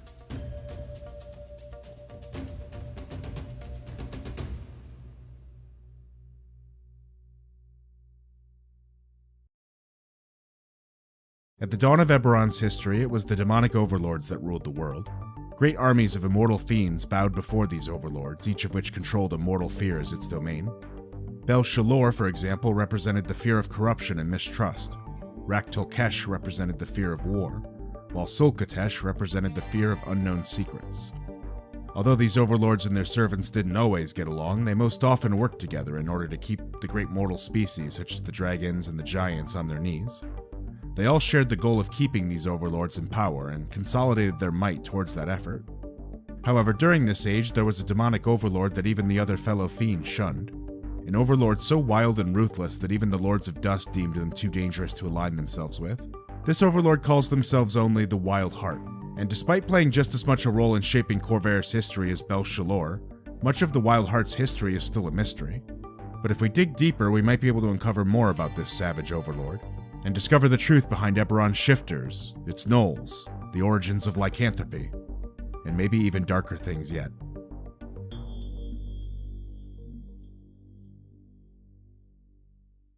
The Wild Heart is an overlord that represents the fear of a predator, the fear of being hunted, the fear of being gored or eaten alive. This is all the Wild Heart's domain, and their servants don't seek allies or friends in these battles. They don't hunt with strategy or with any grand goal in mind. And that's not to say that the Wild Heart is some aspect of nature either. This is purely unnaturally malevolent. They aren't driven by instinct or hunger or even strategy. They hunt because they delight in the fear that they cause in their prey. When the overlords ruled the world, it was the Wild Heart that controlled much of what is now the modern-day Towering Wood. This wooded area was the hunting ground of the Wild Heart, and their armies of twisted bestial warriors that were created in their name. Even the other overlords avoided these woods. We've been talking about this era of Eberron's history quite a bit recently, so if you want to get more historical context, please go check out my other two videos, Secrets of the Draconic Prophecy and The Truth of the Silver Flame, for more context. But to put it really simply, the world of Eberron used to be ruled by these demons. That is, until the dragons and the Coatl were able to rally the mortals of the world, the giants and the orcs, and anyone else who would fight these giant demonic overlords, into a big battle. This was called the First War, and by the end of it, all of the overlords would be imprisoned beneath the earth within a silver flame, and the fiends would lose their dominion over the world. So when the dragons, the giants, and the Coatl began to work together to try to defeat these overlords, the Wild Heart marched back against them with armies of beasts. The first foot soldier of the Wild Heart was called the Gnoll. In the dawn of time, Eberron was the domain of the fiendish overlords. This was an age of chaos, as the overlords constantly clashed with one another. Rak'tulkesh, the Rage of War, commanded armies of fiends, while the Wild Heart raised hordes of ravenous beasts. In the struggles between the two, the Wild Heart bred dire hyenas with the ability to consume the immortal essences of the Zakya warriors of Rak'tulkesh. But the Wild Heart failed to anticipate how consuming fiends would affect its creations. Twisted from within by the immortal essence of the demons they devoured, the hyenas were warped into something entirely new, something that was neither beast nor demon, and so the first gnolls were born. And these gnolls would end up being the primary foot soldier of the Wild Heart. These gnoll armies would march against orcish armies and great dragons in bloody prehistoric battles, all in the name of their overlord. When the First War ended and all the overlords were imprisoned beneath the earth, the gnolls were left without direction, without their leader. The fiendish influence within them began to slowly wither, but it would indeed die hard. For generations, directionless clans of gnolls would roam the countryside, hunting and doing battle with basically anything they found. These clans battled and roamed for years, eventually finding themselves in modern-day Droaam. However, years had passed, and eventually the gnolls began to question where history had led them. Exploring Eberron tells us, centuries ago, two gnolls from rival clans faced one another on a battlefield soaked in the blood of their kin, then questioned the path that had led them here. The two urged others to deny the voice that called for endless war, to refuse to chase death in the service of a fiend. 2 became 4, then 8, until entire clans heeded the call. Clan leaders dragged their idols to the place now known as Zanir, a word that simply means stone, and there they shattered the images of the fiends they once served. Together they gathered hunters, shamans, and warriors and swore an oath. They might be many clans, but from this day forward they would be one pack. They would allow no one, not Chib, god, or demon, to hold dominion over them. Thus, the gnolls of the Zanir Pact were born. These gnolls had no desire to conquer lands or dominate people, they merely wanted a chance to create a new culture of their own, to finally be free to think for themselves. This would eventually lead them to freelance work as mercenaries, allowing them to chart their own destinies and take only the jobs that aligned with their new ideals. They would fight for anyone who would pay fairly, but would always defend themselves and their people, and would never let themselves be slaves again. And these gnolls proved to be reliable mercenaries. The Zanir gnoll will fall in battle before leaving a job undone, a rare trait in a mercenary. The Zanir were skilled warriors with a unique fighting style. In battle they would use unique weapons called Mirnaxes, hybrid axe blades meant for facing diverse targets. The Zanir consider these weapons cultural artifacts though, and don't share them with outsiders.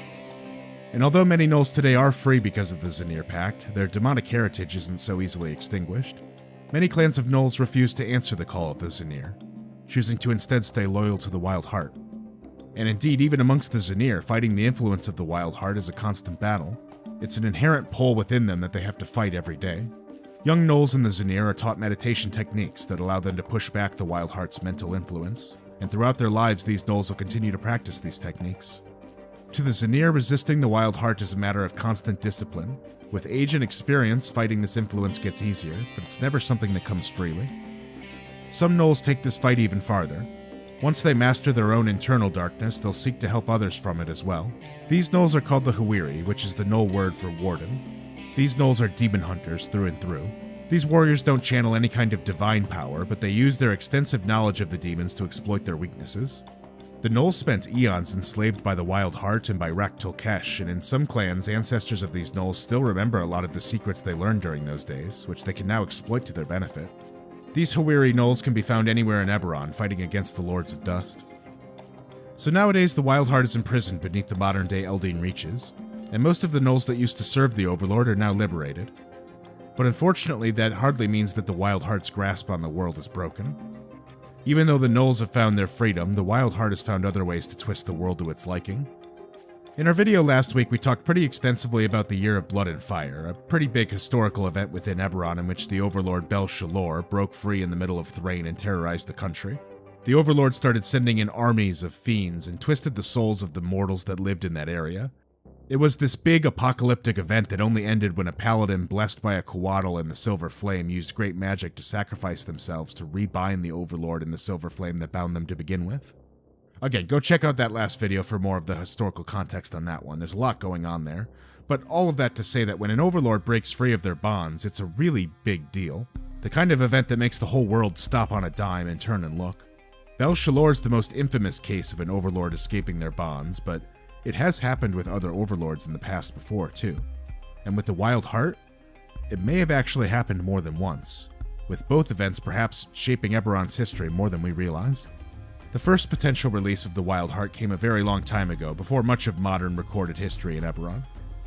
The world was still recovering from a near world-ending event, a massive alien invasion from aberrations in Xoriat.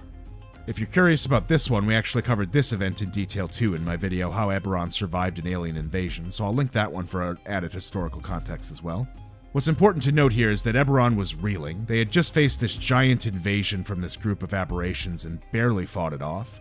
Khorvaire was in rough shape after the event, and during this event we're told all about how the goblinoid, Dakani, and orcs who lived back then were able to fight back, but there's not any mention of shifters during this era, which is strange because shifters make up a big percentage of the population of that region while goblins and orcs don't. Yet we do hear a bunch of stories of goblinoid cities and orc clans within the Towering Wood during this time. So where did all the shifters come from? There's actually no mention of the shifters in Khorvaire during the age of the Dakani or before. So this might lead one to believe that perhaps the shifters migrated to Khorvaire from Sarlona, just like humanity did. And this is admittedly possible because there are shifters in Sarlona, and they could share heritage. Yet there's no mention of shifter colonists coming with Lhazaar. So sometime between the fall of the goblinoids in the Dakani Empire and the arrival of humanity, shifters seem to just kind of appear out of nowhere populating the Towering Wood. So how can this be? Well, if we look back at the timeline, there's actually a couple hundred missing years between these two events. So what could have happened between the Dakani Empire and the arrival of humans that preceded the arrival of the shifters? Well, on Keith Baker's blog, he suggests a possible explanation for this. The tales of the shifter moonspeakers never say how the shifters came to Khorvaire. They speak only of a time of chaos and terror, a time when shifters were feral beasts. According to this myth, it was Olorun who taught the first shifters how to master the beast within, and who trained the first moonspeakers. A historian who carefully traces these stories and compares them with the Dakani ruins and what is now the Eldeen Reaches could come to a clear conclusion. Soon after the Daelkyr were bound, something happened in the Towering Wood that utterly obliterated both the Orcish culture within the wood and the Imperial cities just beyond it. Then centuries later, a handful of shifter tribes are living in the wood with tales of moon goddesses leading them out of terror. What could do such a thing? Why, the same power that almost did it again thousands of years later. The evidence suggests that the Wild Heart broke free from its bonds and held dominion over what is now the Eldeen Reaches, possibly for centuries. All civilizations in the region were obliterated. Those humanoids that survived were taken by the curse of the Wild Heart, becoming cruel, predatory lycanthropes driven by the will of the Overlord. Somehow, centuries later, something broke this cycle. Something new emerged from the cursed victims of the Wild Heart. Champions wielding primal power who somehow returned the Overlord to its bonds. And when peace returned to the wood, there were no orcs left. There were only shifters. Now, this suggestion isn't concrete fact, merely a possibility, but it does offer some explanations. If this is to be believed, then this was the first release of the Wild Heart. And we can use the release of Bel-Shalor in Thrain as a sort of reference guide for how this might have gone. Overlords start out as regional threats, and when they break free, they tend to mentally, physically, and even spiritually influence the people residing within that region. When Bel-Shalor broke free, he spread moral corruption, because that was his nature, corruption. So when the Wild Heart broke free, it must have spread a sort of primal savagery. Keith Baker would seem to suggest here that the first shifters might have actually been created by the Wild Heart as its new servants, as lycanthropes. The Wild Heart's previous beast was the Gnolls, but they'd mostly abandoned their master, so new soldiers were needed. This suggests that the shifters, before they were called shifters, were the world's first lycanthropes. And during this era, they would have been more like classic horror story werewolves, savage beasts out for blood with little humanity left within them. Then, at some point, according to Moonspeaker legend, the shifters were somehow turned back to the light, somehow changed from their bestial lycanthropic forms into their more modern shifter forms, likely once the Wild Heart was rebound within the Silver Flame and re-imprisoned. Somehow they gained a sense of personality and humanity in all this. In the stories, they call this saving figure, the one who guided them to this path, Olorun. They say Olorun stopped the Wild Hunt and somehow changed the first lycanthropes into the first shifters. So then, who or what is Olorun? Well, taken at face value, in Eberron, Olorun is one of the 12 moons. Olorun in particular is a moon representing the plane of nature, Lamania. So if we're to take this story literally, then it's possible that the plane of Lamania somehow ended up being the shifter's salvation. And the plane of Lamania does have a pretty clear connection with werewolves, which we'll actually be talking about later in the video, so put a pin in that one. It's also possible that Olorun was a very powerful dragon. During the Daelkyr Invasion just before this, a great dragon named Variac taught the orcs how to harness natural magic and planar wards in order to win that war. So it's possible that Olorun was another one of these great dragons trying to bestow a gift upon mortals so they might be able to re-imprison this overlord. Yet another possibility is that Olorun was simply a mortal champion, a person defying all odds to save their people, maybe even the shifter or an orc. During the Year of Blood and Fire, Thrain was saved by a mortal woman, Tira Moran, who was harnessing the power of the Silver Flame to defeat Bel-Shalor, so there's no reason to think why the same thing couldn't have happened here. Even though the details are lost to history in this case, it's completely reasonable to suspect that some kind of shifter champion of the Silver Flame could have defeated the Wild Heart and rebound them, someone whose voice actually could still be communed with within the voice of the Silver Flame. So while we might not know all the specific details of this event, we do know that it's pretty likely that the Wild Heart was at least partially released during this era, resulting in the extinction of the orcs and the goblinoids within the region and the creation of the shifters of Khorvaire we know today. But this was only the first time that the Wild Heart would threaten to loose its bonds. It did happen again, and this one in more recent history. In the year 832 YK, the Eldeen Reaches faced a new calamity. This was many years after the first incursion, and most of the people of Khorvaire didn't have the historical context to really understand what was happening. But it's likely that the shifters did. Even if they didn't fully know their own history, they would have felt the call of their creator beckoning them home. See, the world had always known about werewolves, at least since their arrival in Khorvaire, but it was never really an existential threat within their daily lives. Many werewolves weren't even dangerous at all, and were as personable as anyone else. Even the dangerous ones often hunted in seclusion and weren't a terrible threat to most people in civilization. However, as the Wild Heart began to reshake at its bonds, this began to change. Around 800 YK, the power of the Curse of Lycanthropy began to grow. The scholars of Aundair sought an answer in planar conjunctions or the influence of unknown fiends, while deep in the Eldeen Reaches, shifter moonspeakers bemoaned the growing power of an unseen moon. Evil lycanthropes, always the most numerous of the shapeshifters, became even more vicious, and many good and neutral lycanthropes were corrupted and drawn down to the darkness. Afflicted werewolves gained the ability to pass their curse on to their victims, allowing lycanthropy to spread with terrifying speed. By the early years of the 9th century, packs of werewolves were roaming across western Khorvaire, and were-rats had established warrens beneath the greatest cities of the age. Farmers lived in fear of wolves that walked like humans.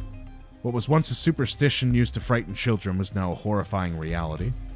And this lycanthropy was spreading at an alarming rate. Because the curse could now spread even amongst non-natural werewolves, it became something of a pandemic of lycanthropy. And if no one had done anything, it might have forever changed the lives of the people in Khorvaire. We might have even had a Khorvaire where werewolves make up the dominant species. But obviously that isn't what happened. Instead, armies from the Church of the Silver Flame and Thrain began to mobilize. And Thrain wasn't exactly geographically close to the Eldeen Reaches either. It wasn't in immediate danger. This was the Templars of the Silver Flame preparing to mobilize abroad in full force for the first time ever. And there were a couple things that led them to this conclusion. The Puritan scholars of the Silver Flame began to study their enemies. A number of factors colored this research. The subjects of study were evil lycanthropes. Good lycanthropes were rare and reclusive to begin with, and many had fallen prey to the growing power of the curse. As a result, the Puritans quickly assumed that all lycanthropes were inherently evil. Many priests noticed the similarity between hybrid forms of the lycanthropes and the common form of the Rakshasa, and asserted that lycanthropes were demons who would become true fiends in time. Curing lycanthropy is a difficult challenge. Natural lycanthropes cannot be cured, and an afflicted lycanthrope can be cured only if it wants to be. Many claim that the keeper of the Silver Flame at the time, Jolan Sol, used this as an opportunity to strengthen the Silver Flame's influence abroad. The religion still didn't have a huge presence in the other areas of Khorvaire, and it was an opportunity to expand the power that the church had. Thus, the church declared that lycanthrope souls were beyond saving, and the crusade began. So the Templars pushed into the Eldeen Reaches, into the Towering Wood to face the source of the problem. Now remember that the Towering Wood itself is almost entirely populated by shifters these days. The shifters that had previously been lycanthropes had been liberated generations ago, but now some of them were beginning to fall victim to the influence of this rising demon overlord. Why did the Templars fear shifters? Why was it so easy for them to believe shifters could be lycanthropes? Because the majority of lycanthropes they fought were cursed shifters, taken by the Wild Heart before the Templars came to the region. The Templars didn't jump to this conclusion alone. Were-rats hidden amongst shifters and Templar forces delighted in sowing chaos and turning people who should be allies into enemies. Were-rats worked to convince Templars that innocent shifters were scheming lycanthropes, and to convince shifters that the Templars were butchers and that their only chance for survival was to strike first. So there were all too many incidents where innocents died, but the Templars never believed that all shifters were lycanthropes or that all shifters were the enemy. Shifters were the citizens of the Towering Wood, but shifters also formed the bulk of the forces of the Wild Heart, and lycanthropes were hidden amongst almost every shifter village. So things had been really shaping up perfectly for the Wild Heart. The Wild Heart was able to fan the flames of the Templars' existing bias to twist the narrative. These Templars had been out here in the dark woods fighting a brutal, terrifying war against these lycanthropes. They came out here to the woods to hunt these werewolves, but here in their home turf, it was more like they were being hunted. All to say, these Templars were a bit shaken up. So when the Wild Heart began infiltrating shifter communities to sow distrust, it came all too easy. Remember, all lycanthropes are shapeshifters by nature, so infiltration was a very, very easy thing for them to pull off. The Wild Heart isn't typically one for subtlety, but in cases like this, the Overlord delighted in making them feel like prey. And the Templars were out here fighting this war for decades. This was a long, brutal, crushing campaign for all involved. Every lycanthrope was worth about a half-dozen Templars on the battlefield, and warriors of the Silver Flame died in great numbers. Eventually, however, they did gain the upper hand. As the tide began to slowly turn in the favor of the Church of the Silver Flame, the challenge became one of finding the lycanthropes hidden amongst human and shifter communities. Here again, many Puritans acted with overzealous aggression, harming the innocent in the desperate quest to eliminate the remaining shapeshifters.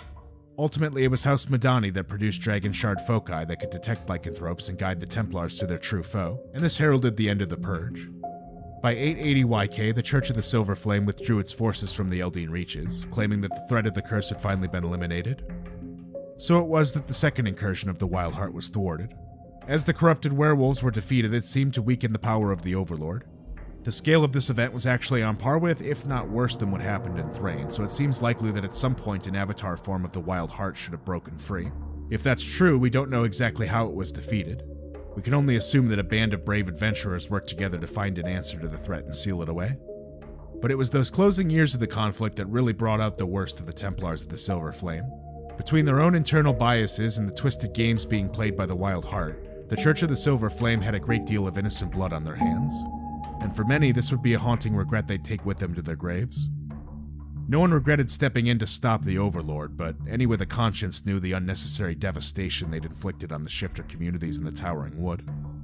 Around this time, we'd also get the story of Zev Jaxos, a shifter paladin of the Silver Flame that existed during this era. Zev was a shifter and a devout follower of the Silver Flame, a high-ranking member of the Shadowkar town garrison, one of the most populated cities in Thrain. Zev had a reputation as a patriot and an honorable defender, yet even he was accused of secretly harboring dark ties to the Wild Heart. This was of course untrue, yet Zev Jaxos found himself imprisoned anyways, constantly forced to undergo agonizing magical tests to try to confirm he wasn't influenced by the fiends. Zev Jaxos spent years restrained, manacled, left without hope. It was there in his dark cell that Zev Jaxos created an entirely new fighting style, which he called the Way of the Shackled Beast. By unlocking something he didn't know he had inside of him, he was able to channel his strength into his animalistic nature. This fighting style was a unique blend of shifter and Silver Flame traditions. It allowed a shifter uncanny control over their own body, making them very difficult to restrain, but it also possessed innate magic that allowed them to reveal shapeshifters. See, Zev's intention was to escape and pass this tradition on to his people. In his eyes, with this fighting style, his people could use it not only to escape Silver Flame persecution, but also to defend themselves from Wild Heart lycanthropes, to be able to identify and combat them without the need for Silver Flame Templars. Sadly, Zev Jaxos died a martyr, never escaping his Silver Flame purification camp. His followers passed on his teachings, however, and this shifter monk fighting style survives in the Towering Wood even today. And this monk subclass, the Way of the Shackled Beast, was printed in an article way back in Dragon 355 back in the day for an old edition. So I've actually taken the liberty of converting it forward to 5e for everyone. I actually did an entire Wildheart themed packet full of free content for you all to grab. You can find the link in the description, but it comes with the subclass, as well as several stat blocks that could represent servants of the Wildheart, adversaries for DMs to use. So definitely go check that out. Again, the link is in the description for free. So these days, many shifter communities across Khorvaire still harbor a deep resentment of the Church of the Silver Flame that might never fade. In modern times, the Church has taken a more moderate stance in response to lycanthropy.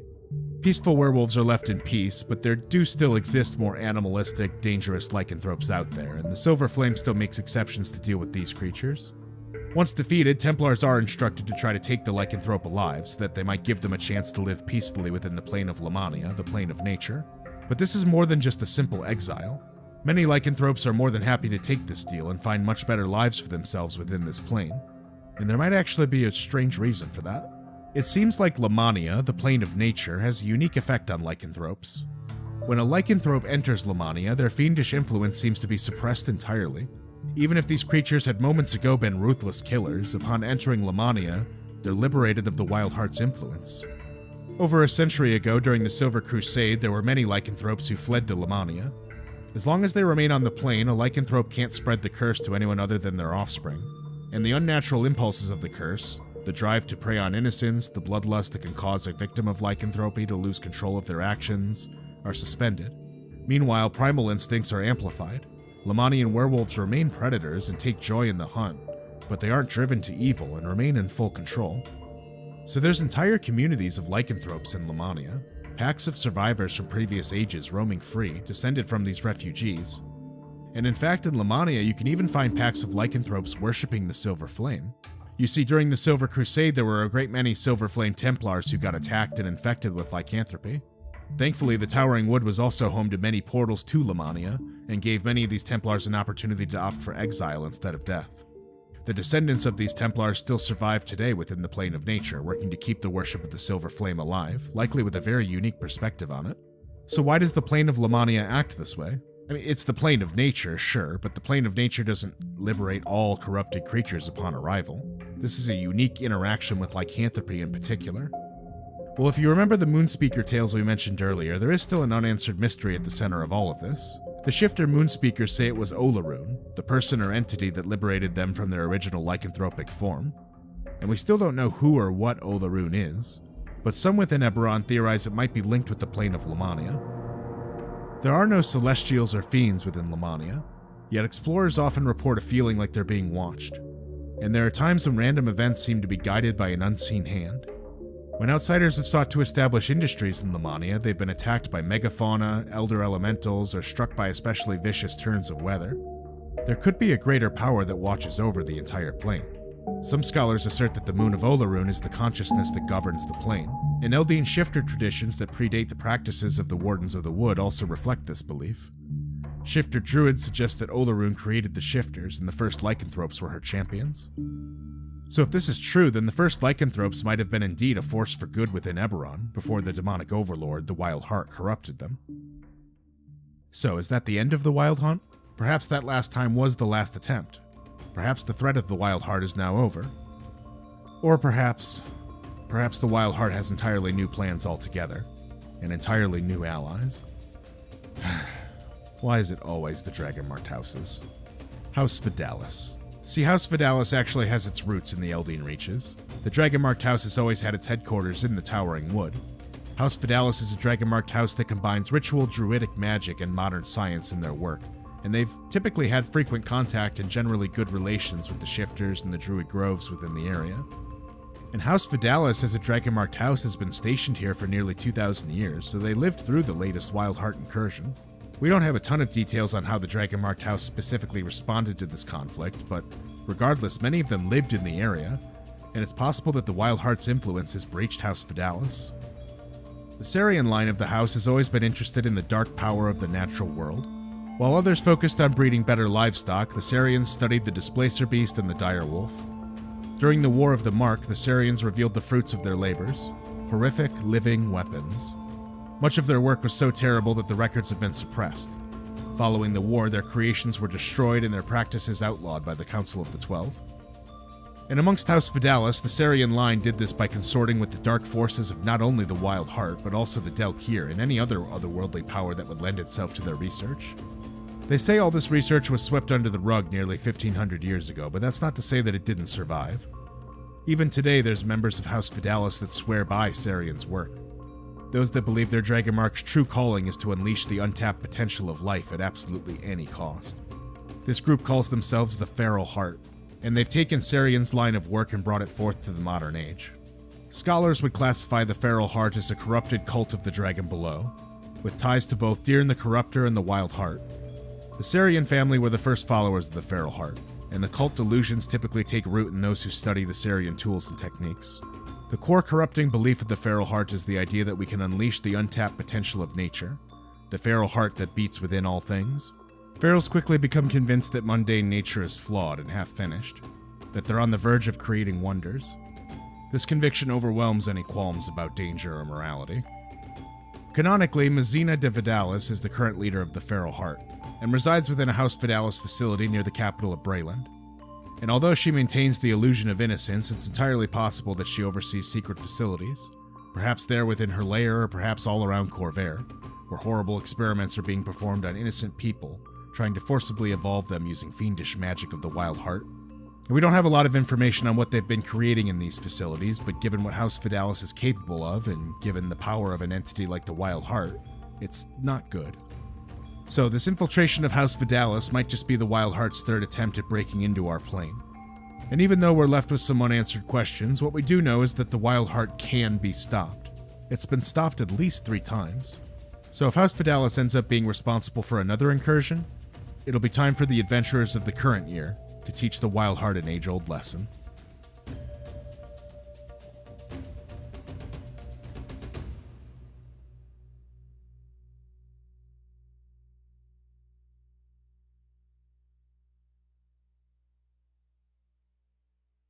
The world of Eberron exists within isolation in the greater multiverse of D&D, because unlike other D&D worlds, powerful planar wards exist that stop Eberron from being influenced from the gods and other powerful forces of the other worlds, such as Forgotten Realms. So Eberron exists by itself in this isolated bubble. It's the reason why, excluding one Vecna-based adventure in D&D, planar travel to Eberron is basically impossible from other D&D universes. The world of Eberron is very intentionally placed within isolation by the progenitors that created it. The world of Eberron exists as a golden crystal sphere that lies untouched in its own special little corner of the multiverse. Yet, if you were in Eberron looking up at the night sky, you would still see stars. You'd see the 12 moons, you'd see the glowing ring of Sybaris that surrounds the planet. So these things must exist in a physical form somewhere up there, right? I mean, theoretically, if you had the means, you'd even be able to go up there and travel to them, presumably. Well, exploring Eberron tells us, there are stars in the sky of Eberron, but they aren't the anchors of distant solar systems. There are limits to the material plane, and the stars up there mark those limits. Think of them as glittering points in the crystal sphere. So if you were in Eberron looking up at the night sky, the stars you're seeing are the glittering border points of the crystal sphere. Those are literally the borders of the universe of Eberron. To breach those would be to go into the greater multiverse, and that's never been done by anyone in Eberron. So what would happen if you did go up there? What would happen if you explored Eberron's outer space? Well, this feat has never been accomplished by the peoples of Khorvaire, but that doesn't mean it's never happened in the history of Eberron. In fact, in the ancient empire of giants, they had accomplished many great feats of elemental binding and unprecedented planar exploration, and the giants of the Sulat League in particular were very interested in planting their scientific flag of discovery in anything they could claim ownership over.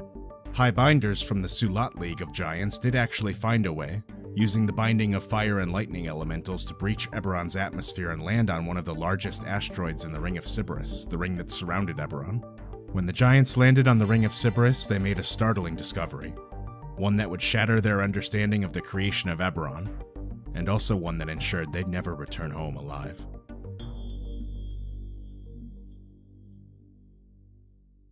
The realm beyond the atmosphere of Eberron, the place we might call outer space, is not actually endless.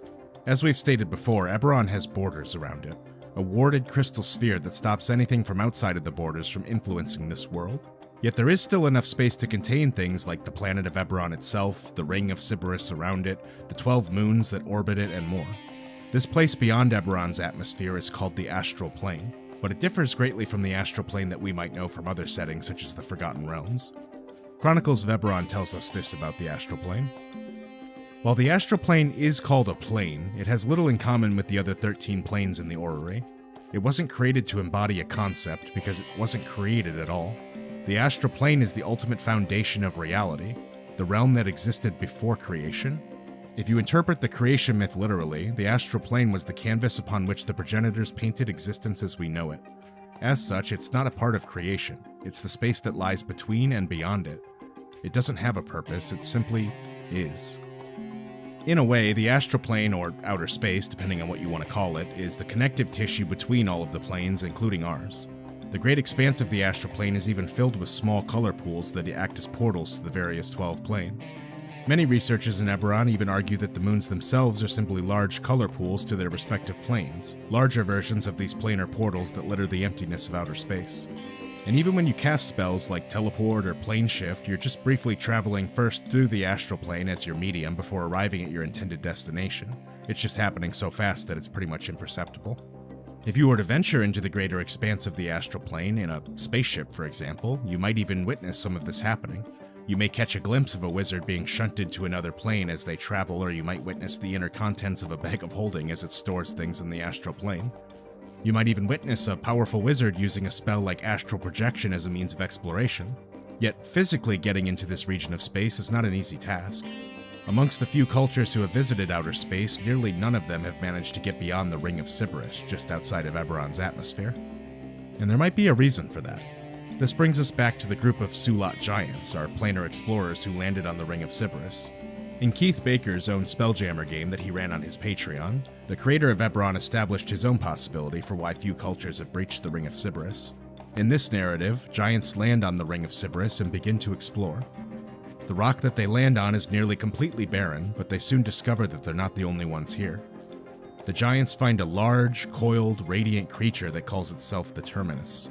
This being is a celestial Leyland, a creation of the progenitor Sybaris themselves.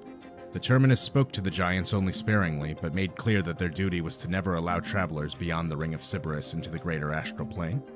Despite being the most advanced society in Eberron, save maybe the dragons, the giants found themselves powerless before the Terminus. The Terminus was able to easily disable the vehicle that the giants had used to reach the asteroid, and was able to effortlessly ensure that they would never cross beyond the domain. The giants, frustrated, were never able to find a way to cross. They tried everything that they could, but eventually decided to simply build a monument on the asteroid signed by them, to ensure that anyone else who visited the asteroid knew who had discovered it first. Now, if the greater astral plane is indeed the canvas of creation, then it makes some sense why the progenitors that created the world would want to protect it. Maybe it's possible that the progenitors aren't the only ones who could use its raw, blank canvas abilities to create things of their own, and perhaps that's a future they wanted to guard against. Yet the giants did this long ago, and societies have continued to advance since the fall of the giant empire. Even though they, perhaps thankfully, failed in their mission to explore outer space, others did not. Most notably the dragons and the elves of Aranal.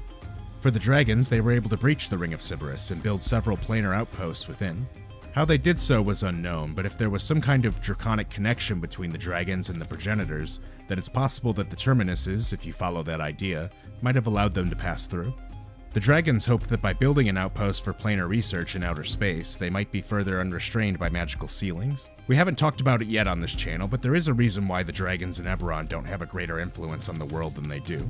We'll probably cover that in more detail in a future video, but to explain it briefly, there is a demonic overlord in Eberron that's imprisoned on the dragon continent of Arganessen, called the Daughter of Khyber. In some ways, she's Eberron's version of Tiamat. The Daughter of Khyber is a fiend representing the corruption of dragons. Anytime that the dragons exert too much power and influence over the world, they risk empowering the Daughter of Khyber and allowing her to break free of the chains that bind her. Because of this fact, dragons have to be really careful about how much influence they exert over the world, and often they resort to using third-party agents to do their bidding from the shadows instead. Thus began the idea of the Dragon City of Sherokarthal. The dragons theorized that by building a research base in the astral plane, they might be isolated enough from the influence of the Daughter of Khyber to be able to perform the magical feats and experiments that they wanted to unrestrained. It was a city built by dragons, for dragons, and many great and unprecedented works of magic were created here. Yet ultimately the dragons discovered that their theories of isolation were misguided. Chronicles of Eberron tells us, Ultimately, the theory was proven wrong. The Daughter of Khyber couldn't touch the dragons of Shero-Karthal, but as their glory grew, she could corrupt the dragons still on Eberron, and these corrupted servants could carry the fight on to the Astral City. This led to a second great collapse. The Daughter was defeated once again, but the dragons were forced to abandon Shero-Karthal. They didn't destroy the glorious city, but they laid powerful wards and curses upon it, ensuring that no casual traveler could claim their abandoned glory. Today, Shero-Karthal simply floats in the astral plane, waiting for some foolhardy adventuring party to break the ancient wards around the city and begin to explore. And as for the Elves of Arenal, well, their excursions into the astral plane were actually a lot more successful. And out of any of the cultures who have gotten this far, they've seemingly done the most with it. The Elves have built an outpost deep in the astral plane called Pylas Var Talai, and they did not build it conventionally. Instead of building great vehicles to get to outer space, the Elves got here through means of astral projection. Using the godlike power of the Undying Court, the Elves were able to project their best arcane practitioners deep into the astral plane where they began to build. After some time, the building had come along far enough for them to complete their first planar portal, connecting Pylas Var Talai with the Arini Isles, the home of the Undying Court. The Elves had their first astral space station. And the Elves seemed to understand the significance of this plane too. This wasn't mere exploration, but convicted purpose. The Elves recognized that the astral plane was a blank canvas of creation. They recognized that it had the power to build entire worlds, and they didn't mean to waste this opportunity. The most important aspect of Pylas Var Talai is the Great Gate. This gate allows passage to the workshop of the Undying Court and to the new reality they are creating. This realm is very much a work in progress, fluid and unsustainable, but they're continuing to work at it. When adventurers visit, the realm on the other side of the gate could be a tiny island or a vast continent. It could be a perfect replica of Arenal, or it could be a wondrous realm that defies the laws of physics. Visiting adventurers could be asked to explore the realm, to test the creation of the counselors and identify its flaws. So the Elves have figured out what the astral plane can be used for on its most epic level. Upon it, entire worlds can be created, just like the progenitors did when they created Eberron. The Elven Gate is a mere attempt at dipping their toe into the water on that front, but it's still a giant leap forward for Elvenkind. Chronicles of Eberron pitches these people, the Giants, the Elves, and the Dragons, as the primary known groups who've explored the astral plane so far. So if someone were exploring the astral plane, they might expect to find the entire plane unpopulated, save for maybe the occasional sighting of maybe a dragon, an elf, or a giant. But that's not necessarily the case. There are people who live in the astral plane, who have existed in the astral plane long before any of these groups came to visit. Most notably amongst these people are the Githyanki. And yeah, the Githyanki do exist within Eberron, although their origins are pretty different. No one on Eberron has proved the existence of the Gith, but they've existed in the Outer Planes since the dawn of time, maybe even earlier. Exploring Eberron tells us, long ago a proud empire was crushed by the Daelkyr, but this wasn't the empire of the Dhakaan, but a nation of gifted psychics who lived in towers of Crysteel and Sentira. Dirn the Corruptor transformed their champions into the first Illithids, using them as living weapons to subjugate their own people. When defeat was inevitable, the great leader Gith led a planar exodus, fleeing to Kithri and the astral plane. Hearing this tale, one might well ask, where are the Gith actually from? They're from Eberron, but not the Eberron that exists today. They came from a world surrounded by the Ring of Sybaris, and there were no humans or elves on their Eberron. According to the Gith Sarai, when the Daelkyr completed their work on Eberron, they wiped the Gith world from existence and created a new reality. If this is true, they may have done this actually countless times, and if they break the Gatekeeper seals, they might even do it again. Now that one is quite a doozy, so let's break that down. The Gith story is similar to the Forgotten Realm story in several ways, but different in others. The Gith served as prisoners of the Mind Flayers and broke free. The difference here is that the Mind Flayers in Eberron are servants of Dirn, one of the principal Daelkyr, and these Mind Flayers are twisted Gith themselves. And the Gith were able to break free of the Daelkyr, yet the Daelkyr ended their world anyways. This story in many ways also mirrors the story of the goblinoid Dakani Empire. We talked about it in great detail in our last video, how Eberron stopped an alien invasion, but the gist here is that by working together with the Gatekeeper Orcs, the goblinoids of the Dakan were able to stop Dirn and the other Daelkyr from fully corrupting the people of Eberron, and they were able to seal them away within powerful extraplanar seals, winning the war. The Githyanki lived in a world where the same exact thing happened. The Daelkyr invaded, began to change them, and even though the Gith fought back successfully, the world ended anyway. This is how the first Mind Flayers were created, and even when Dirn later invaded Eberron and did battle with the goblins and the orcs, Dirn had these Mind Flayers at his side, morphed Gith. So this invasion is, in some ways, a part of history, yet if there was a world before Eberron, where is it, and where did it go? How is that even possible? If some sort of giant reset button was hit on all of Eberron's cosmology, it seems like the astral plane, along with potentially some of the outer planes, were the only areas left untouched. They became refuge points for the Gith, fleeing the destruction of their world. So now we're actually getting into the meat and potatoes of what makes the astral plane so important. It's a timeless, blank canvas of pure creation, and if what happened to the Gith ever happens to the rest of the people of the current age of Eberron, it might also be the only safe place left. It's unknown how the Daelkyr destroyed reality. The Gith don't hold those secrets. It's possible that the Daelkyr, with their unique powers over reality, were able to simply hit that giant reset button. Maybe they did it to start over again with a clean control group for their experiments. It might also be possible that the progenitors themselves somehow reset the timeline because of the Daelkyr invasion. We know that the world ended shortly after the Gith's war with the Daelkyr, but we don't know exactly why or how. Well, maybe ending the world was the fault of the Daelkyr, and stopping it was simply a matter of being able to defeat them. If that's possible, does that mean that the Dakani and the Gatekeepers succeeded and saved us when they imprisoned the Daelkyr in their Gatekeeper seals? Did they save the world more than we even understand? Well, potentially. Maybe that's why it was so important for the great dragon Variac to help the mortals of Eberron defeat this Daelkyr invasion. Maybe they were breaking a cycle. Maybe this was the grand battle for all of reality and existence of Eberron as we know it. Maybe the cycle of rebirth that the Gith suffered is now over and we now live in an age of stability. The Gith never mentioned anything about using Gatekeeper seals on their own, so maybe this was the missing critical piece and now the war is done. But if you recall from my last video, when Variac visited the Gatekeepers, she also told them that they would need to wake her again when the end of the world was upon them. She saw a dark future on the horizon that would require more great heroes. The Daelkyr might not be done with us yet. And if the Daelkyr take another swing at us, it's possible it might be too much for us. And if that's the case, then learning more about the astral plane might just be the most important work that anyone on Eberron has ever done.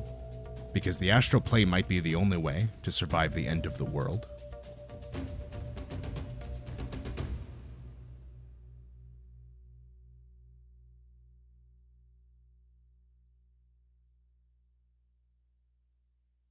In the world of Eberron, there's a lot of great unsolved mysteries, and many of these are well known to the people within the world and have a lot of influence on their daily lives. There's other mysteries, however, that are buried deep beneath the surface waiting to be uncovered. And just like in our world, no place is more mysterious and unexplored than the depths of the ocean. And it's here, deep beneath the waves, that creatures so powerful, so titanic, that learning more about them might actually reveal more about the truth of the creation of Eberron as a whole. Amongst the oceans of Eberron, the Thunder Sea is by far the most traveled. It's an essential trade route for the people of Khorvaire, Stormreach, and Arenal, but the Thunder Sea is not neutral territory. Its borders are enforced by the creatures that live beneath the surface, the Sahuagin of the Eternal Dominion. The Sahuagin of this empire have strict rules about when and where sailors can travel, but those who respect the Sahuagin's wishes find themselves traveling mostly unharmed. Many trade ships even employ sea speakers who know the Sahuagin language and can negotiate with any patrols that intercept them during their voyage. Very rarely, sea speakers or other diplomats from the surface world are granted an audience with the Sahuagin leaders in their home deep beneath the ocean. These surface envoys tell stories of traveling aboard dragon turtles and being taken deep underwater to a massive city on the ocean floor called Halcira. Halcira was illuminated by magically bioluminescent coral and was seemingly built around and into a massive slumbering creature. The city was wondrous, and the surface dwellers that visited reported seeing strange magical items and effects never before seen on the surface. Yet the strangest of these effects happened once they'd been shown to their rooms and they'd found sleep. These traders and diplomats found themselves having strange dreams when they fell asleep within the Sahuagin city. These dreams involved flying through the air, floating through endless plains of clouds, and fluttering along winged angelic creatures around them. It was later discovered that these travelers were actually indeed dreaming in the plane of Sirenia, the plane of air. See, normally in Eberron, when creatures have dreams, they're dreaming in a specific plane of existence, the plane of Daelkyr, the plane of dreams. This is a fundamental aspect of reality within Eberron, it's just how dreams work. Yet something about being within the proximity of this massive slumbering creature had affected their dreams so severely that it actually caused them to have dreams within another plane of existence entirely. Some of these diplomats and envoys even included Kalishtar and Elves, species that shouldn't be capable of dreaming at all. It didn't seem possible, yet it happened. Arcane researchers and the Dragonmark houses all jumped at the chance to study these creatures further and discover what their link to these planar energies might be, but all attempts at that have been fiercely shut down by the Sahuagin, who hoard that power and understanding for themselves. What is known is that these creatures are called Karlasa, and there seems to be one representing each of the planes of existence within Eberron. The Karlasa that the diplomats had seen when they visited Helsira seemed to be bound in some way to the plane of Sirenia, the plane of air, peace, and understanding. And that's suspected actually why the Sahuagin built their central hub for diplomacy and negotiation there. Even in the cruel and oppressive Eternal Dominion, a diplomat or ambassador actually does have a decent chance of getting their point across while within the city of Helsira. The very nature of dreaming every single night within a plane representing a particular idea does change a person, just subconsciously. So what they learned was that the area around the Karlasa sort of acts as a giant manifest zone to the plane that it's linked to, and its effects spill over and influence those who live there. Not only because they dream in that plane, but also just for the regular manifest zone effects that sort of thing can apply. So the Sahuagin who live in these cities find themselves forever changed because of the dreams that they have every night. The Sahuagin have built their cities into other Karlasa as well. In the city of Haldol, the city is built into a massive Karlasa representing the plane of souls. And it's here the Eternal Dominion has built a center for necromantic research, and the skulls of great leaders and priests from across the Empire are preserved for the purposes of speaking with the dead. In the city of Hal Laman, the Karlasa dreams in the plane of nature, so the Sahuagin who have built the city into it have used it to harbor great farms and centers for animal husbandry and biological study. Built into the Karlasa they call Hal Shavar is the military seat of the Dominion. This Karlasa represents the plane of war, and it looks like a massive draconic beast with steel scales. Here the Dominion trains their barons and military strategists in the ways of war, and they host gladiatorial fights here in a giant grand arena. These giant slumbering beasts are radiating planar magic from their respective planes, and the Sahuagin of the Eternal Dominion are literally harvesting it like a natural resource. They work tirelessly day and night harvesting bone, blood, and fleshy materials from these beasts for various arcane purposes.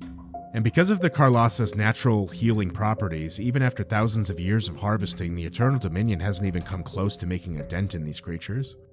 Exploring Eberron tells us, all biomatter from the Karlasa is infused with arcane energy, and the Sahuagin use these substances in the same way that the Five Nations rely on dragon shards. In addition, the biomatter of each Karlasa has unique properties and potential due to the plane it's tied to. The scales of Hal Shavar can be forged into powerful armor and weapons. The steam breath of Hal Fur is an extremely powerful catalyst for evocation magic. The blood of Hal Keith is an exceptional conduit for transmutation. These are just a few examples of the potential of the Karlasa, and the Dominion itself is still discovering new uses for these resources. And it's worth noting that although the Sahuagin seem to harvest these creatures for their own benefit pretty mercilessly, they also seem to venerate these creatures. Amongst the Sahuagin are the Lasash, the Dream Priests. These priests teach that the Karlasa are divine gifts bestowed upon the Eternal Dominion, simultaneously divine beings and servants. The Dream Priests believe that it's their daily rituals and magics that actually keep the Dreamers from waking up and allows them to continue their harvest. Now, whether or not the Dream Priests are actually responsible for keeping these creatures asleep is a matter of some debate, and we'll never actually know the answer to that until the Lasash stop performing their rituals, which they've never done in thousands of years. Interestingly, each subsection of these Dream Priests is led by someone called an Orlasa, or the First Dreamer, and these First Dreamers are kept in a permanent comatose state, constantly dreaming alongside the Karlasa in its respective plane. Exploring Eberron goes on to tell us, the First Dreamer's spirit permanently resides in the Karlasa's dream, where they anchor a temple formed from their pure will. Dream Priests are trained in lucid dreaming, and they have these temples as a base for planar research and to maintain communication across the Dominion. While they reside in different planes, the temples are mystically linked through the Karlasa, and rituals allow the priests to spiritually travel between the dream temples, carrying messages to other cities. And it's in the dream of Hal Iri that the spirits of the Orlasa meet to coordinate the actions of the Dominion. This is the Shalasa, the Council of Dreams. So the Sahuagin have managed to master and attune to these Karlasa in such a way that's allowed them to actually master planar travel and understanding in a way that's far beyond anyone on the surface. And in fact, among some of the leadership of the Eternal Dominion, they even theorized that they might be able to use these temples as an anchor in which to conquer a layer of the planes. Now that's an unprecedented feat, but if anyone can do it, it's the Sahuagin with these massive dreaming Karlasa, an unprecedented force. And this only scratches the surface of what the Sahuagin are actually capable of doing with the biomatter that they harvest from these creatures. The Eternal Dominion can possess any number of unprecedented eldritch machines or magical capabilities that the surface has just never seen before. The biomatter of their Karlasa grants the Sahuagin a diverse set of resources, but even still there's some Karlasa that they refuse to settle on. Out of the 12 known Karlasa, the Sahuagin have shunned 4 of them, and abandoned all attempts at building settlements there. These 4 being the Karlasa that represent Mabar, the Plane of Undeath, Zoriat, the Plane of Madness, Thelanis, the Plane of Stories and the Fae, and Rizia, the Plane of Stasis and Ice. Now, it's doubtful that the cruel and ambitious Eternal Dominion abandoned these Karlasa for any moral reason, so if they were capable of safely harvesting material from these Karlasa, they'd likely still be doing so. So that means that something about these 4 Karlasa in particular scared even the Eternal Dominion away. And I think for some of these we may be able to draw obvious conclusions. Rizia, for example, is a plane of ice and stasis. It's possible that the Sahuagin attempted to build cities here, but the Karlasa was surrounded by impenetrable solid ice. Or perhaps they even successfully attempted to settle on the Karlasa, only to find that constantly dreaming in a plane representing the idea of stasis stagnated all useful progress. Zoriat is the plane of change, madness, and the plane of breaking all of the rules of reality, so I think out of all of them, this one is the easiest to see how it could have all gone wrong. Any Sahuagin residing near the Karlasa would have likely been changed in their dreams just by visiting the plane of Zoriat, and any material harvested from this Karlasa was likely infused with energy that would have been dangerous and unpredictable. I have to imagine that the ruins of whatever the Sahuagin tried to build here would be a strange and scary place to visit, but it would be one filled with unprecedented magic. And then as for the Karlasa representing Mabar, the Plane of Undeath, well, we actually know what happened with that one. This Karlasa actually already had an occupant. In a sanctum built below the Karlasa is the lair of a kraken named Bastireth, who is currently building a legion of undead minions in preparation for an attack against the Eternal Dominion. Now, we don't know what exactly the Kraken's beef is with the Sahuagin, but it's possible that these two have been fighting for control over this Karlasa for some time, we just don't know. Now, as for why the Sahuagin might have abandoned the Karlasa representing Thelanis, well, that's a plane of the stories in the Fae. That one's a little more unclear. Thelanis isn't necessarily any more dangerous than some of the other planes, even the ones that the Sahuagin do harvest material from. Thelanis doesn't raise any giant red flags in the way that planes like Mabar or Zoriat do. In fact, Thelanis manifest zones are among the safest and most well-known in civilizations on the surface. The Archfey are actually very interactable and can be negotiated with in a lot of cases. So I imagine that maybe the Sahuagin did try to settle near this Karlasa and harvest material from it, but somehow something went wrong and they were expelled. Maybe the Karlasa itself had some sort of negative reaction to the Eternal Dominion when they arrived, or maybe the storybook logic of the plane imposed some sort of moral or lesson on the Dominion that they were entirely unprepared to learn. It could have really been anything, but this is really one of the hardest ones to answer out of the 4. Now that gives us 12 known Karlasa. Theoretically, the 13th one would have been the Karlasa representing Daelkyr, the Plane of Dreams.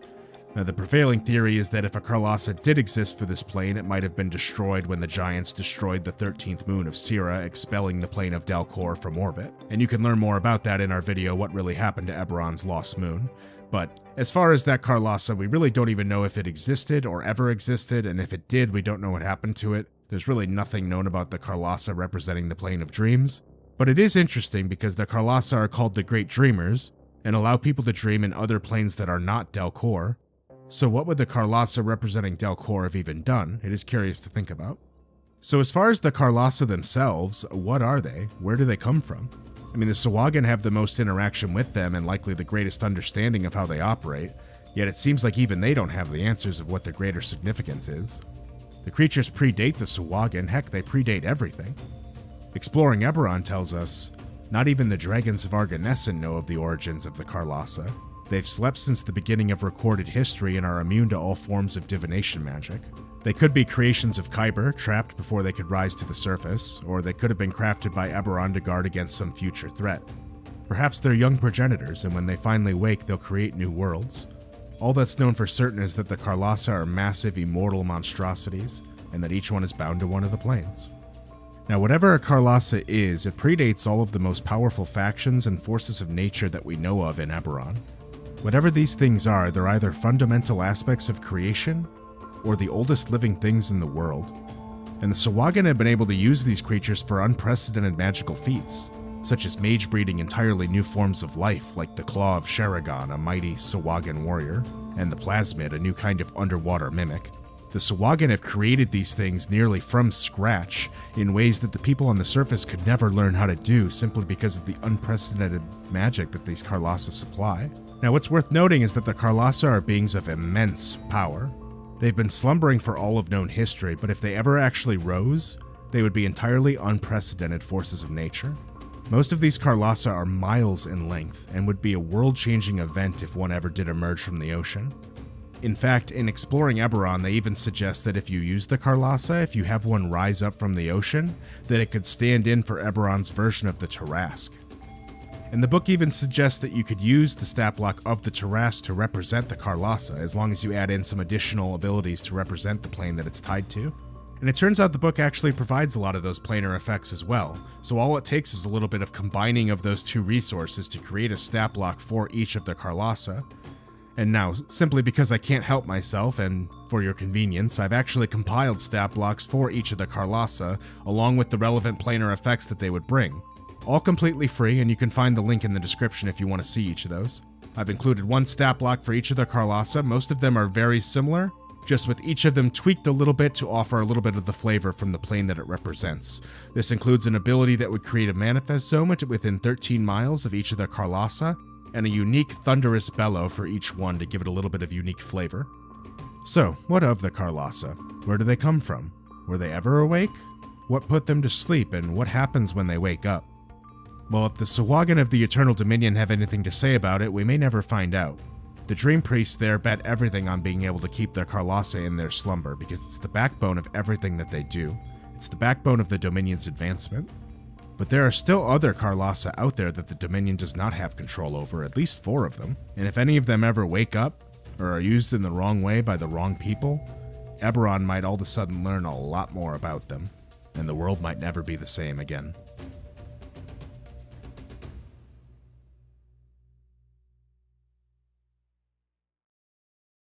In the world of Eberron, if you were to ask a gnome to tell you the history of their people, they might tell you about a place called Pyles Pirial, a magical towering megacity found deep within the Shimmerwood Forest of Zilargo. Pyles Pirial is said to be an enchanted face spire, a shimmering tower populated mostly by gnomes that seems to radiate music and joy. It's a place where you can find song, dance, and celebration on every corner, people who in many cases have never experienced pain and loss. You see, in Eberron, a Fae Spire is a sort of Fae phenomenon from Thelanis, the plane of stories and fairy tales. These Fae Spires are most often found in Thelanis, where they come from, but occasionally they seem to teleport to the material plane for extended periods of time. Most often this seems to happen when the moon of Ron, the moon metaphysically linked with Thelanis, maintains a particular orbit around the planet. But it also seems to happen randomly as well. Those who live within Fae Spires believe it's not so easily predicted, and a Fae Spire can actually teleport from Thelanis to the material plane whenever it wants to, or whenever the time is right. Regardless, while Fae Spires are typically found in the plane of Thelanis, lucky travelers might pick the right week, month, or year to visit and encounter a Fae Spire of their own. Many gnomes and most scholars believe that the gnomish people migrated to Khorvaire and modern-day Zilargo from this Fae Spire. They theorize that during one of Pyles Pirial's extended stays within the Shimmerwood Forest, some of the gnomes within the Fae Spire decided to stay. Each time the Fae Spire reappeared, more and more gnomes would decide to start a new life here and settle the region, slowly and steadily breaking away from their Fae roots and building around the area that would become Zilargo. Since then, Zilargo has developed a unique culture of its own. During the last war, it even became an independent nation. In this time, the gnomish people created a culture centered around knowledge and academics. Zilargo has become one of the most magically proficient places in the world, and even rediscovered the secrets to elemental binding, allowing them to create airships and lightning rails for the people of Khorvaire. Between its Fae origins and its modern-day technological prowess, Zilargo might seem like an incredible place of wonder, and that wouldn't be untrue. But as some of you may have already noticed, some parts of the story don't quite add up. If this Fae Spire that the gnomes come from was so perfect and joyful, then why would anyone ever leave? The material plane is filled with hardship and death, and the gnomes that chose to stay in Zilargo had far from the easiest life. In the years that followed this migration, the gnomes that chose to live here would know war, death, and even the creation of their own oppressive secret police. Well, if we dig a little deeper, we might find that there's a darker history behind this storybook origin, and this once endlessly joyful people.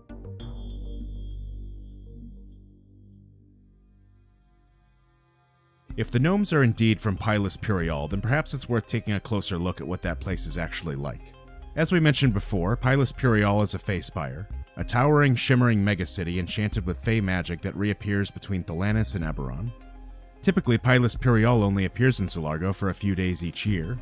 There's actually Fey spires all over the world, and the locations of these are well documented, as it's an event that the locals who live in these areas can hardly ignore. In Zilargo, where Pylis Pirial is said to make its appearances, it's said to have changed the very nature of the forest itself. The Shimmerwood Forest is a magical place filled with music, lights, and Fey creatures of all kinds. The Shimmerwood Forest isn't a densely populated area, but the few villages that are found here along the edges of the Glamourwind River are populated by gnomes with a deep connection to Thelanis and the Fey.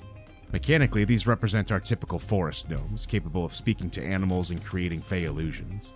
These gnomes have known only a life of wonder and joy, and this can sometimes lead them to being manipulated or even deceived by less naive outsiders. Pylis Pirial itself, as we stated, is populated almost entirely by gnomes and other Fey creatures. It exists as a constant celebration of life. Its people know nothing but joy and love all day, every day, to the point where it's almost hard to even believe. Yet those who visit the place see it to be true, and while they're there, they feel it too. Pylis Pirial in many ways almost feels more like a feeling than it does a literal place, yet all the same, real people live here. Pylis Pirial is a hollow cylinder with all sorts of real gnomish people living on ledges around the edges or on platforms on bridges connecting between. Throughout Pylis Pirial, you can find all sorts of performers, music, delightful tastes, and smells, all given freely at every corner. You can find games being played, food being enjoyed, dancing to be had. The temperature here is always pleasing, and even if two different people have different preferences, everything here is magically enchanted to bring joy to you individually. The literal truth of Pylis Pirial's history is mysterious, but the people of the Fey Spire have their own history that they like to tell. When the Prince of Summer was betrayed by his lover, his heart froze and he became the Prince of Frost. So bitter was he that he tore the sun from the sky, swearing that there would be no light in the Vale while there was no light in his heart. None of the lords of the court challenged him, some remaining silent out of fear, but most found that they preferred to live in moonlight. And so the Moon Court found its name. But a gnome who loved to dance under the sun sought a respite from the somber shadows. She went to the prince's palace of frozen tears, but found the doors frozen shut. The clever gnome sang a happy song, and as the notes rose to the sky, she caught them, carrying her to the highest tower. When the prince's servants barred her path, the gnome danced for them and melted their frozen hearts. She found the prince on his glittering throne and begged him to return the sun. In response, the prince challenged the gnome to dance for him, to maintain her high spirits while he spoke of every tragedy of the past and those yet to come. The prince was certain her heart would freeze, as his had, but the gnome held fast to her hope and her light. At last the prince relented, telling her, "You shall be the Prince of Joy, keeper of the summer sun. But you must keep the sun within your own tower until all the lords of the Moon Court ask for its return. And you must keep joy bright in your heart, for if it ever fades, the sun will fade with it." And many would hear this story and likely assume that it's quite obviously fiction. A symbolic story, one with meaning to be sure, but likely not one to be taken literally. But we have to remember that we're dealing with Thelanis here. Thelanis is the plane of stories, and while it might deal in fake-looking fairy tales, it's still a literal plane of existence. Thelanis can make stories real. If we look at the layout of Pylis Pirial as it exists today, we'll notice something strange. At a glance, the top of the spire seems to hold the sun itself, but closer examination reveals a golden cage containing a marvelous crystal globe about the size of a wagon's wheel. The Pirials call this the Summer Sun, saying the prince plucked it from the sky in Thelanis. So, is the story about the Prince of Joy and the Summer Sun literally true? Is this the kind of situation where joy isn't just common in Pylis Pirial? It's actually critical and mandatory for its survival. If the stories are to be believed, then if joy were to ever leave Pylis Pirial, the sun and maybe even the Fey Spire itself could die with it. Of course, the glowing object that people see on top of Pylis Pirial might not literally be a sun, it could simply symbolize it. But regardless of the truth, the denizens of Pylis Pirial see its glow as a symbol, a sign that joy is still in the world and it should still fill their hearts. So if this place is indeed so perfect and joyful, then why did anyone ever leave? And even the ones who left, once they knew how hard life was in the material plane, why didn't they just go back once Pylis Pirial reappeared? While most scholars agree that the gnomish origin is in some way tied with Pylis Pirial, Many continue to struggle with this exact question. And although Gnomish families all have their own beliefs on this particular part of history, the only one who likely knows the literal truth is the ruler of Pylis Pirial, Shan Pirial. Shan Pirial appears as a regular gnome, but in truth she is the Faespire, an immortal archfey in her own right. But strangely, Shan Pirial seems very reluctant to talk about gnomish history with anyone. If they indeed hold the answer to that question, they found a reason to keep it a secret. As to what that reason might be, we can only speculate. If it were as simple as, all your historical theories are correct, yes, gnomes indeed come from the Faespire, then that feels relatively harmless to confirm. I don't know why they wouldn't just do that. Even if that fact is true in a vacuum, there's at least some part of the story that Shan Pirial doesn't want people to know.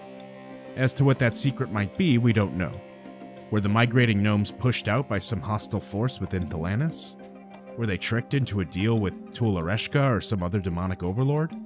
Or were they, as Chronicles of Eberron would suggest as a possibility, maybe even taken from the material plane and taken to Thelanis, the vice versa of what we assume to be true? So we don't know exactly why the gnomes chose to leave Pylis Pirial if that is indeed what happened, but eventually gnomes found themselves in Zilargo in great numbers. Although gnomes would still make trips out to Pylis Pirial and see it when it would arrive on the material plane, it was no longer the center focus of their culture. Instead, sometime between the fall of the Dakani Empire and the arrival of humanity, gnomish culture began to develop into something of its own. They began to put an extreme cultural emphasis on knowledge. The act of knowing something was seen as the greatest pursuit anyone could follow, and teaching someone knowledge was seen as an honorable act. Thus, in the years that followed, the nation of Zilargo, as it would come to be called, would become one of the world's largest repositories of knowledge and arcane study. It was the gnomes themselves who first rediscovered the lost art of elemental binding, and without their breakthroughs, the world of Eberron likely wouldn't have any kind of lightning rails or airships. The center of this study and their revolutionary breakthroughs was called the Library of Korenberg, which actually still exists today.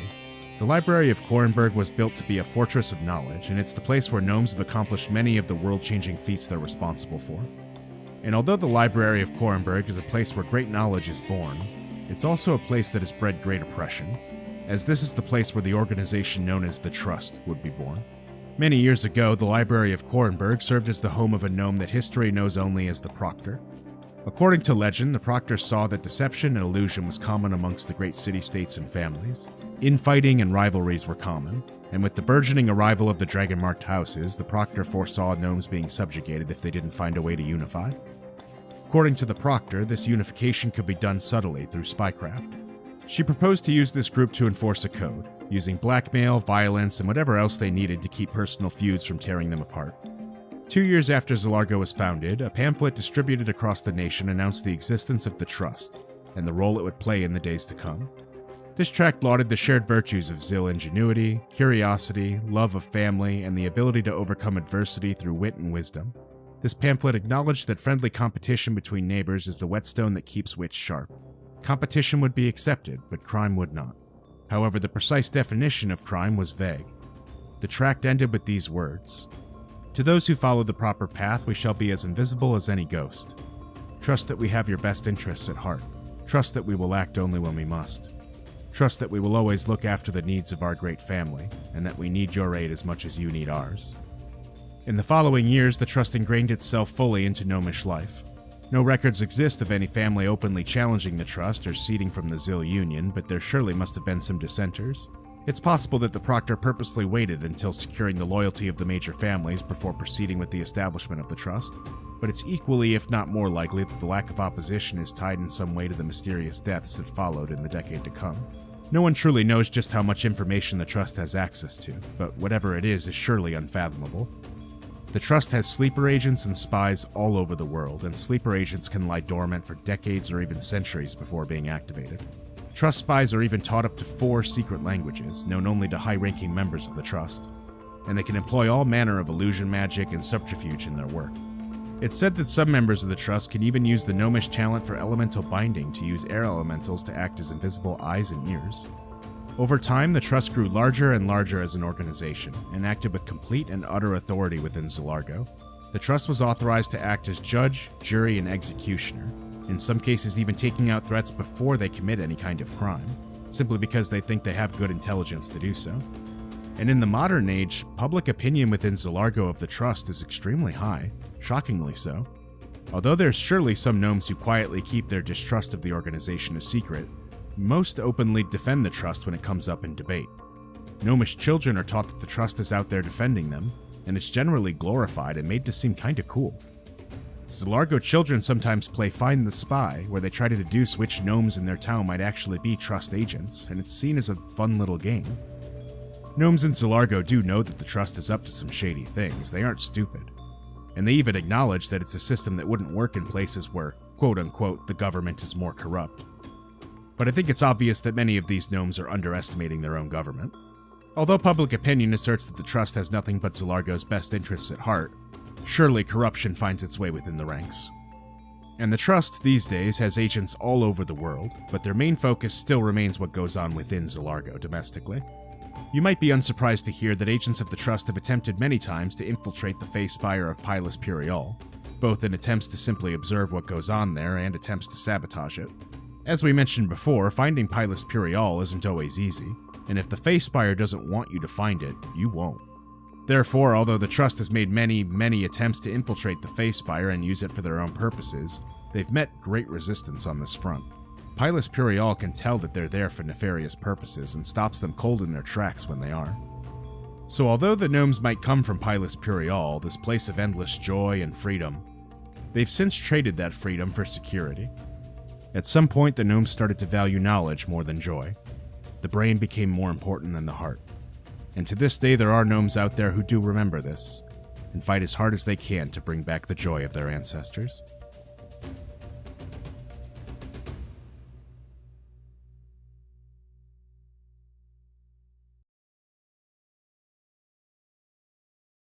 It was a rainy afternoon in Eberron, in the year of 873 YK, the height of the Silver Purge. This era was marked by the height of an epidemic of spreading lycanthropy that threatened to bring down all of civilization. A troop of Ondarian Templars had traveled some distance pursuing a pack of werewolves that had fled south of the Ondarian region. This group of Ondarian Templars had tracked this group of werewolves to a strange forest they'd never seen before. The forest gave them an otherworldly feeling and put them all on edge, but they decided to follow the werewolves' trail into it anyway. The Templars entered the forest and ended up losing contact with Ondare for almost a month, until finally one of their search parties found a survivor. The lone survivor spoke of a tower with blackened, leathery walls, twisted as the limb of a dragon reaching up to grasp the sun. The soldier couldn't account for his companions, and his condition was testimony to the horrors he had seen. His upper torso had been fused to the lower body of what was posthumously identified to be a werewolf. The soldier didn't survive long after, and the Ondarian search party soon retreated. The Dragonmark houses were able to later confirm that this event was the work of a powerful mage, one who they swear they'd sentenced to death over a century ago, a profane wizard by the name of Mordain the Fleshweaver.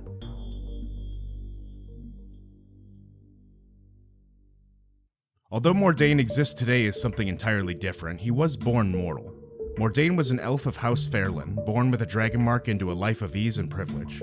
Mordain was said to be one of the most gifted wizards that the world had ever seen, and he revolutionized the work of all the Dragonmarked houses at the time. The standard potion of healing recipe supplied by House Jorasco and sold throughout all of Corvair even to modern times is said to be Mordain's original recipe, and many of the eldritch machines that work their way into the daily lives of the citizens of Eberron are his doing as well.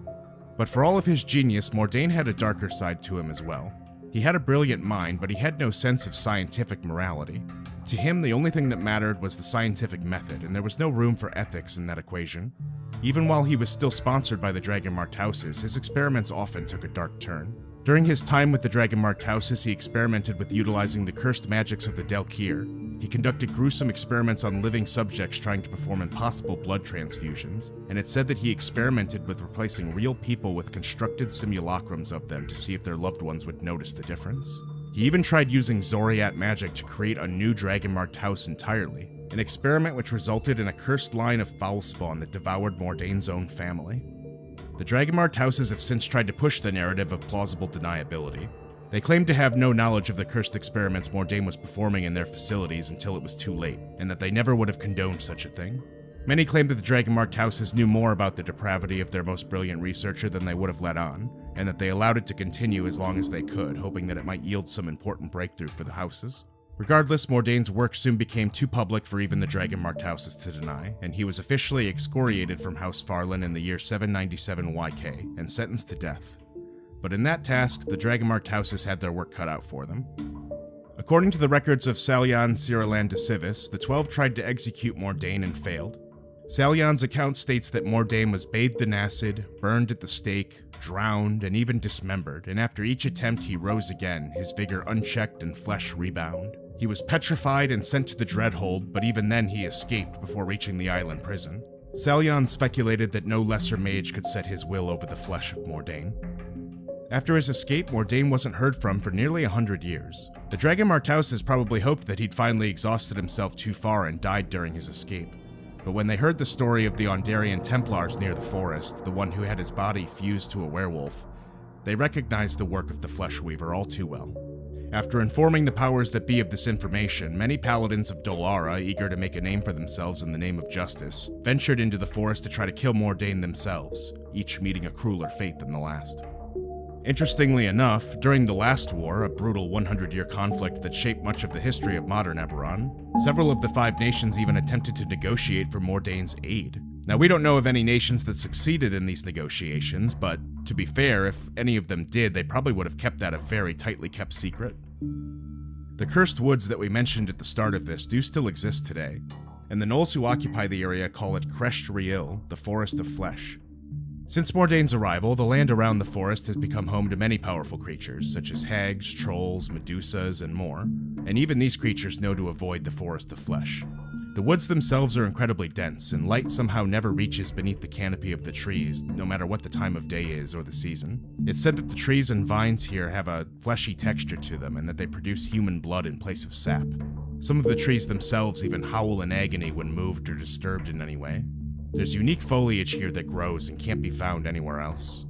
Those who live on the outskirts of the forest also speak of horrible things that come wandering out of it. The tree ill, for example, are small rodents that look like the combination of a rabbit and a hamster. These creatures appear adorable at first, but one will soon find out that their flesh is poisonous to the touch, and that they possess a devastating venomous bite. The tree ill also reproduce at an alarming rate and could threaten entire ecosystems if they were ever relocated. For this reason, the gnolls of Droaam attack anyone trying to take these beasts out of the forest for whatever reason. And then of course we have the Skinweavers. Long ago, Mordain released creatures called Skinweavers into the woods. Skinweavers are formed from the severed hands and heads of humanoid beings. The heads have 6 spindly chitinous legs protruding from the sides of the skull and 2 smaller foreclaws with a spider-like abdomen sealing the base of the neck. A Skinweaver hand is severed beneath the wrist and mounted on an armored body similar to that of a scorpion, with the hand in place of the scorpion's tail. These beasts weave webs much like spiders do, but instead of producing silk, Skinweavers craft the nests using the recycled flesh of their victims, stretching entrails, strands of muscle, and flayed skin between trunk and bough. Many of these are long abandoned, like cobwebs drifting in the wind. Nonetheless, gnawed bones and glistening strands of flesh are a common sight in the forest, and they serve as clear warnings to turn back. Now, the Dragon Magazine article did include stat blocks for some of these Skinweavers and short descriptions of what some of the plants here might do, but it was all designed for 3.5 and 4th edition. Thankfully, if you want to use any of these in a 5e game, I've taken the liberty of writing some of this stuff forward into the new edition, and I've given stats to some of the things that didn't previously have ones too. You can find a link to the document containing all of this content in the description of this video, which is totally free. Now, the Skinweavers are but one example of Mordain's work.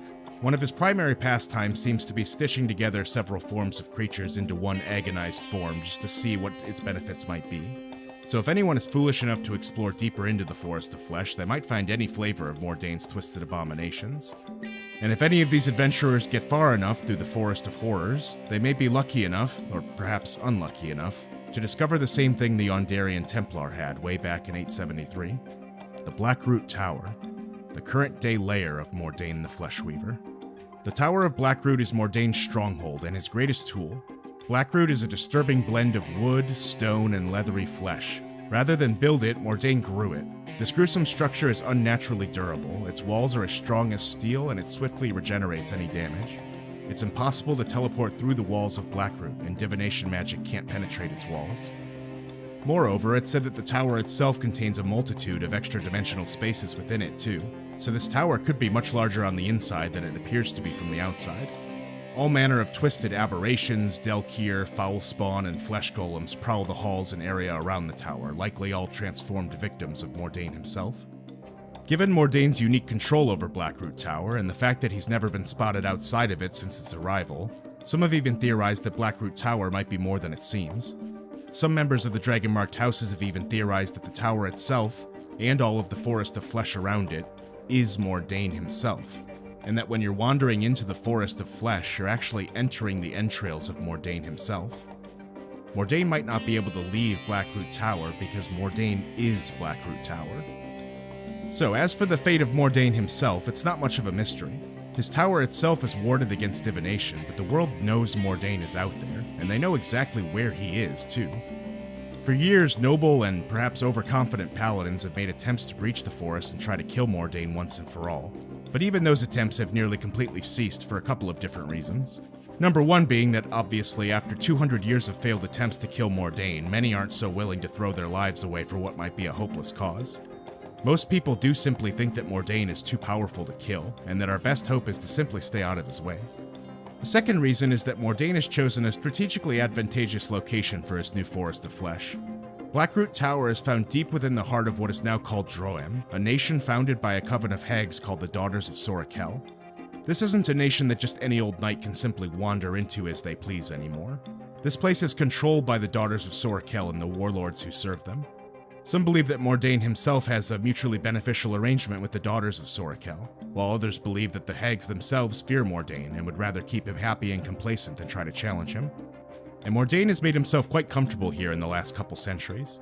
We don't know the true extent of what all he's been able to accomplish in the dark halls of Blackroot, but given all he was able to accomplish even just as a mortal wizard, it's difficult and perhaps a little scary to imagine what he might have been able to do with all the time and resources that he has now. The horrors that can be found within the forest are obvious and apparent, but there's more to it as well. Sometimes what you witness there is as wondrous as it is horrifying. And this brings us to the curious existence of the village of Daelkyr's Dawn, a village that, believe it or not, is found deep within the Forest of Flesh. Daelkyr's Dawn is a village of 104 people. The origin of the village is a mystery even to those who live there. On Dravago 11th, 996 YK, these people awoke in their beds in the village. Each of them remembered their name and the name of the village, but nothing else. Despite this amnesia, each villager found that they could draw upon the talents lying beyond conscious memory, skills they couldn't remember learning but somehow knew. This last year has been a struggle for survival in a dangerous land. Working together, the people of Daelkyr's Dawn have crafted weapons, learned to hunt the vicious beasts of the forest, and slowly created a life in this savage land. And interestingly, the inhabitants of this village aren't figments of illusion, nor are they some kind of deceptive monstrosity. They appear to be normal people simply trying to survive and live their lives out in this hostile environment where they found themselves. They know nothing of the outside world, and those who have attempted to venture beyond the forest to find out more about it have never returned, with most of the village simply assuming they fell prey to the monsters of the forest. Thus, the people of this village have done their best to rationalize this existence as best they can. Some within the village theorize that they live in some kind of afterlife or purgatory, while others believe they're trapped in some sort of other plane of existence or living in a waking nightmare. What the villagers here do know for a fact is that they're surrounded on all sides by a horrible forest of monsters and death, many of which they have to deal with and fight on a daily basis. The people of this village have built themselves a walled fortress of sorts, one that has no need for a gate since they never expect to be able to leave. The people of this village have no idea what the truth is behind their own existence, and they're forced to merely speculate. But if any new travelers or adventurers were to discover this place within the Forest of Flesh and meet the people of Daelkyr's Dawn, they would crack the mystery wide open. A village of amnesiacs appearing from nowhere is strange enough, but the inhabitants of Daelkyr's Dawn haven't even realized the true extent of the mystery surrounding their little community. The people of the village know of their own names, but they remember nothing about the past. And as such, when they first awoke, they didn't recognize any of the other inhabitants of the village. But the first travelers who discover this village are in for a shock. A dwarf named Cordrin serves as the town blacksmith. His face might seem familiar to anyone who's been to the Moror Holds, and it shouldn't take long to realize why. They've seen it carved into the side of the Iron Rube Mountains in a monument over a mile in height. He is Lord Cordrin Moror, the greatest king to ever rule the realm beneath the mountains. The blood-spattered huntress is Lhazaar, the explorer who led humanity to the shores of Khorvaire. Gallifare I sits at a table with Karn the Conqueror and Jarrett, the last ruler of the kingdom Gallifare founded. This is a village filled with heroes and legends, yet none of them remember their own heroic deeds, nor do they possess the full skills spoken of in the stories. So what are they? Has Mordain found a way to pull these ancient spirits back from the afterlife in violation of the laws of Daelkyr? Or are these people simulacrums created by the Fleshweaver, clones with vestiges of the hero's memories with no true trace of their souls? And despite not knowing who they truly are, the structure of how the village operates has very much shaped itself around the skills of these historical heroes. The man calling himself Galafair Wynarn, the man in history famous for uniting the Five Nations and creating the Kingdom of Galafair, operates as the village's de facto leader. Ondair Wynarn, one of the most famous wizards in history, serves as the town's leading authority on magic as she attempts to recreate magical rituals from the memories of the other inhabitants. Cordran Mor, meanwhile, the great king of the dwarves, serves as a skilled smith in the village, creating highly valued weapons and tools. So while the villagers don't have all the memories of their past lives, they do possess some of the instincts, personality, and talent that they possessed. And there's some really curious cases in here too. For example, reborn Caius exists here. Some players might even recognize that Caius I actually still exists in Eberron as the vampire ruler of Karrnath, but the Caius that's in Dol Ur Dawn seems to be a different version of Caius entirely, one from before he died and became a vampire. This version of Caius is kinder and more concerned about the safety of others. This Caius could potentially be on a better track than the real one, strangely enough. In the case of Ondair Wynarn, the Great Wizard, well, she's actually 6 months pregnant with the child of Sael Vidilia, the legendary Ternadal archer from the Age of Giants. And this is actually going to end up being the first birth in Dol Ur's Dawn that they've ever seen, so it's hard to predict what exactly that's going to mean or how that's going to turn out. And there is actually also one inhabitant of Dol Ur's Dawn who isn't spoken of in history at all, strangely enough, a human man by the name of Talus Thorn. If you were to meet him, he'd seem rather unremarkable, a relatively friendly healer within the village. He's someone who you wouldn't take a second glance at. But the curious part here is that everyone else in the village seems to be some figure of history. They all share that trait in common. So what makes Talus Thorn significant is unclear. It's possible that he has some significance to history that somehow got buried or left behind that perhaps Mordain knows more about. He could have been a secret serial killer or an assassin, or he could have been an agent of the Lords of Dust or the Chamber. We can only really speculate. But what we do know is that there's something up with this guy, that's for sure. And that's all just scratching the surface. This village could end up containing any number of major historical figures somehow reborn into new lives. And as I stated, none of the other inhabitants of this town have ever been able to leave. So what would happen if they did? If an adventuring party ever found them and somehow rescued them, getting them out of the Forest of Flesh, they'd be able to change the world in all manner of unexpected ways. What would happen if the great king Galafair I announced his return and tried to reunify the Five Nations? What would happen if this kinder version of Caius tried to confront his darker vampire self? It's possible that an event like this would probably create wars and schisms of its own. Even Dragon 365 suggests that a great hook for a potential player character could be one of these reborn characters, a reborn Karn the Conqueror or Lhazaar trying to figure out what to do with their new life and their old memories, and I think that'd make for an awesome story.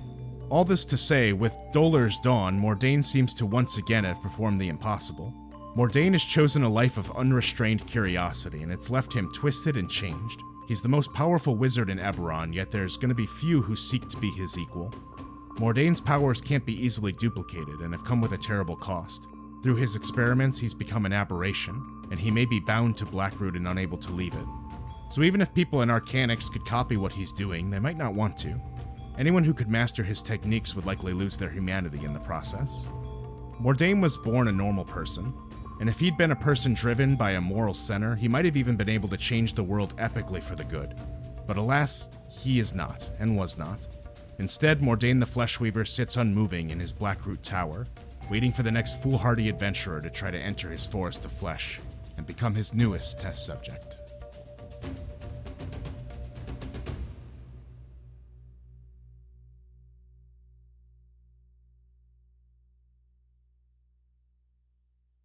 In the world of Eberron, much of the world's history was shaped by the emergence of the Dragonmarks.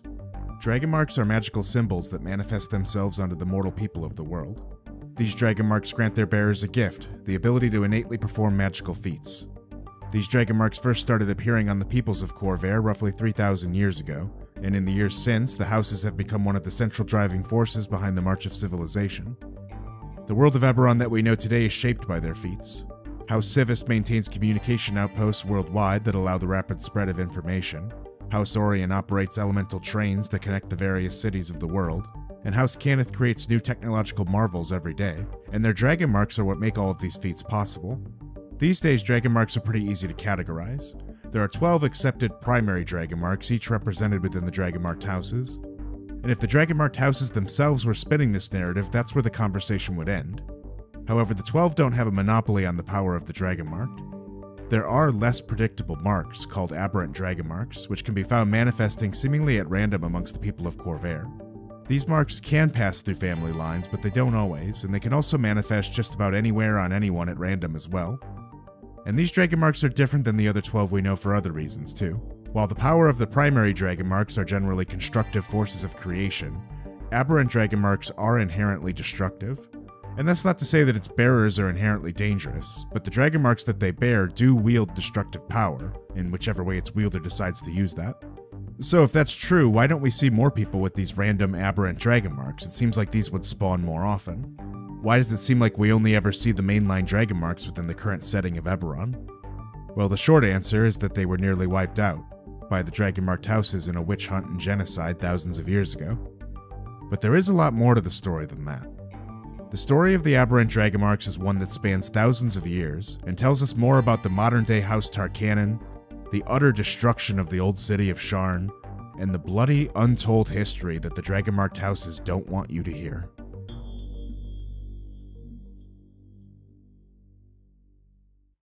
The first Dragonmarks began to appear on the peoples of Khorvaire and the Arini Isles nearly 3,000 years ago, before even the Kingdom of Gallifrey was founded. In this time, the continent of Khorvaire was still a collection of small kingdoms and independent city-states. These Dragonmarks ended up completely reshaping the world.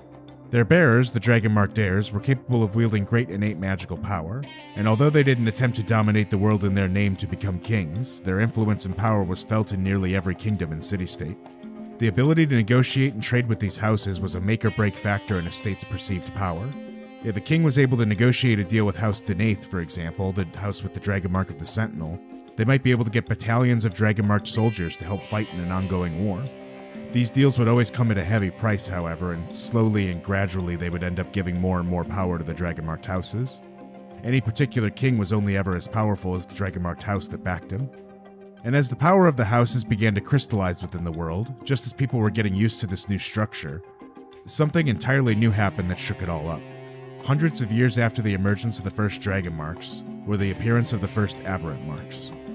The 12 Dragonmarks are predictable, and their powers are generally constructive, but there's another kind of Dragonmark which is dangerous to both the bearer and the people around them. Aberrant Marks often appear when people of two Dragonmarked families produce a child, and for this reason such unions are forbidden by the 12. But Aberrant Dragonmarks can also appear on members of any race at any age regardless of bloodline. No two Aberrant Dragonmarks are exactly alike. Even if they grant the same power, they might manifest in different ways. And it should be noted as well that especially in this first era of the Aberrant Dragonmarks, these marks weren't only just destructive, they had the power to be city killers. In many cases, the bearers of these Aberrant Dragonmarks had very limited control over their mark at all as well, and couldn't stop their own destructive power when it did manifest. In other cases, the marks would seem to drive their bearers mad, making them even more unpredictable and dangerous. So while most bearers of Aberrant Dragonmarks kept a lid on how much destruction could be caused with their mark, there were more than a few cases where Aberrant Dragonmarks devastated society within Khorvaire, and the potential for an Aberrant Marked person to do such a thing was always there. And we did see some of this in the earliest emergences of the Aberrant Dragonmarks. Perhaps the most famous of these cases was the Lady of the Plague. Her Dragonmark seemed to create plague and disease, and she could command and summon packs of vermin to spread her deadly toxins. On Keith Baker's blog, he expanded a little bit on what this person might have been like. The Lady of the Plague grew up in the village of Deskara, not far from the modern city of Sigilstar. She loved the country and loved taking care of livestock. When she was 13, her family fell ill with a disease no one had ever seen before. They died, and the plague soon spread to the rest of the village and their stock. Only two things were unaffected: the rats and the girl. When everyone was dead, she fled to the town of Saris. You've never heard of Saris because it doesn't exist anymore. It was burnt by those who sought to keep the plague from spreading. The rats kept the girl alive and were the only thing that kept her close to sane. In time, she learned to control her power. Even so, she couldn't bear the burden of the deaths on her conscience. She declared that the girl had died with her family. She was someone new, someone without a name. She was the Lady of the Plague. This is the story of one of the more infamous Aberrant Dragonmark champions. By the end of her life, she'd grown to resent her Dragonmark and the power that it brought, but she resented the Dragonmarked houses even more for what would come next. In the coming years, more cases of Aberrant Dragonmarks would emerge, and the Dragonmarked houses would take action.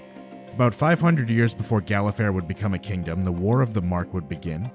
The Dragonmarked houses officially consolidated into an organization known as the 12 and launched an inquisition to exterminate any existing Aberrant Dragonmarks. For the next 3 years, anyone with an Aberrant Dragonmark was hunted and killed, regardless of any deeds they may or may not have committed. The 12 declared that even if someone with an Aberrant Dragonmark hadn't hurt anyone yet, the potential for them to do so was always one bad day away, so immediate preventative measures had to be taken. Well, predictably, the folks with Aberrant Dragonmarks weren't about to take this lying down. The Dragonmarks they bore were very powerful and very destructive, and if they had the means to defend themselves from genocide, they were gonna. Where the Dragonmarked houses had the edge in overwhelming numbers and resources, the Aberrants had the edge in pure destructive firepower and guerrilla tactics. Eventually, by the 3rd year of the genocide, they were actually gathered into a proper military force. This force was organized by a man named Halas Tarkanan. Halas was born into a loving home, but unfortunately the Dragonmarked houses would make his life more difficult at every turn. Halas Tarkanan was the son of Alana Halar Denaith, an heir to House Denaith and Grain Tarkanan, a mercenary licensed by the house. Alana commanded the mercenary regiment Grain served in, and the two fell in love. When Grain developed an Aberrant Dragonmark, his contract with the house was severed, and Alana was ordered to end her relationship with him. She refused and was excoriated. Alana and Grain left Korth behind, working as independent mercenaries in southern Rote, the region that's now Brayland, where Denaith had yet to fully establish its presence. They served the self-appointed King Bregar III in a series of bitter conflicts between Rote lords, and Halas was raised on the battlefield. Alana taught her son the arts of war, and he was as capable as any Denaith heir. So, even after being exiled from their house, Halas Tarkanan and his folks found a pretty decent life for themselves, serving as respected soldiers. Eventually, House Denaith would make their way to the region, however. The progress and expansion of the Dragonmarked houses couldn't be stopped.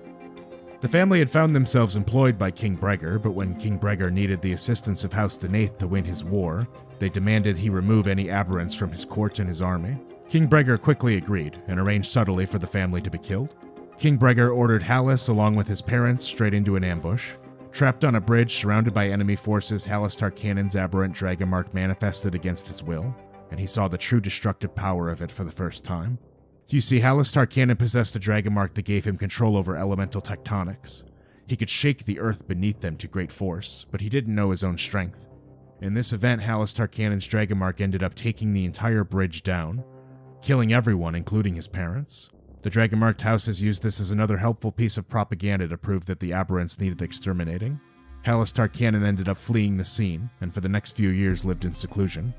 We don't really know what he got up to during this time in his life, but it seems likely that he was secretly gathering strength for revenge. Halas held the Dragonmarked houses responsible for his parents' exile, their death, and his life on the run, and when he re-emerged, he had his love, the Lady of the Plague, at his side. And Halas Tarkanan and the Lady of the Plague were the perfect combination for rallying the Aberrant Dragonmarked people together. While Halas Tarkanan had come from a military background and was a master tactician, the Lady of the Plague was extremely persuasive and had a way of rallying the desperate with her speeches. It's said that she even convinced many non-Aberrant Dragonmarked people to march alongside them, proving to them that it was the right thing to do.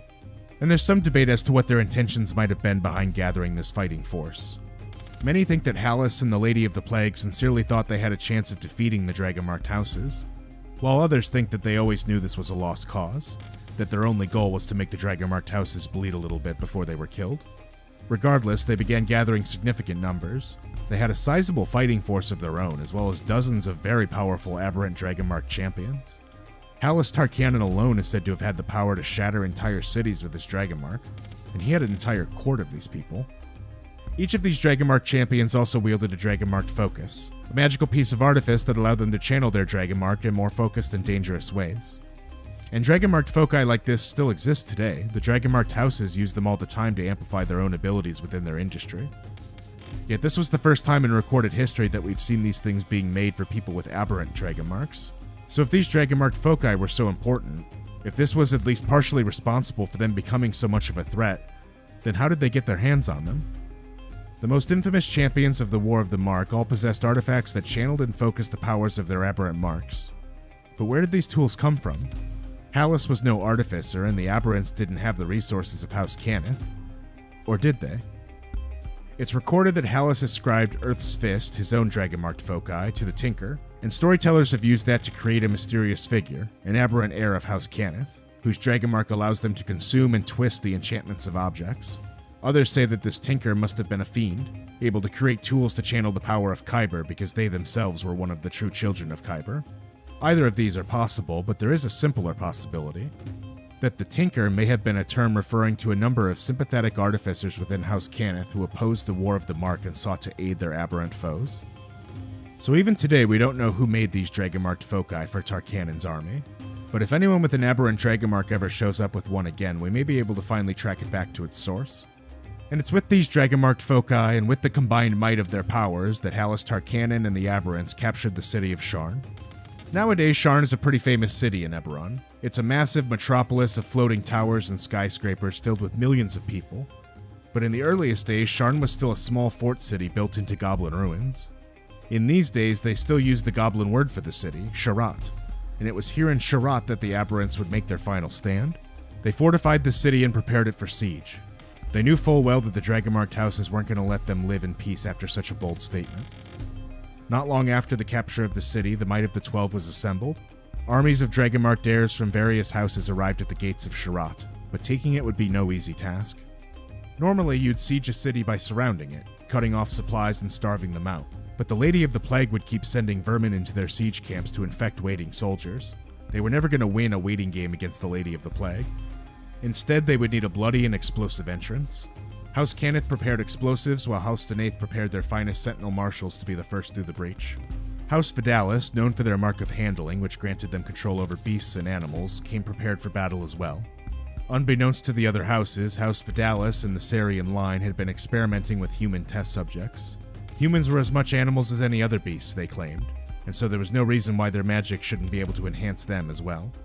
And it was in this battle that the first super soldiers of House Vidalis were deployed. Horrible, tortured victims turned into living weapons.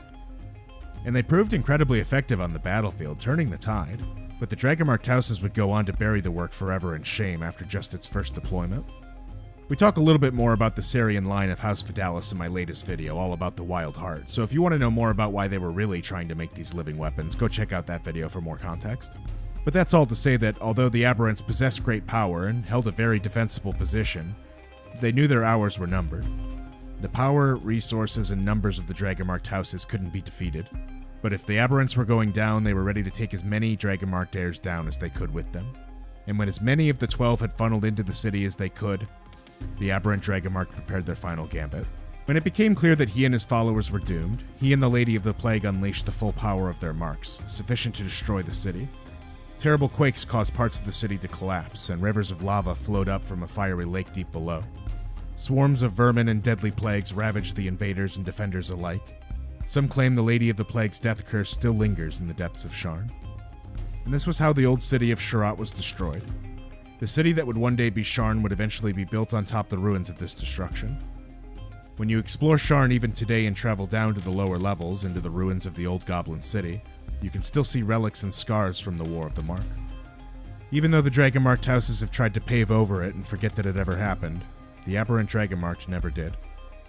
Although Halas Tarkanon's band was utterly wiped out, Aberrant Dragonmarks themselves are not extinct. Aberrant Dragonmarks can still be found amongst the people of Khorvaire today, and the Dragonmarked houses still take it very seriously. These days it isn't so much of an extermination, more likely an imprisonment and isolation, but that's not really due to any kind of policy change, it's more due to the fact that for some reason Aberrant Dragonmarks simply aren't as powerful as they used to be. Each one used to represent a potential living weapon of mass destruction, but nowadays it's more likely to simply get an out-of-control burst of fire or something else more manageable. But to be very clear, these people are still being oppressed. In the city of Sharn, many of them even gather in secret to fight back against this. This is House Tarkanon. They call themselves a house as a bit of a cheeky jab, as a way of putting themselves forward as much of a Dragonmarked house as anyone. Called terrorists by some, liberators by others, this band works in the lower levels of Sharn, pulling what jobs they need to for funding, but primarily motivated by targeting the Dragonmarked houses for revenge. And funny enough, the government of Sharn actually created this problem themselves. During the last war, the brutal 100-year conflict that shaped much of modern history, the nation of Braylon got an idea from one of their very ancient predecessors. Just as King Bregan had hired Lhazaar Principalities' family as a band of superpowered mercenaries to fight in his army, so too did Braylon secretly recruit Aberrant Dragonmarks to fight for them. During the war, Braylon's secret branch, the King's Dark Lanterns, tried to form something of a suicide squad for themselves. They allowed imprisoned people with Aberrant Dragonmarks to go free in exchange for service on secret missions, and many agreed. During the war, this squad of Aberrant Dragonmark commandos would work behind enemy lines, keeping plausible deniability about who they were if they were caught. They proved incredibly effective in the war, but they also proved that they weren't going to allow themselves to be tools forever. When it became clear that the powers that be had no intention of ever letting them walk away, no matter how many battles they fought, they took freedom for themselves. Their leader, a woman named Thora Tavin, led them away from their handler, deserted the Braylish army, and became outlaws in the dregs of Sharn, where they remain today. Thora led House Tarkanon's revival, and they've grown strong. She's a fierce warrior who commands great respect amongst the Aberrant heirs who work for her. Yet for some reason, she decided to abdicate final leadership of the group to a mysterious hidden figure instead. Thora Tarkanon, still known about town under her original name, Thora Tavin, who recently founded the gang, recently stepped aside from its leadership, ceding power to a mysterious figure called the Son of Khyber. Little is known about him, but he bears the strongest Aberrant Dragonmark seen in modern times, along with the skills of a military commander. Some call him Lhazaar Principalities, born again, believing he's mustering an Aberrant army to lead into battle against the Dragonmarked houses. Thora remains the Son of Khyber's second in command, and the public face of the gang.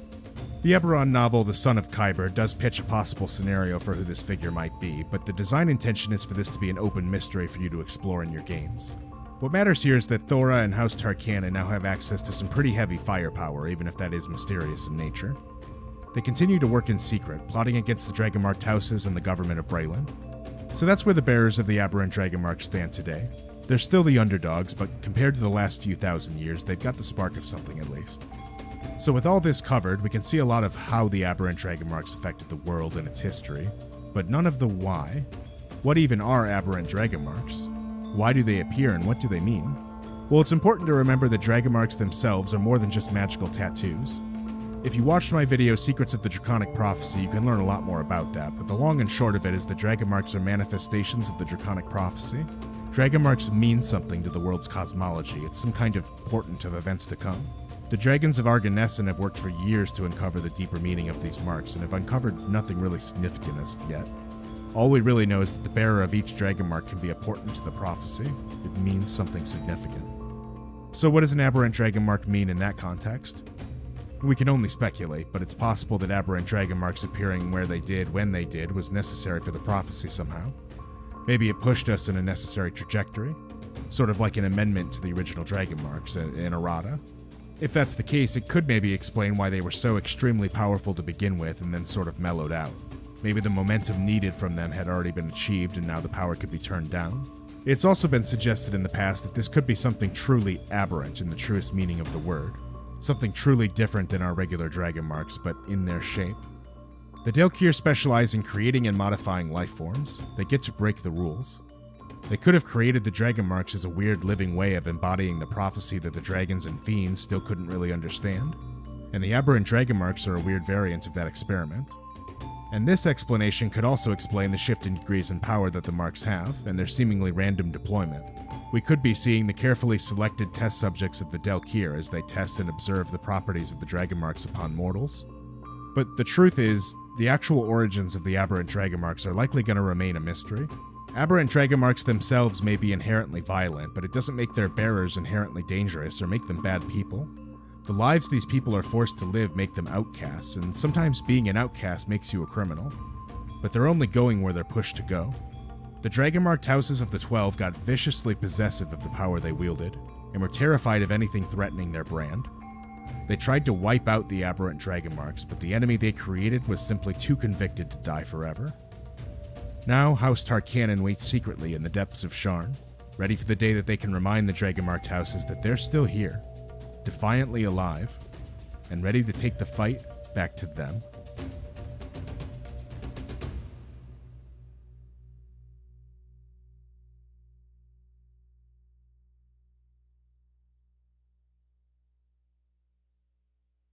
It was by all accounts a normal day in Eberron in the year 986 YK. Several soldiers were stationed at the fortress town of Stubborn in western Braylon. The town had been made into a fortress because it had been built into a hostile region of Braylon, This blasted land, called the Barrens by the humans who lived there, was also populated by trolls, minotaur, and all manner of other perceived threats. So it was a dangerous place, but it was also a profitable place. Breland was in the middle of the last war, the deadliest conflict they'd ever faced, and the mines in the surrounding mountains proved vital for weapons and armor production. So thus the town of Stubborn was built and fortified, remote enough to take advantage of the Barrens' resources but fortified enough to repel any local raiders. Attacks had happened many times in the past, but the soldiers on the walls had easily repelled the disorganized bands. Thus, on this warm summer evening when the battle horns were sounded, the soldiers protecting Stubborn had no cause to be alarmed. That is, until they got to the battlements and saw what they were facing. In 986 YK, the soldiers of Stubborn found themselves facing phalanxes of armored trolls fighting with deadly skill, and squads of ogres attacking with discipline and coordination. Stubborn's defenders leapt off the walls in pursuit of harpy songs, and the walls were shattered by hurled stones. The survivors were herded into the plains to face the leaders of this army. This was the first recorded encounter with the Daughters of Sorakel. The Daughters of Sorakel were names that these soldiers had heard before, horrible hags spoken of in ghost stories and cautionary tales for children. There were three. The first was the Oracle Sora Taraza, and she had always been the most mysterious. Little was known about her, but the other two had lived in infamy. The second, Sora Katra, was often the monkey's paw in fairy tales and children's stories. She's the force of corruption and tragedy for the hero.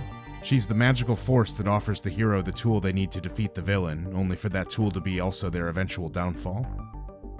Soramania, meanwhile, was infamous for monster stories, known for her towering strength and endless hunger. It's said that Soramania eats children and that she binds the souls of her victims to their skulls and crafts lanterns from them. And she's even said to have been the one to kill the famous queen of Gallifrey, Hala-Ir Wynarn, the Sun Queen, whose soul and skull may even still be bound by Soramania. Needless to say, when these soldiers were brought before the Daughters of Sorakel, they trembled in fear. But today was not the day they would die. Instead, the Daughters of Sorakel had a message for them to share and to pass on to their leaders. "Tell your leaders there's a new power in the west," Sora Katra told the people of Stubborn. "What you've called the Barrens, we now name Droaam. The land beyond the Grey Wall and below the Bishek belongs to our people. Withdraw yours quickly and respect our claim. Next time there will be no survivors." When news of this event spread, King Boronel sent his westward riders, his most elite force, into the Barrens to form a counterattack. But when he finally got word of their eventual arrival and what happened to them, King Boronel finally realized Sora Katra was indeed a woman of her word.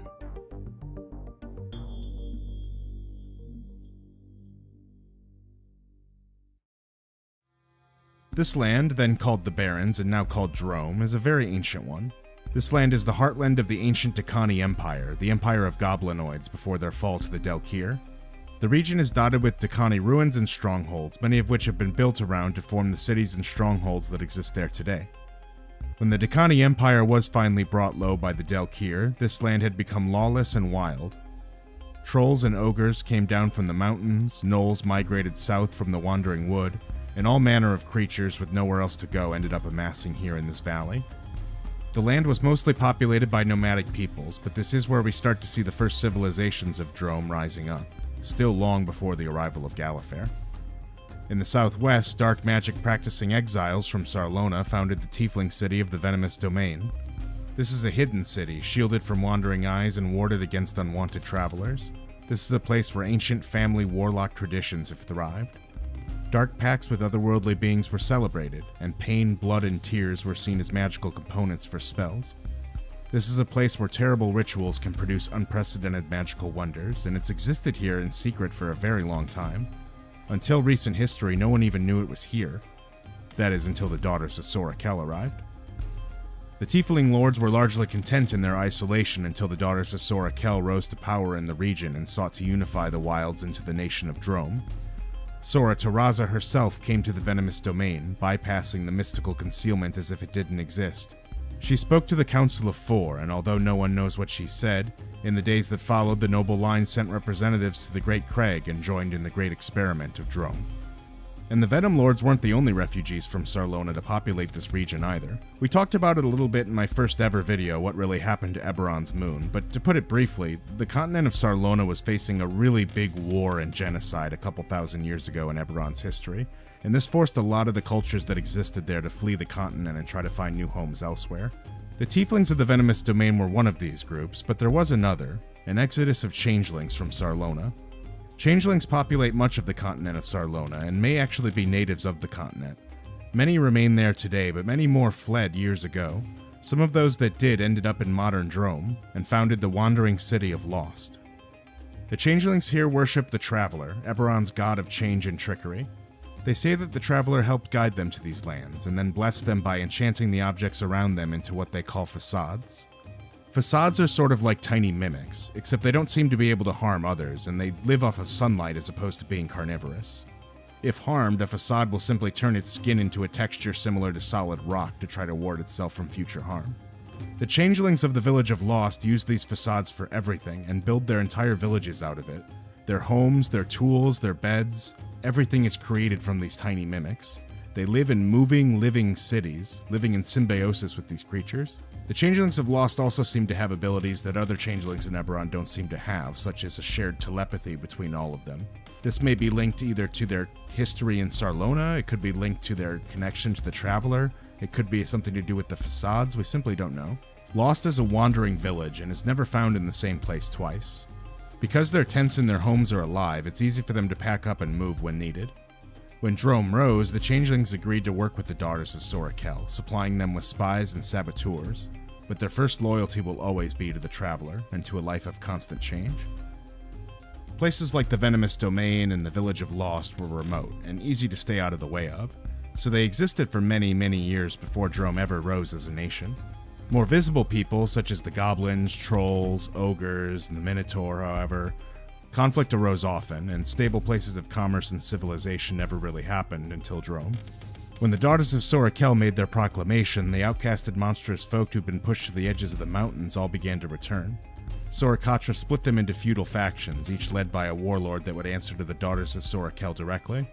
In Kazakh Drawl, the Medusa answered to the warlord Sheshka. In Suthar Drawl, a war troll warlord known as the Prince of Bones rules over the trolls and the ogres there. As Droaam has slowly stabilized into a functioning nation, these warlords have become governors of their regions. In many cases, the Daughters of Sorakel merely elevated the most popular and powerful of the local monstrous leaders already existing there, but in other cases they helped create them. Thus is the case with the Minotaur. The Minotaur of the current age of Droaam are united, in answer to a warlord named Resh Tarakbar, a brutal raider. This wasn't always the case though. The Dawn Harvest was a clan of Minotaur that preached the value of honor and defending the innocent, and were staunchly opposed to the leadership of Resh Tarakbar and his ways of cruelty. As a result, the Daughters of Sorakel viewed this as a defiance of their authority. Soramania sent her most elite fighting force, a squad of specially trained, mage-bred, and armored war trolls called Mania's Fist. The result was a massacre, and although a few scattered members of the Dawn Harvest still live lives on the run, the Minotaur now answer unquestioning to Resh Tarakbar. Thus, the great outcasts were unified under Droaam. Many had to be brought to heel using shows of strength, but all eventually bent the knee to the banner of Droaam. From here, a nation could be built. Years followed, and eventually, Braylon ceased all military attempts to take back the Barons. The Daughters of Sorakel and their warlords were too entrenched and powerful, and some in Braylon even thought they might make potential allies should the last war ever break out again. At the end of the last war, when the Treaty of Thronehold was being negotiated for, the Daughters of Sorakel did arrive to petition Droaam to be an official nation as a part of the treaty. We don't know exactly how this meeting went, and it would have been so interesting to be a fly on the wall during all of that, but we do know eventually that it was denied. Droaam's sovereignty hasn't been challenged so far, but it hasn't been officially recognized either. Now, if we count from the canonical start date of Eberron, that puts us at roughly a decade since Droaam was officially founded. It takes time to build a nation, and the Barons didn't have a ton to build off of to begin with. All the same, the peoples of Droaam are building. Although they don't have the full might of the Dragonmark houses to push forward the needle of progress like all the other cities in Khorvaire, they do have a number of unique capabilities that only the people who live there can do. This has created a new place filled with very unique forms of culture and commerce. At a Droaam city, you might be able to trade for the unmatched stonework of Kazakh Drawl Medusas, or the mage-crafted magical items of the Venomous Domain. You might be able to go see a musical featuring changeling actors and harpy singers. Although many of the warlords do keep up their act as brutal marauders, it'd be reductive and dismissive to write off all of Droaam as some kind of raider's paradise. Many of the things being built here are constructive and wondrous and give us insights into cultures that had long been pushed to the edge of society. Nowhere can this be seen more than the city of Greywall, which has ended up becoming sort of a crossroads border city between Droaam and Brayland. Greywall is the second largest city in Droaam, second only to the capital of the Great Crag. Its mayor is actually an Illithid named Zorchilic, who claims to have no love for the rest of his kind. It's said that at the founding of Droaam, the Daughters of Sorakel found Zorchilic in a Khyber demiplane, imprisoned by his fellow mind flayers. He agreed to help serve them in exchange for his freedom, eventually becoming the mayor of Greywall. The true nature and motivation of Zorchilic is something of a mystery, but he's far from a chaotic force within Droaam. Mayor Zorchilic keeps Greywall a civilized and orderly place, and he's said to have no patience for mindless violence. Under his leadership, the city's become a safe haven for the peoples of Droaam and otherwise. Many of the Dragonmark houses have even successfully set up shop here. Many of them have begun expanding out west this way, but none more so than the Mark of Finding. House Thrashk has worked closely with Droaam and ended up becoming something of a middleman for Droamite laborers. Anyone in Brayland who might need the hands of an ogre construction worker or Medusa mason may end up contacting House Thrashk to make the arrangement. And this has ended up being a great deal for everyone involved, and the place where you'd usually negotiate these deals would be Greywall.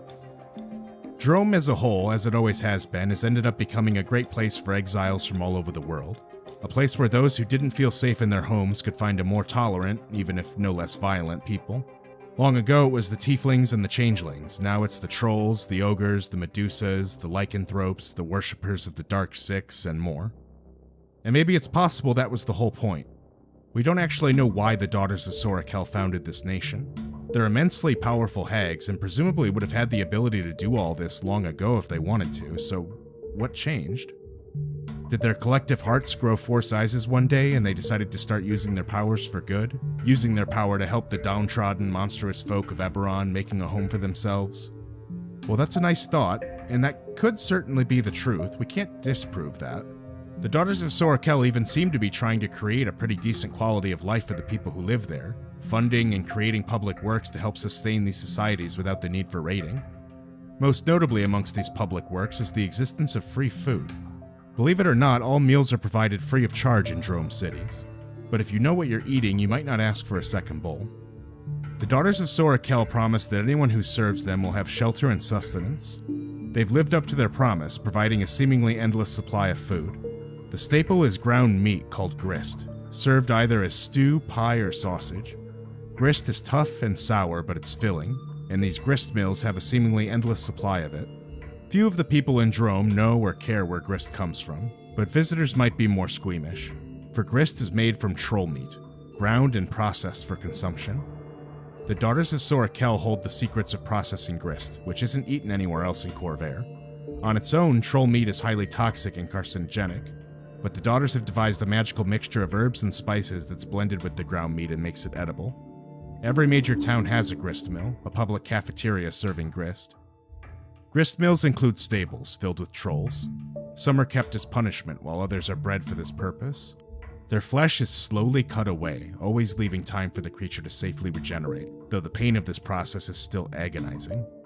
The form of grist served in the mill changes daily. Stew, sausage, meat broth, but the substance remains the same, and most Easterners find it sour and unpleasant. The one saving grace of grist is that it's free. So while it's certainly great for the people of Droaam to never go hungry, there is a dark truth behind this salvation. And time again we'll find this theme amongst the promises of the Daughters of Sorakel. What the Daughters are building in Droaam can't be denied, and there's indisputably much to be valued here, and much that the other nations of Corvair have unfairly persecuted. But the Daughters of Sorakel themselves are still somewhat a mystery. They haven't done anything the Five Nations would view as a direct attack, but they are still the Daughters of Sorakel.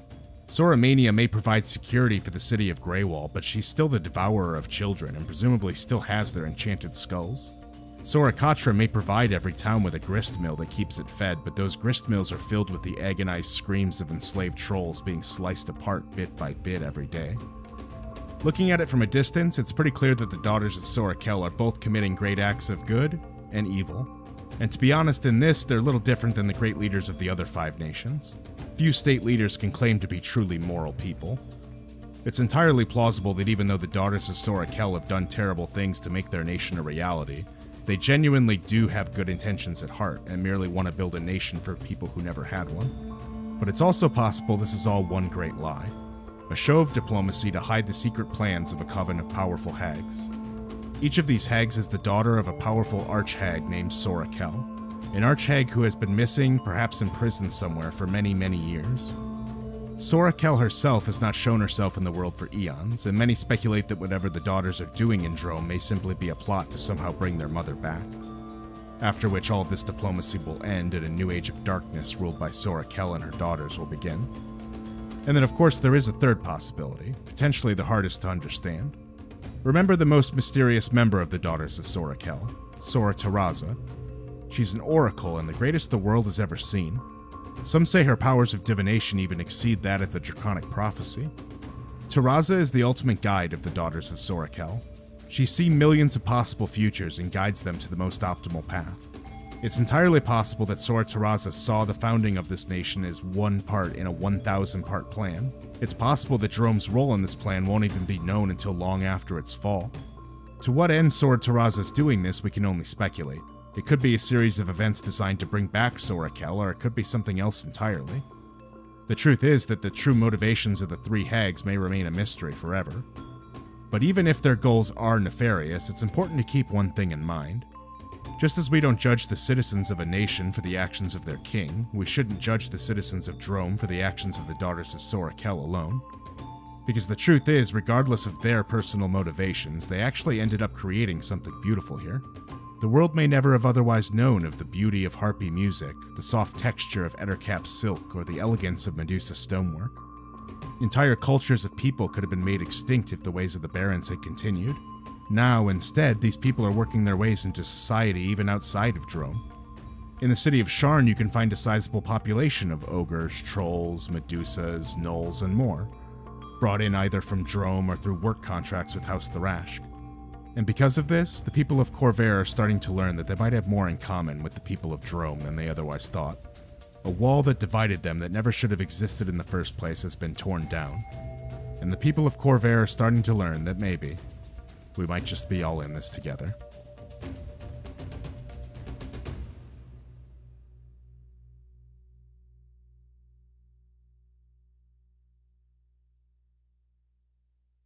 The day was the 20th of Olaroon, in the year 994 YK, a day that would live on as a scar in the history of Eberron. By all accounts, the 20th of Olaroon was a normal day on the battlefront. The Great Last War, as it would eventually be called, had been raging on for nearly 100 years across the continent of Khorvaire. 5 different nations had all been fighting for control of the continent with no end to the fighting in sight. On this day, generals on all sides of the conflict could tell that several large battles were on the horizon. The nations of Brayland and Thrain had, after many years, finally agreed to a truce. The two formerly warring nations were now instead preparing to team up for a joint invasion of the nation of Sire to their east. King Boranel of Brayland had sent his daughter, the war hero Princess Boran, to lead their armies. Determined to not be upstaged, Thrain had offered up their best general as well, a man named Bishop Militant Grodin. Together the two armies planned their largest ever invasion of Sire. In the book Eberron, Forge of War, it tells us a little more of a detailed account of that invasion. Marching south of the usual battlefields in western Sire, the vanguard of the Braylish Thrain army quickly overwhelmed Kenrune and surged across northern Dragoon. Advanced forces reached the place now known as the Field of Ruins. There, the invaders paused to await the bulk of their troops before shifting northeast to storm the city of Making. The next day, the main body of Thrain and Braylish forces climbed up through gullies and gorges to higher ground and cut the Seirun Road some 200 miles southwest of Making. And through a series of quick hit-and-run maneuvers using the tireless Warforged, the vastly outnumbered Siren defenders gave the impression of a much larger force. This illusion and the command and control problems it caused between the invading allies slowed the advance significantly. Given impossible orders to delay and yet preserve as much of their forces as possible, the Sirens did perform brilliantly. On the second day, Siren reinforcements from the east made the battle even more even. Although outnumbered, the Sirens were defending familiar terrain. Late in the afternoon, their battle lines were holding, and the outcome of the struggle was still in doubt. So, from the west, Sire was facing a pretty sizable invasion and holding their own, but that wasn't their only conflict. They were fighting a war on 2 fronts on that day. To the north, Carnathi forces had invaded, following a retreating Siren army back home. Queen Danelle of Syre prepared for a siege on her capital of Metrol, preparing to defend it from Carnath's undead forces. So, on the 20th of Olaroon 994 YK, Syre was in a desperate spot, but holding strong. At least, until the mist came.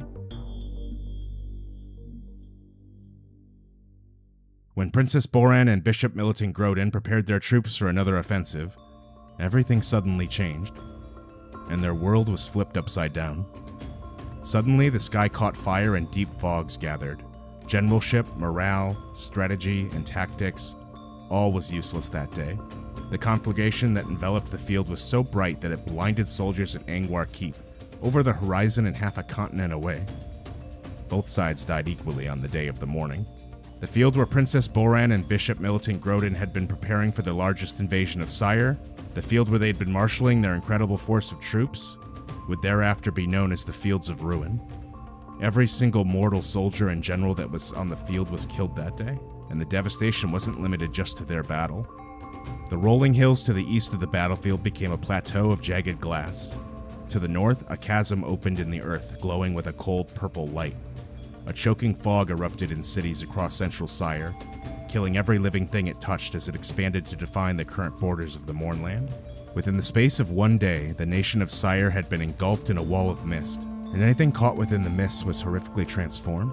Over 1 million Syrens were killed on the day of the Mourning. Those who survived were soldiers fighting in enemy territory, those living on the borders who were able to flee from the advancing mists, and those who were able to escape the interior through magical means.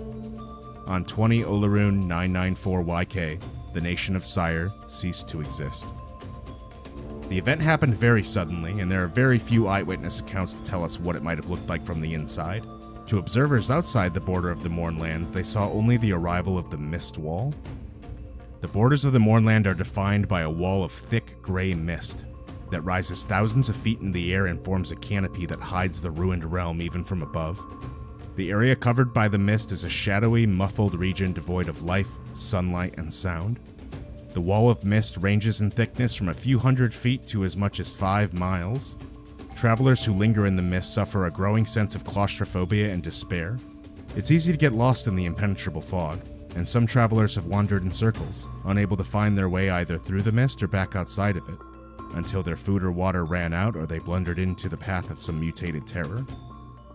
This mistwall doesn't seem to be dissipating either. Even 2 years later, in the current canonical year of Eberron, it remains stronger than ever. Brave and/or foolhardy adventurers have attempted to venture beyond the mistwall, eager to make a fortune for themselves, searching for lost Siren treasures, and because of them, we do have some accounts of what it might be like inside the mistwall, in the old lands of Syre. Beyond the mists lies a land twisted by magic, a wound that will not heal. The blasted land is strangely transformed. In some places, the ground has fused into jagged glass. In others, it's cracked and burned. Broken bodies of soldiers from various sides litter the landscape. The Mournland is a vast, open grave. In that horrific landscape, vile magical effects linger, and monsters mutate into even more foul and horrific creatures. Magical effects continue to rain upon the land as storms that never dissipate. Stories speak of living spells, war magic that has taken physical form, sentient fireballs, and vile cloud kills that endlessly search for new victims. And angry ghosts continue to fight their final battles. The only thing predictable about the Mournland is that nothing is predictable. Any sort of monster or horror could lurk within its borders. And those who have traveled beyond the Mistwall and returned describe the land as being magically unpredictable in this way. Inhospitable, but sometimes as beautiful as it is horrifying. The day of the Mourning redefined the geography of Syre. The cataclysm raised land, swallowed lakes, and moved whole cities. In some areas, the earth has become torn and gouged as if by some colossal beast. In others, it's become iridescent glass or semi-liquid sludge. Trees in one place turned to crystalline onyx. The flowers in another place began eerily buzzing when touched by a breeze. Nothing in the Mournland is as it was. The entire land is a scar left by the catastrophe of the Mourning. And that's just the beginning. There's plenty of other strange new landmarks, such as the Glowing Chasm, a giant crack that emerged within the land during the Mourning. A supernatural glow emits from the chasm that goes so deep that no one today even knows what's causing it. The chasm seems to change creatures that spend significant time near it as well, transforming them into strange new forms.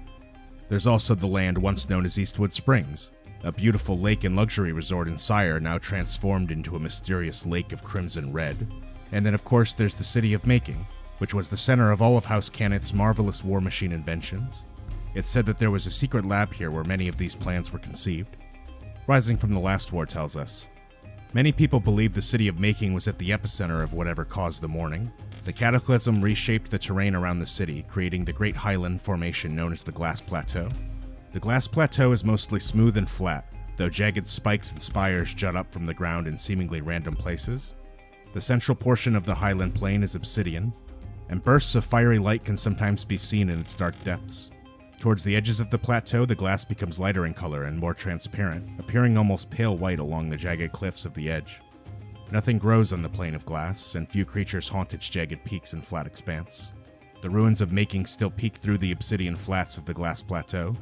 Those who believe that the Mourning started here also expect that Making is where the mystery of its origin will be unraveled. So as we begin sifting through the fallout, we may start to be forming theories, but we're still very little closer to determining how or why any of this happened. Many feared that the war itself was what caused the cataclysm, and this refueled efforts to end the war. 2 years after Sire's destruction, the last war that had lasted for almost a century was over, but people were no less terrified of what would come next. What was the Mourning? What caused it? Was this a natural calamity or some targeted attack? And why did it seem to target Sire specifically?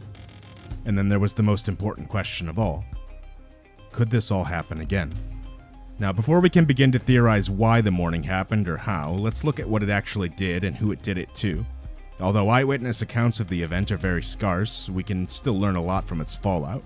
If we look at the modern border for the Mournlands, we can see where the blast radius and the now ever-pervasive wall of mist was placed. All of the lands within this border are now known as the Mournlands. And interestingly, this border of the Grey Mist lines up perfectly with the drawn political borders of Sire, at least at the time. And although Sire was at one point a much bigger nation at the start of the last war, they had since lost territory to the Elves and to the Goblinoids in various uprisings in Valinor and Dargoon respectively. So what we see as the border of the Mournlands actually reflects nearly perfectly the borders of Sire at the time of the war, at that specific day in the war.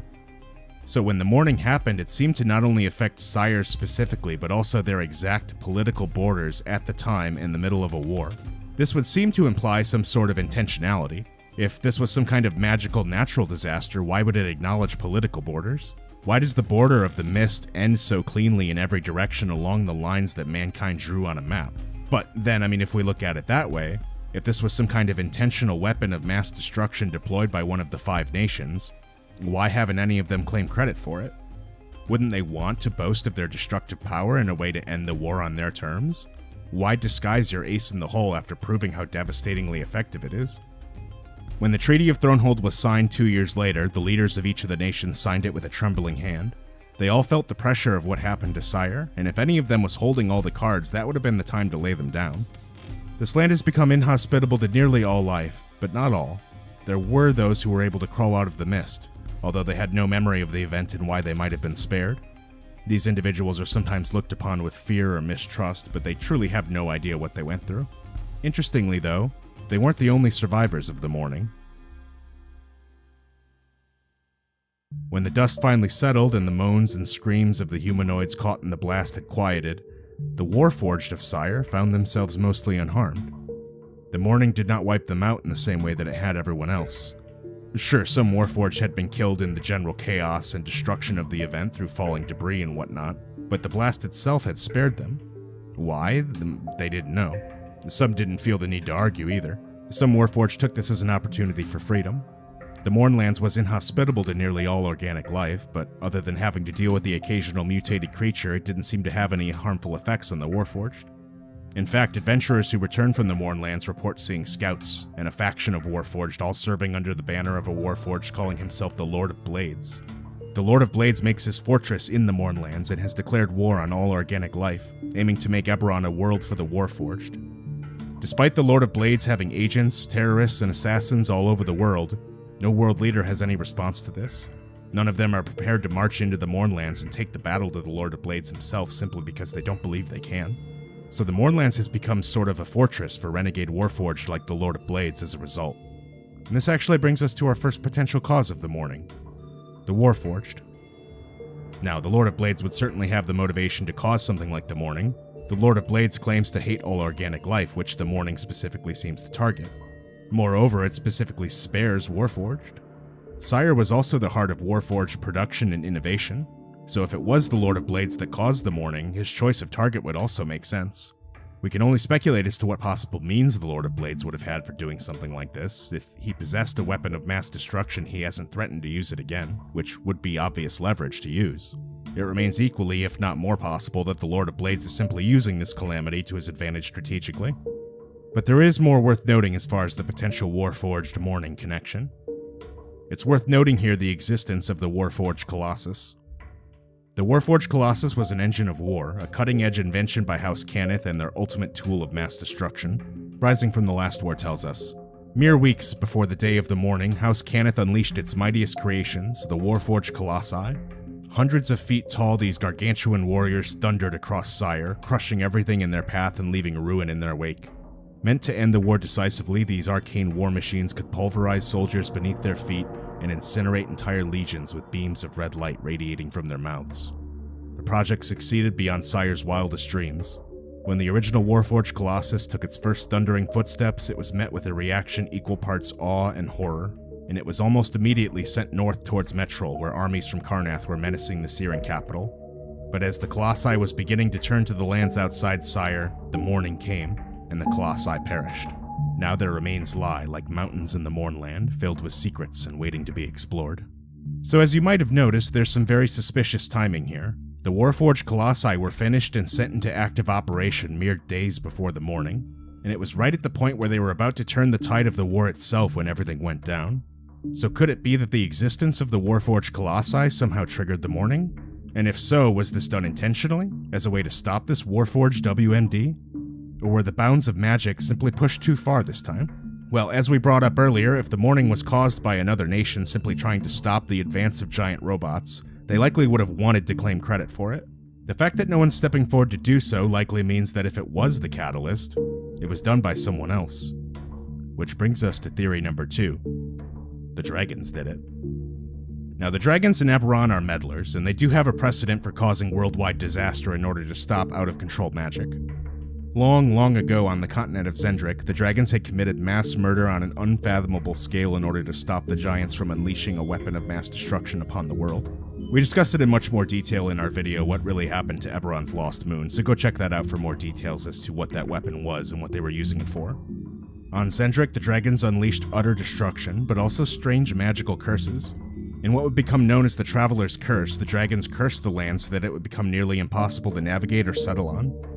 Is this Mourning simply an evolution of that idea? Strike out with impossible magic and make it impossible to rebuild your engines of war? Is it possible that the dragons felt the need to step up once again in response to the Warforged Colossus? The Warforged Colossus was truly an incredible magical feat. If you look at its stat block provided in Rising from the Last War, it's listed as a whopping CR 25, one of the most powerful creatures in D&D as a whole, easily rivaling any single ancient dragon. It's absolutely possible, if not even likely, that the dragons would have seen the creation of these constructs as a threat to either them or the fabric of reality as they know it. And while there's no direct evidence that points to the dragons causing the Mourning, the precedent and the motivation are there, and they're one of the few groups that would actually have the means of doing something like this. And now, if we're going to discuss groups that have the means to do something like the Mourning, and that is a very short list, we should also include the Lords of Dust. We haven't discussed the Lords of Dust much on this channel yet, although I do plan to do a deep dive on their connection with the Draconic prophecy in a later video. But to put it briefly, the Lords of Dust serve the Demon Lords of Eberron and seek to find ways to release them from their prisons underground. The only way that they know of to release them is by following along the lines of a vague metaphysical prophecy known as the Draconic prophecy, which all of reality seems to adhere to. The Lords of Dust have ways of seeing the future, and seeing which events need to happen or not happen in order to reinforce those possible futures, the futures in which their demon overlords are free. As a result, you'll often see these devils and fiends using really obscure and strange espionage in the world to reinforce events that no one else would really care about, but they need to ensure happen. And they could be influencing or changing these events simply because those events will lead to the things they actually want to happen. It's like the butterfly effect made into scientific method. So it is possible that the Lords of Dust thought that this magical calamity was a necessary event, something that needed to happen in order to ensure a demon overlord's release. It's possible that the Mourning itself set forth the events towards that apocalypse, but it's equally possible that it was merely one step in a 100-part, 1,000-year plan. Hell, it's equally possible that the dragons themselves caused the Mourning simply because they thought it would disrupt plans the Lords of Dust were also doing. It's just the sort of games these two groups play. But again, this is all circumstantial speculation. There's no proof that the devils or the dragons caused the Mourning, and neither one is jumping to claim credit for it either.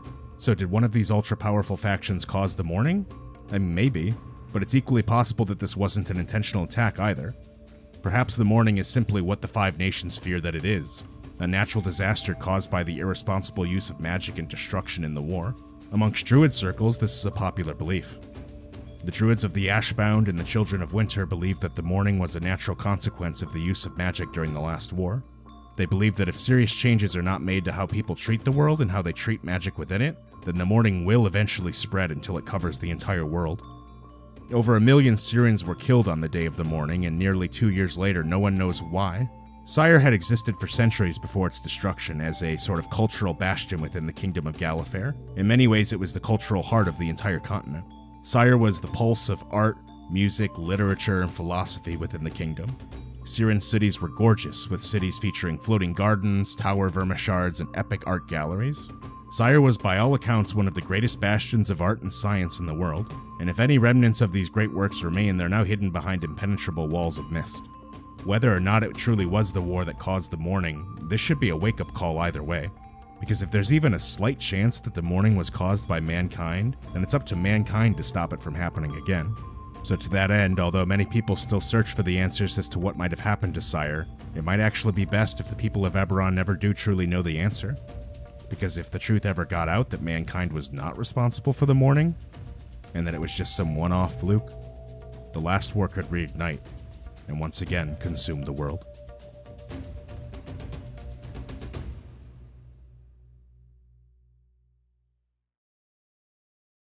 In the final days of the last war, House Cannith unleashed its mightiest creations, the Warforged Colossi. These enormous mechanical warriors thundered across Sire, crushing everything in their path and leaving ruin behind them. Meant to end the war decisively, the Colossi pulverized hundreds of soldiers beneath their feet, and incinerated whole legions with beams of fiery light that shot from their mouths. This rampage was cut short on the day of the Mourning. The arcane cataclysm that engulfed Sire destroyed most of the Warforged Colossi, causing them to collapse into lifeless heaps. House Cannith is the Dragonmarked house in Eberron that carries the Mark of Making. This Dragonmark allows them to create wondrous inventions, but also allows them to effortlessly interface with ancient eldritch machines, even if they don't really understand how they work. Thus, when House Cannith discovered ancient creation forges of giant design on the lost continent of Zendrik, they put them to good use. House Cannith found these creation forges and created constructed soldiers called the Warforged, and sent them off to the front lines of the last war, a massive world war that dominated much of Eberron's history.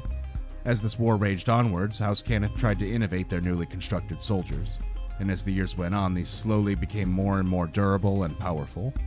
Yet as soldiers, Warforged possess one fatal flaw. When a Warforged was born, it was born with all the thoughts, hopes, and fears that a human might have, and as such, it was always a risk of desertion if the Warforged ever became too independent. Thus, the consciousness factor was slowly worked out of the Warforged design.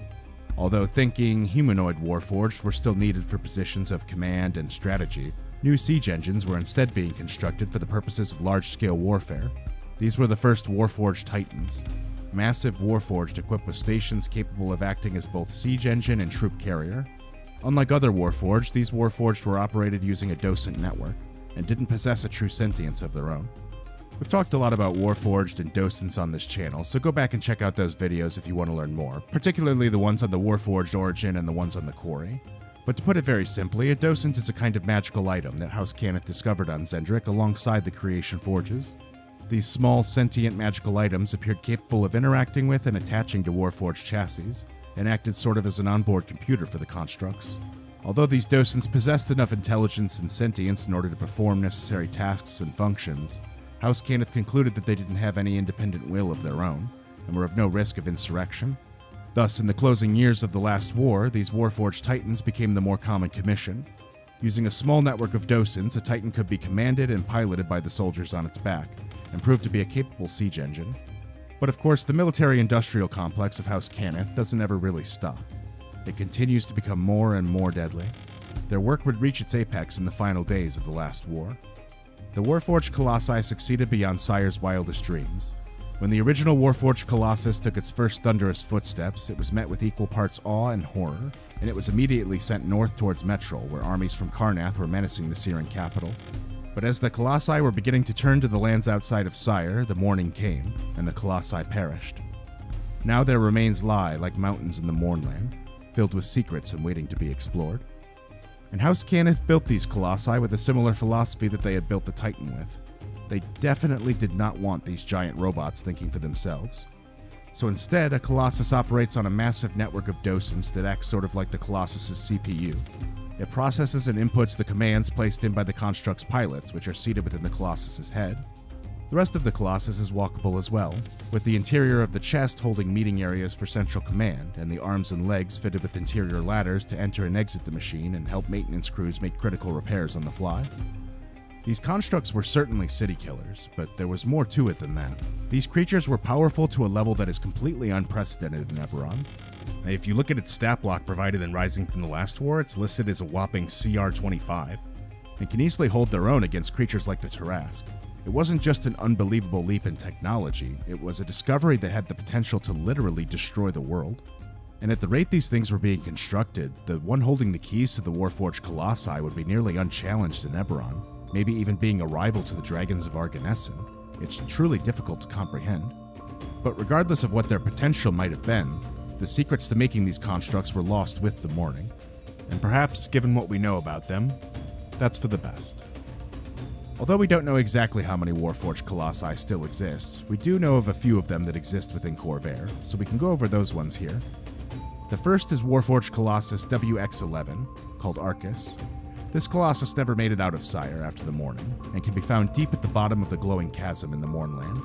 Still active, but stuck prone, and missing an arm. The second is Colossus WX73, called Arturok. This Colossus can be found deep at the bottom of Lake Sire, found amongst the ruins of a secret underwater Cannith lab. It's unknown what else might have been found in this lab, and all contact was lost after the Mourning. But by all accounts, the Colossus that was here is perfectly intact, simply waiting to be activated. Colossus WX42, called Hanomar, can also be found at the bottom of a deep body of water. This Colossi can be found at the bottom of Kraken Bay, which was likely in the middle of sieging the Elves of Valinor. This Colossi is buried up to its knees in sand, and its interior is completely flooded, but otherwise it's completely intact at the bottom of the ocean. WX33, the Landro, is found partially phased into the mountain between Sire and Braylon, likely a bizarre side effect of the Mourning itself. It would be quite the task to try to dislodge this Colossus, but its interior remains perfectly explorable. Meanwhile, WX5, Nor, sits slumped in the city of Metrol itself, leaned against one of the towering vermishards, but otherwise inactive. Mysteriously, WX12, called Timber, sits all the way over in the Shadow Marches, and no one really knows how it got there. What we do know is that it certainly didn't march its way all the way over there from Sire. So was it secretly constructed in the Shadow Marches by House Cannith? Did it somehow stumble into a Khyber demiplane and end up here somewhere from Sire? Was this some kind of side effect from the Mourning? Or did someone or something somehow bring it here on purpose? Timber is one of the more mysterious of the existing Colossi, and it's truly way over in a corner of Eberron that no one thought it should be. But despite its mystery, there is one Colossus that may actually pose a real, active threat, and that's WX31, the Cairnslayer. The Cairnslayer was the Warforged Colossus that Sire intended to use to take back their capital and then march forward into Karrnath. But that day never really came. Instead, after the Mourning, the Cairnslayer's legs were severed, yet the gargantuan construct never abandoned its mission. To this day, the Colossus uses its arms and its legs to drag its body across the wasteland towards the border of Karrnath, slowly and steadily making its way north. And at its current pace, it will take a decent amount of time to get there. But it's already been 2 years since the Mourning, and Karrnath may soon have to face a legless Warforged Colossus. So although the Mourning may have thankfully cut House Cannith's research on the Warforged Colossus short, a half dozen of these world killers still exist in Eberron, just waiting to be discovered. These are creatures that could literally wrestle the Tarrasque and win, so if anyone successfully finds and activates these old constructs, or even worse, figures out how to make them themselves, the world of Eberron might just have new masters.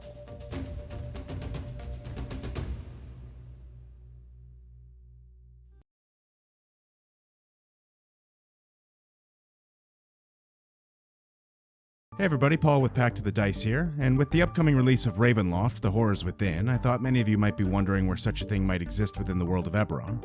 Ravenloft and the Domains of Dread have been with D&D since the game began, and the whole concept is purposely meant to be a bridge between fantasy worlds. If you play Curse of Strahd, the idea is that your group of adventurers has been pulled from different places in the multiverse and brought here, to Ravenloft. It's always meant to be a sort of demi-plane between realities, where heroes from vastly different places can meet and try to find your way and be heroes in this new realm. But this leaves us in a curious place with Eberron. Typically, as we've mentioned before, Eberron is said to be cut off from the greater multiverse of D&D. The story of Eberron's creation tells us that the three dragons who made Eberron also surrounded it with a golden crystal sphere, one that kept the outside influences of the multiverse separate from the goings-on of this new world. We talked about this a little bit in our video about Eberron's outer space, and how, pending heroic exceptions, Eberron is usually immune to most multiversal travel. Or at the very least, it's not a part of Eberron's history that anyone has ever been known to do such a thing. So I think it's logical for many people to take this information and simply assume that Eberron cannot interact with Ravenloft or the Domains of Dread. And for many GMs, they may want to stick with this explanation to keep Eberron in its own little corner. But for those of you who are curious, those GMs or players who might want to know more about how you might be able to fit Ravenloft into an Eberron campaign, there actually are a surprising amount of resources available to help you do so. So today we're going to be exploring exactly that. Where do Ravenloft and the Domains of Dread fit into the setting? How do we get Strahd von Zarovich into Eberron? And what new Domains of Dread might exist if we do work Eberron into the lore of the domain? Well, between the cursed lightning rail of Sire 1313 and the dread domain of Metrol, we actually have some precedent for this, and some insight on how the insidious nature of the dark powers might reach a place even as remote as Eberron.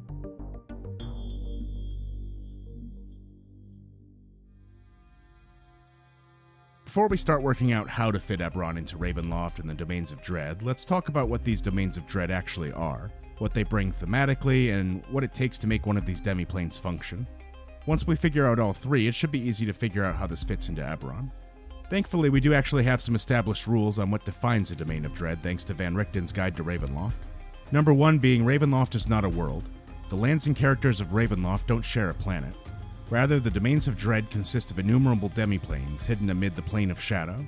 Mysterious mists surround each of these island realms. The bravest souls might creep from one domain to another, but doing so involves considerable danger, and many who enter the mists are never seen again. Number 2 states that the Dark Powers control all. Sinister entities known as the Dark Powers manipulate the Domains of Dread and all who dwell within. Immortal, unknowable, and omnipotent, the Dark Powers revel in sowing terror and subtlety, manipulating their captives over the course of generations. Number 3, the Domains imprison Dark Lords. Ravenloft's demi-planes range in size from solitary structures to vast regions. These domains serve as the prisons of Dark Lords, villainous beings trapped and tormented by the Dark Powers. The specifics of each domain exist to ironically twist its Dark Lord's desires, capturing them and their land's residents in cycles of dread and despair. Rule number 4, the mists encompass all. Supernatural haze diffuses the Domains of Dread. These are the mists of Ravenloft, ominous fogs that gird each domain, rising and falling as the Dark Powers desire. Tales attribute ominous powers to the mists, from cloaking monsters to causing entire villages to vanish. The mists are not bound to Ravenloft and slip across the plains, potentially dragging anyone into the Domains of Dread. So, Domains of Dread are sort of like these metaphysical prison demi-planes. They're all centered around a single person, known as a Dark Lord, and the entire land within the demi-plane is shaped by their fears, hopes, and desires. They often wield great power over the others within these domains, but they are powerless against the Dark Powers, the ones who trap them here. These mysterious forces of shadow are responsible for their imprisonment. And as we mentioned, the Dark Powers typically populate these demi-planes by pulling people from all over the multiverse. So at its simplest, it could be that easy to explain how Eberron gets involved. The easy answer is because the Dark Powers are entirely unique in their access to the multiverse. Although most multiversal powers have trouble penetrating Eberron's crystal sphere, the Dark Powers are simply built different. They can pull people from Eberron without ever leaving a trace of their existence on that world. Thus, the people in Eberron don't know that Ravenloft is a thing or that you can breach the multiverse this way, but the Dark Powers aren't interested in making revelations to the people of Eberron. They just want who they want. So if you're a GM and want to go with that explanation, then you could take the rest of the Domains of Dread at face value and keep the lore as written. It'd be that easy. At that point, you don't really need to worry about any Eberron lore complications because it's effectively been surgically cut out of Eberron anyway. It's definitely the simplest solution. But what if you don't want to deal with the multiverse at all? I mean, some people play Eberron purely for Eberron stories, and there's nothing wrong with that. So how would we do that? How would we fit this concept of Ravenloft and the Domains of Dread into Eberron without needing to reference anything from any outside world? Well, to this end, we do have a couple of options. The primary option for this, recommended by Eberron books, is making the Domain of Dread an aspect of Mabar, the plane of entropy and undeath. The more we look at what Mabar is and how it functions, the more this begins to make sense. Let's start out by looking at one aspect of Mabar in particular, the hinterlands. The hinterlands are said to absorb fragments of locations from other planes, including the material plane. These locations vanish off the map, becoming permanently consumed by Mabar, and its inhabitants don't always realize this is happening right away. There can be an infinite variety in the fragments within the hinterlands. This largely depends on what plane a fragment is from. Is it a verdant forest in Lamania, a floating tower of Cyrenia, or is it a piece of the material plane, a fortress plucked out of the last war or a raging village? It's just like how the Domains of Dread are described in Ravenloft. Little, isolated areas of the world plucked out of existence by powerful otherworldly forces and shunted to a new plane. Eberron's Dread Metral adventure, which we'll talk about in a little bit, expands on this idea. The Domains of Dread are tied to the plane of Mabar, also known as the Endless Night. As a plane, Mabar embodies despair and entropy, the end of all things, including hope. As part of this, the Endless Night consumes pieces of other planes, pulling a piece from another realm into the hinterlands of Mabar, where its life and hope are slowly consumed until only darkness and death remains. In Eberron, these fragments of Mabar are the Domains of Dread. The people trapped in the fragment don't know what's happening to them, and it's not a struggle they can win. The dark powers are immortal spirits that shape Mabar, and they savor the slow extinction of these fragments. The dark powers mentioned in the previous quote are referencing the dark powers of Mabar. The dark powers of Mabar exist in Eberron already, whether you decide to incorporate Ravenloft or not. It's something that they mentioned in Exploring Eberron. As described in Exploring Eberron, the dark powers of Mabar are immortal planar beings that each control an aspect of the plane. Each sort of has its own theme, a domain of influence, and each dark power can choose their own reasons for why they are absorbing certain locations into their section of the plane. There are a few dark powers that we know the names of, but there's probably infinite more that we don't. We've mentioned before the Queen of All Tears back in our video on Arantis Vol and the Elves, her domain being one of misery and ghosts, but there's also the Empress of Shadows, who embodies imperial ambition and decaying power. And then of course there's the Bone King, who embodies the inevitability of death, often tormenting those who would seek to defy it. Each of these dark powers has the ability to pluck a location from any plane and stash it here, but this is always done in accordance with their particular theme. Dark powers don't take locations merely to expand their territory.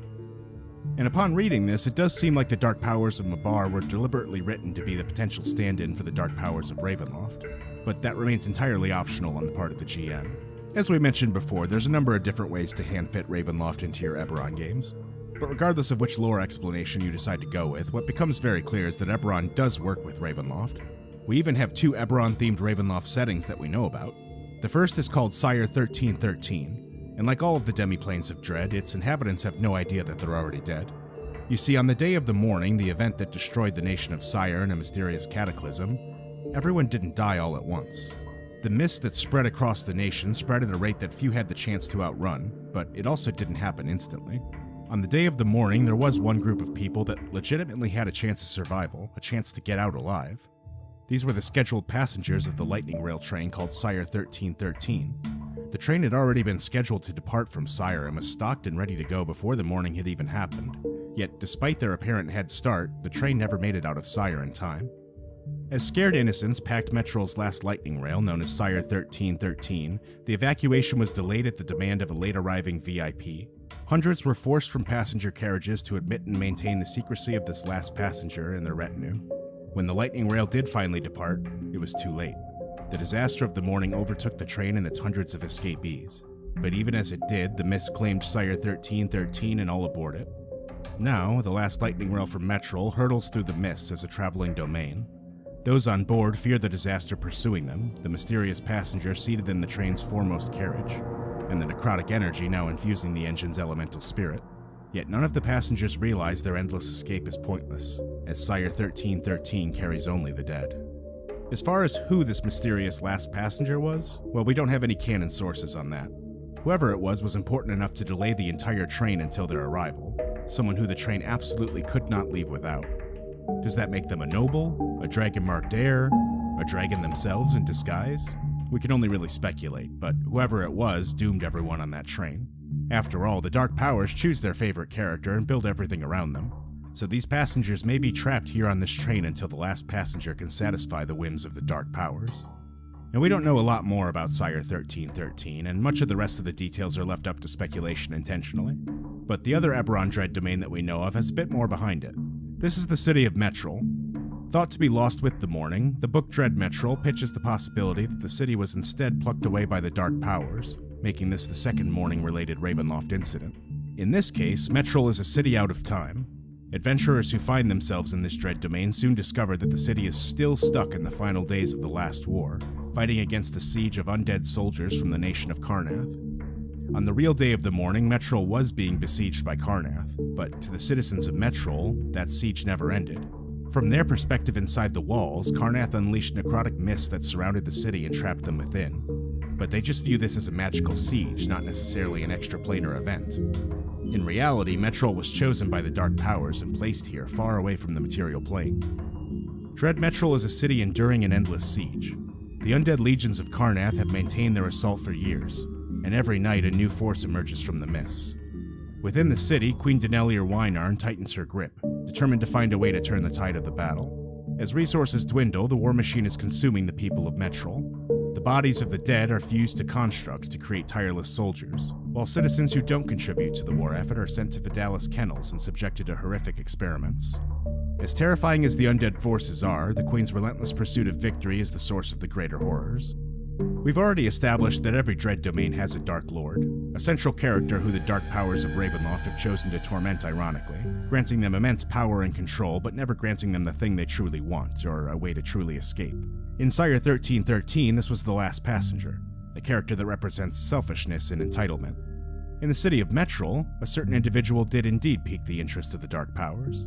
This was in fact the Queen of Sire herself, Queen Daelkyr Invasion. Queen Daenel wasn't known in history as a tyrant. Quite the opposite, in fact, she was seen as an inspirational figure. She was said to be a masterful musician, poet, strategist, artificer, and master of many trades. She was always eager to lead armies on the battlefield herself and was said to inspire great confidence and bravery. But there are parts of this story that historians don't know about. Everyone knows that the young Daenel took the throne after her father Kanos died on the battlefield. Her people were amazed and inspired by her courage and determination to fight, and she proved smarter than generals many times her age. But there's a more sinister side to this story. Ever since she was a child, Daenel has heard a voice whispering to her from the dark. A voice told her of her destiny, that she and she alone could lead Sire to victory. And it revealed the secrets of the people around her, revealing just how weak the people she trusted and respected truly were. At first, she had doubts, but everything the voice told her proved true, so she gradually began to trust and believe it. She could see that King Kanos was failing to lead the nation to the victory it deserved. While she loved her father, she also saw all of his flaws, and decided to take Sire's future into her own hands. Kanos' death on the battlefield was not by enemy hands as commonly believed. Rather, his squire Marson killed him on Daenel's orders and according to her plans, allowing her to rise to the throne. And so, even before Metrol was thrown into Ravenloft, Daenel's future may have already been seen in the Fates. The Dark Powers may have been priming her whole life for this reason, and she walked right into their trap completely of her own free will. As of the day of the Mourning, Daenel's reputation is still untarnished, and it's only upon visiting the transplanted city of Metrol that one might discover just how far she's truly fallen. In the years fighting this endless war against the spiritual representation of Karrnath, Daenel has paid quite dearly. Throughout repeated attacks, she's been maimed and scarred. These parts of her that have been lost have been slowly replaced by metal, as she and what remains of Metrol's House Cannith work to make her slowly more machine than human. Queen Daenel's biggest flaw, though, is her obsession with victory. It was this obsession that led her to arrange her own father's death, and it was her obsession with victory that also gained the interest of the Dark Powers. Remember that all of the Dread Domains exist to torment their central character, known as the Dark Lord, and here Daenel is their Dark Lord. Metrol, in this domain of dread, faces a never-ending siege by the forces of Karrnath, but these armies aren't actually real. They cause death and destruction, sure, but they don't come from Karrnath, and killing them won't stop them. They're manifestations of the Dark Powers themselves, just as immortal as they are. Queen Daenel will never actually win this siege, but all the same she refuses to admit it, putting her citizens through agony and tyranny in the name of military victory. And truly, in the amount of time that's passed since Metrol was transplanted, things have gotten really awful.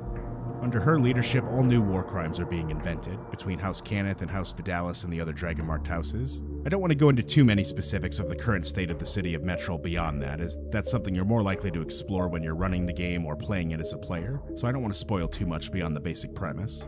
But the idea here is that Queen Danelle is to Metrol what Strahd von Zarovich is to Barovia. They might not be the person responsible for trapping everyone here, but it's because of them that it happened. And these are just 2 Eberron Dread domains that we know about. Sire 1313 was featured in Van Richten's Guide to Ravenloft, and Dread Metrol was featured in the Dread Metrol Adventure. But presumably, if these 2 exist, then there should be more. And there's plenty of room to use what we've learned here to create an Eberron-themed Dread domain of your own. And to help show this off, I think we can actually go ahead and create one of these right now, using existing Eberron lore and what we know of Ravenloft. What we know about the Dark Powers is that they tend to pick interesting characters from history, ones they can ironically torment. In Sire 1313, this was the mysterious Last Passenger, and in Dread Metrol, this was Queen Danelle or Wynard. But what if we themed our Dread domain on a completely different era of Eberron's history? What if our Dread domain was plucked out of Zendrik, at the height of the Giant Empire? Let's start out with Eberron canon itself, and see how we can use that to twist it to our needs. Eberron canon sources tell us that the Empire of Giants came to an end when the dragons flew over the continent of Zendrik and annihilated it. But before this even, the Giants were fighting a different war, a slave rebellion. The Elves had been enslaved for years by the Giants and had finally risen up against them, and the Emperor Kulsir, the most powerful of the Giants, stood as their final obstacle to freedom. Emperor Kulsir was a powerful artificer and wizard in his own right, but much of his arcane strength came from the work of an elf named Cardain. Cardain had been raised by Giants and had conflicting feelings about working for them or against them. He was raised in seclusion and initially had no idea that his magical breakthroughs were being used to harm his own people. When the hero elf Vidalia came to rescue him, she and Cardain actually fell in love and helped rally the elves in rebellion together. At that point, Kulsir's days were numbered. Vidalia, being a cunning strategist, led Kulsir's forces out into the open for an ambush, and there Vidalia did single combat with the Giant Emperor. She begged Cardain to aid her in the battle, but he hesitated. He had conflicting feelings having been raised by the Giants and struggled to do combat with them himself. When Vidalia was then slain on the field by Kulsir, Cardain realized what his hesitation had done, but it was too late. He rallied the remaining elves against Kulsir and rejoined the battle. It said that Kulsir grew desperate after this, and unleashed a magical contagion upon the elven warriors that Cardain himself had engineered many years prior. This contagion melted the bones within the elven bodies and left Giants unharmed. Although his forces were decimated, Cardain swore to hunt Kulsir to the ends of the earth, and neither Kulsir nor Cardain were ever seen again. And that's where canon sources leave us. We know that story, but we don't know the final fate of Kulsir or Cardain. And that's where our new Dread domain can fit in. Because what if that was only part of the story? What if Kulsir did actually have one last ace up his sleeve? So let's back up and say that Cardain sees Vidalia fall on the battlefield, and indeed does rally a counterattack. Let's even say that in his fury, he and the elves are able to strike a crushing blow against the forces of Kulsir, leaving Kulsir on the brink of defeat. What if Kulsir, at that point, had one last eldritch ritual? One last ace up his sleeve? A last resort he was saving just for a situation like this. In our scenario here that we're making, this is where Kulsir reaches out to the dark powers of Ravenloft, whatever you decide those might be. Kulsir, in his desperation, makes this deal, and a wall of mist surrounds the battlefield. A dread domain is cast over the battlefield, cutting the elves off from any reinforcements. He then unleashes his magical contagion to decimate the remaining elves with disease. After all of this, even Cardain is forced to surrender, to spare his own people. Kulsir views this as his ultimate victory, but it all comes at a cost, as it does with the Dark Powers. The Dark Powers don't have any interest in letting him revel in his victory, and Kulsir has been chosen to be the Tormented, not just the Tormentor. The twist within this domain is that no matter what Kulsir does to try to eradicate the elves, it backfires on him. His magical contagion does indeed melt the bones of the elves, but Ravenloft has twisted this magic. The leftover skin flaps from the victims of this disease reanimate into Boneless, creatures featured in the book Van Richten's Guide to Ravenloft. These Boneless are malevolent undead and act kind of like you'd expect zombies in a zombie apocalypse to act. They kill indiscriminately, elves and giant alike. The mass numbers of these things has changed the landscape of this domain, and even the giants are constantly worried about being overrun by these creatures. In addition to this, any elf slain unjustly by giant hands returns as a vengeful revenant, a ghost filled with fury and out for revenge. After much time in this dread domain, Khalsir has come to realize that he and his people will fall if they try to eradicate the elves, either to revenants or to boneless. So instead, they try to rule over them oppressively. Enemies of Khalsir aren't executed, but instead captured and petrified, placed in massive stone vaults to be forgotten forever. The years have not been kind to Cardain either. In his surrender, he once again became a servant of Khalsir. He no longer believes victory is possible, and has become a valuable asset and reluctant ally to the Giant Emperor. And this is how the Dread Domain would exist if you found it today. A former battlefield turned into the site of a boneless zombie apocalypse and ruled over by the remnants of an oppressive giant empire. Time doesn't pass at the same rate here as it does in Eberron, so player characters who visit this domain will gain an unprecedented glimpse at both ancient giant and elven cultures. This would also be an incredible opportunity for a Tyrnodal elf, especially one trying to embody the feats of Vidalia, getting a chance to slay Khalsir for themselves. It could also be kinda interesting for a Tyrnodal elf trying to embody Cardain, giving the character a chance to see legend versus reality. I think there's a lot you could do with this idea based on where it was plucked out of history. This would be an elven culture that predates Arenal. These would be giants that predate modern elemental giants. This would be a place where you can discover active prototype Warforged or speak to a quarry trapped in a docent from before the turning of the age.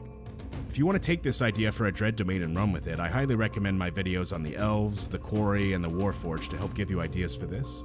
And I did also go a step farther and write up a document for this Dread Domain as well, which I'm calling the Khalsir Domain. I wrote up a brief little summary of the setting in the style of Sire 1313's entry, and also went as far as to include a usable stat block for the Emperor Khalsir himself to act as your BBEG. And you can find a link to that in the description of this video, all available for completely free, so definitely go and check that out if you're interested. But if you want to make your own Dread Domain, you can apply all of these principles that we talked about to any area of Eberron. Just keep in mind the constants that Dread Domains have and work from there. At the end of the day, a lot of this stuff is working backwards to fit Ravenloft lore into Eberron, but once you start thinking about it and kind of hand-fitting it, it all fits really well. And there's all sorts of ways to go about it. We talked a lot about Ravenloft as canon, Ravenloft as fitted into Mabar, but there's other satisfying ways to work Ravenloft into Eberron lore too. Personally, I think the Domains of Dread also work really great if you want to explain them as Demi-Plains of Khyber, maybe each tended to by a minor fiend or even a full-fledged overlord. I actually think if I was going to do an Eberron version of Curse of Strahd, I might do it where Strahd was pulled into Barovia by the demonic overlord Endren Tolku, who represents jealousy. Barovia might be a place from any point in Eberron's history that accidentally fell into Eldren Tolku's heart domain. I've talked in past videos as well about how in my Eberron I've sometimes run Ravenloft as a part of Thelanis as well. And with Thelanis being a plane where everything exists literally to tell a story, I think that is a really logical fit, just they would have to be much darker stories. Really, at the end of the day, what's most important for adapting any non-Eberron lore into Eberron is just diagnosing what the important parts are and translating those into the new setting. If we keep those principles in mind, really anything can be transported into Eberron in every way that matters. If you made it this far in the video, thank you so much for watching. Please consider liking and subscribing if you liked this video. We do this on a nearly weekly basis. Please consider supporting our channel by supporting our store over at packtothedice.com, where both of my books are for sale now. That's the most direct and easiest way to support the channel, and it helps keep the lights on around here, so I really do appreciate it. But that'll be it for this week, everybody. Thank you so much for watching.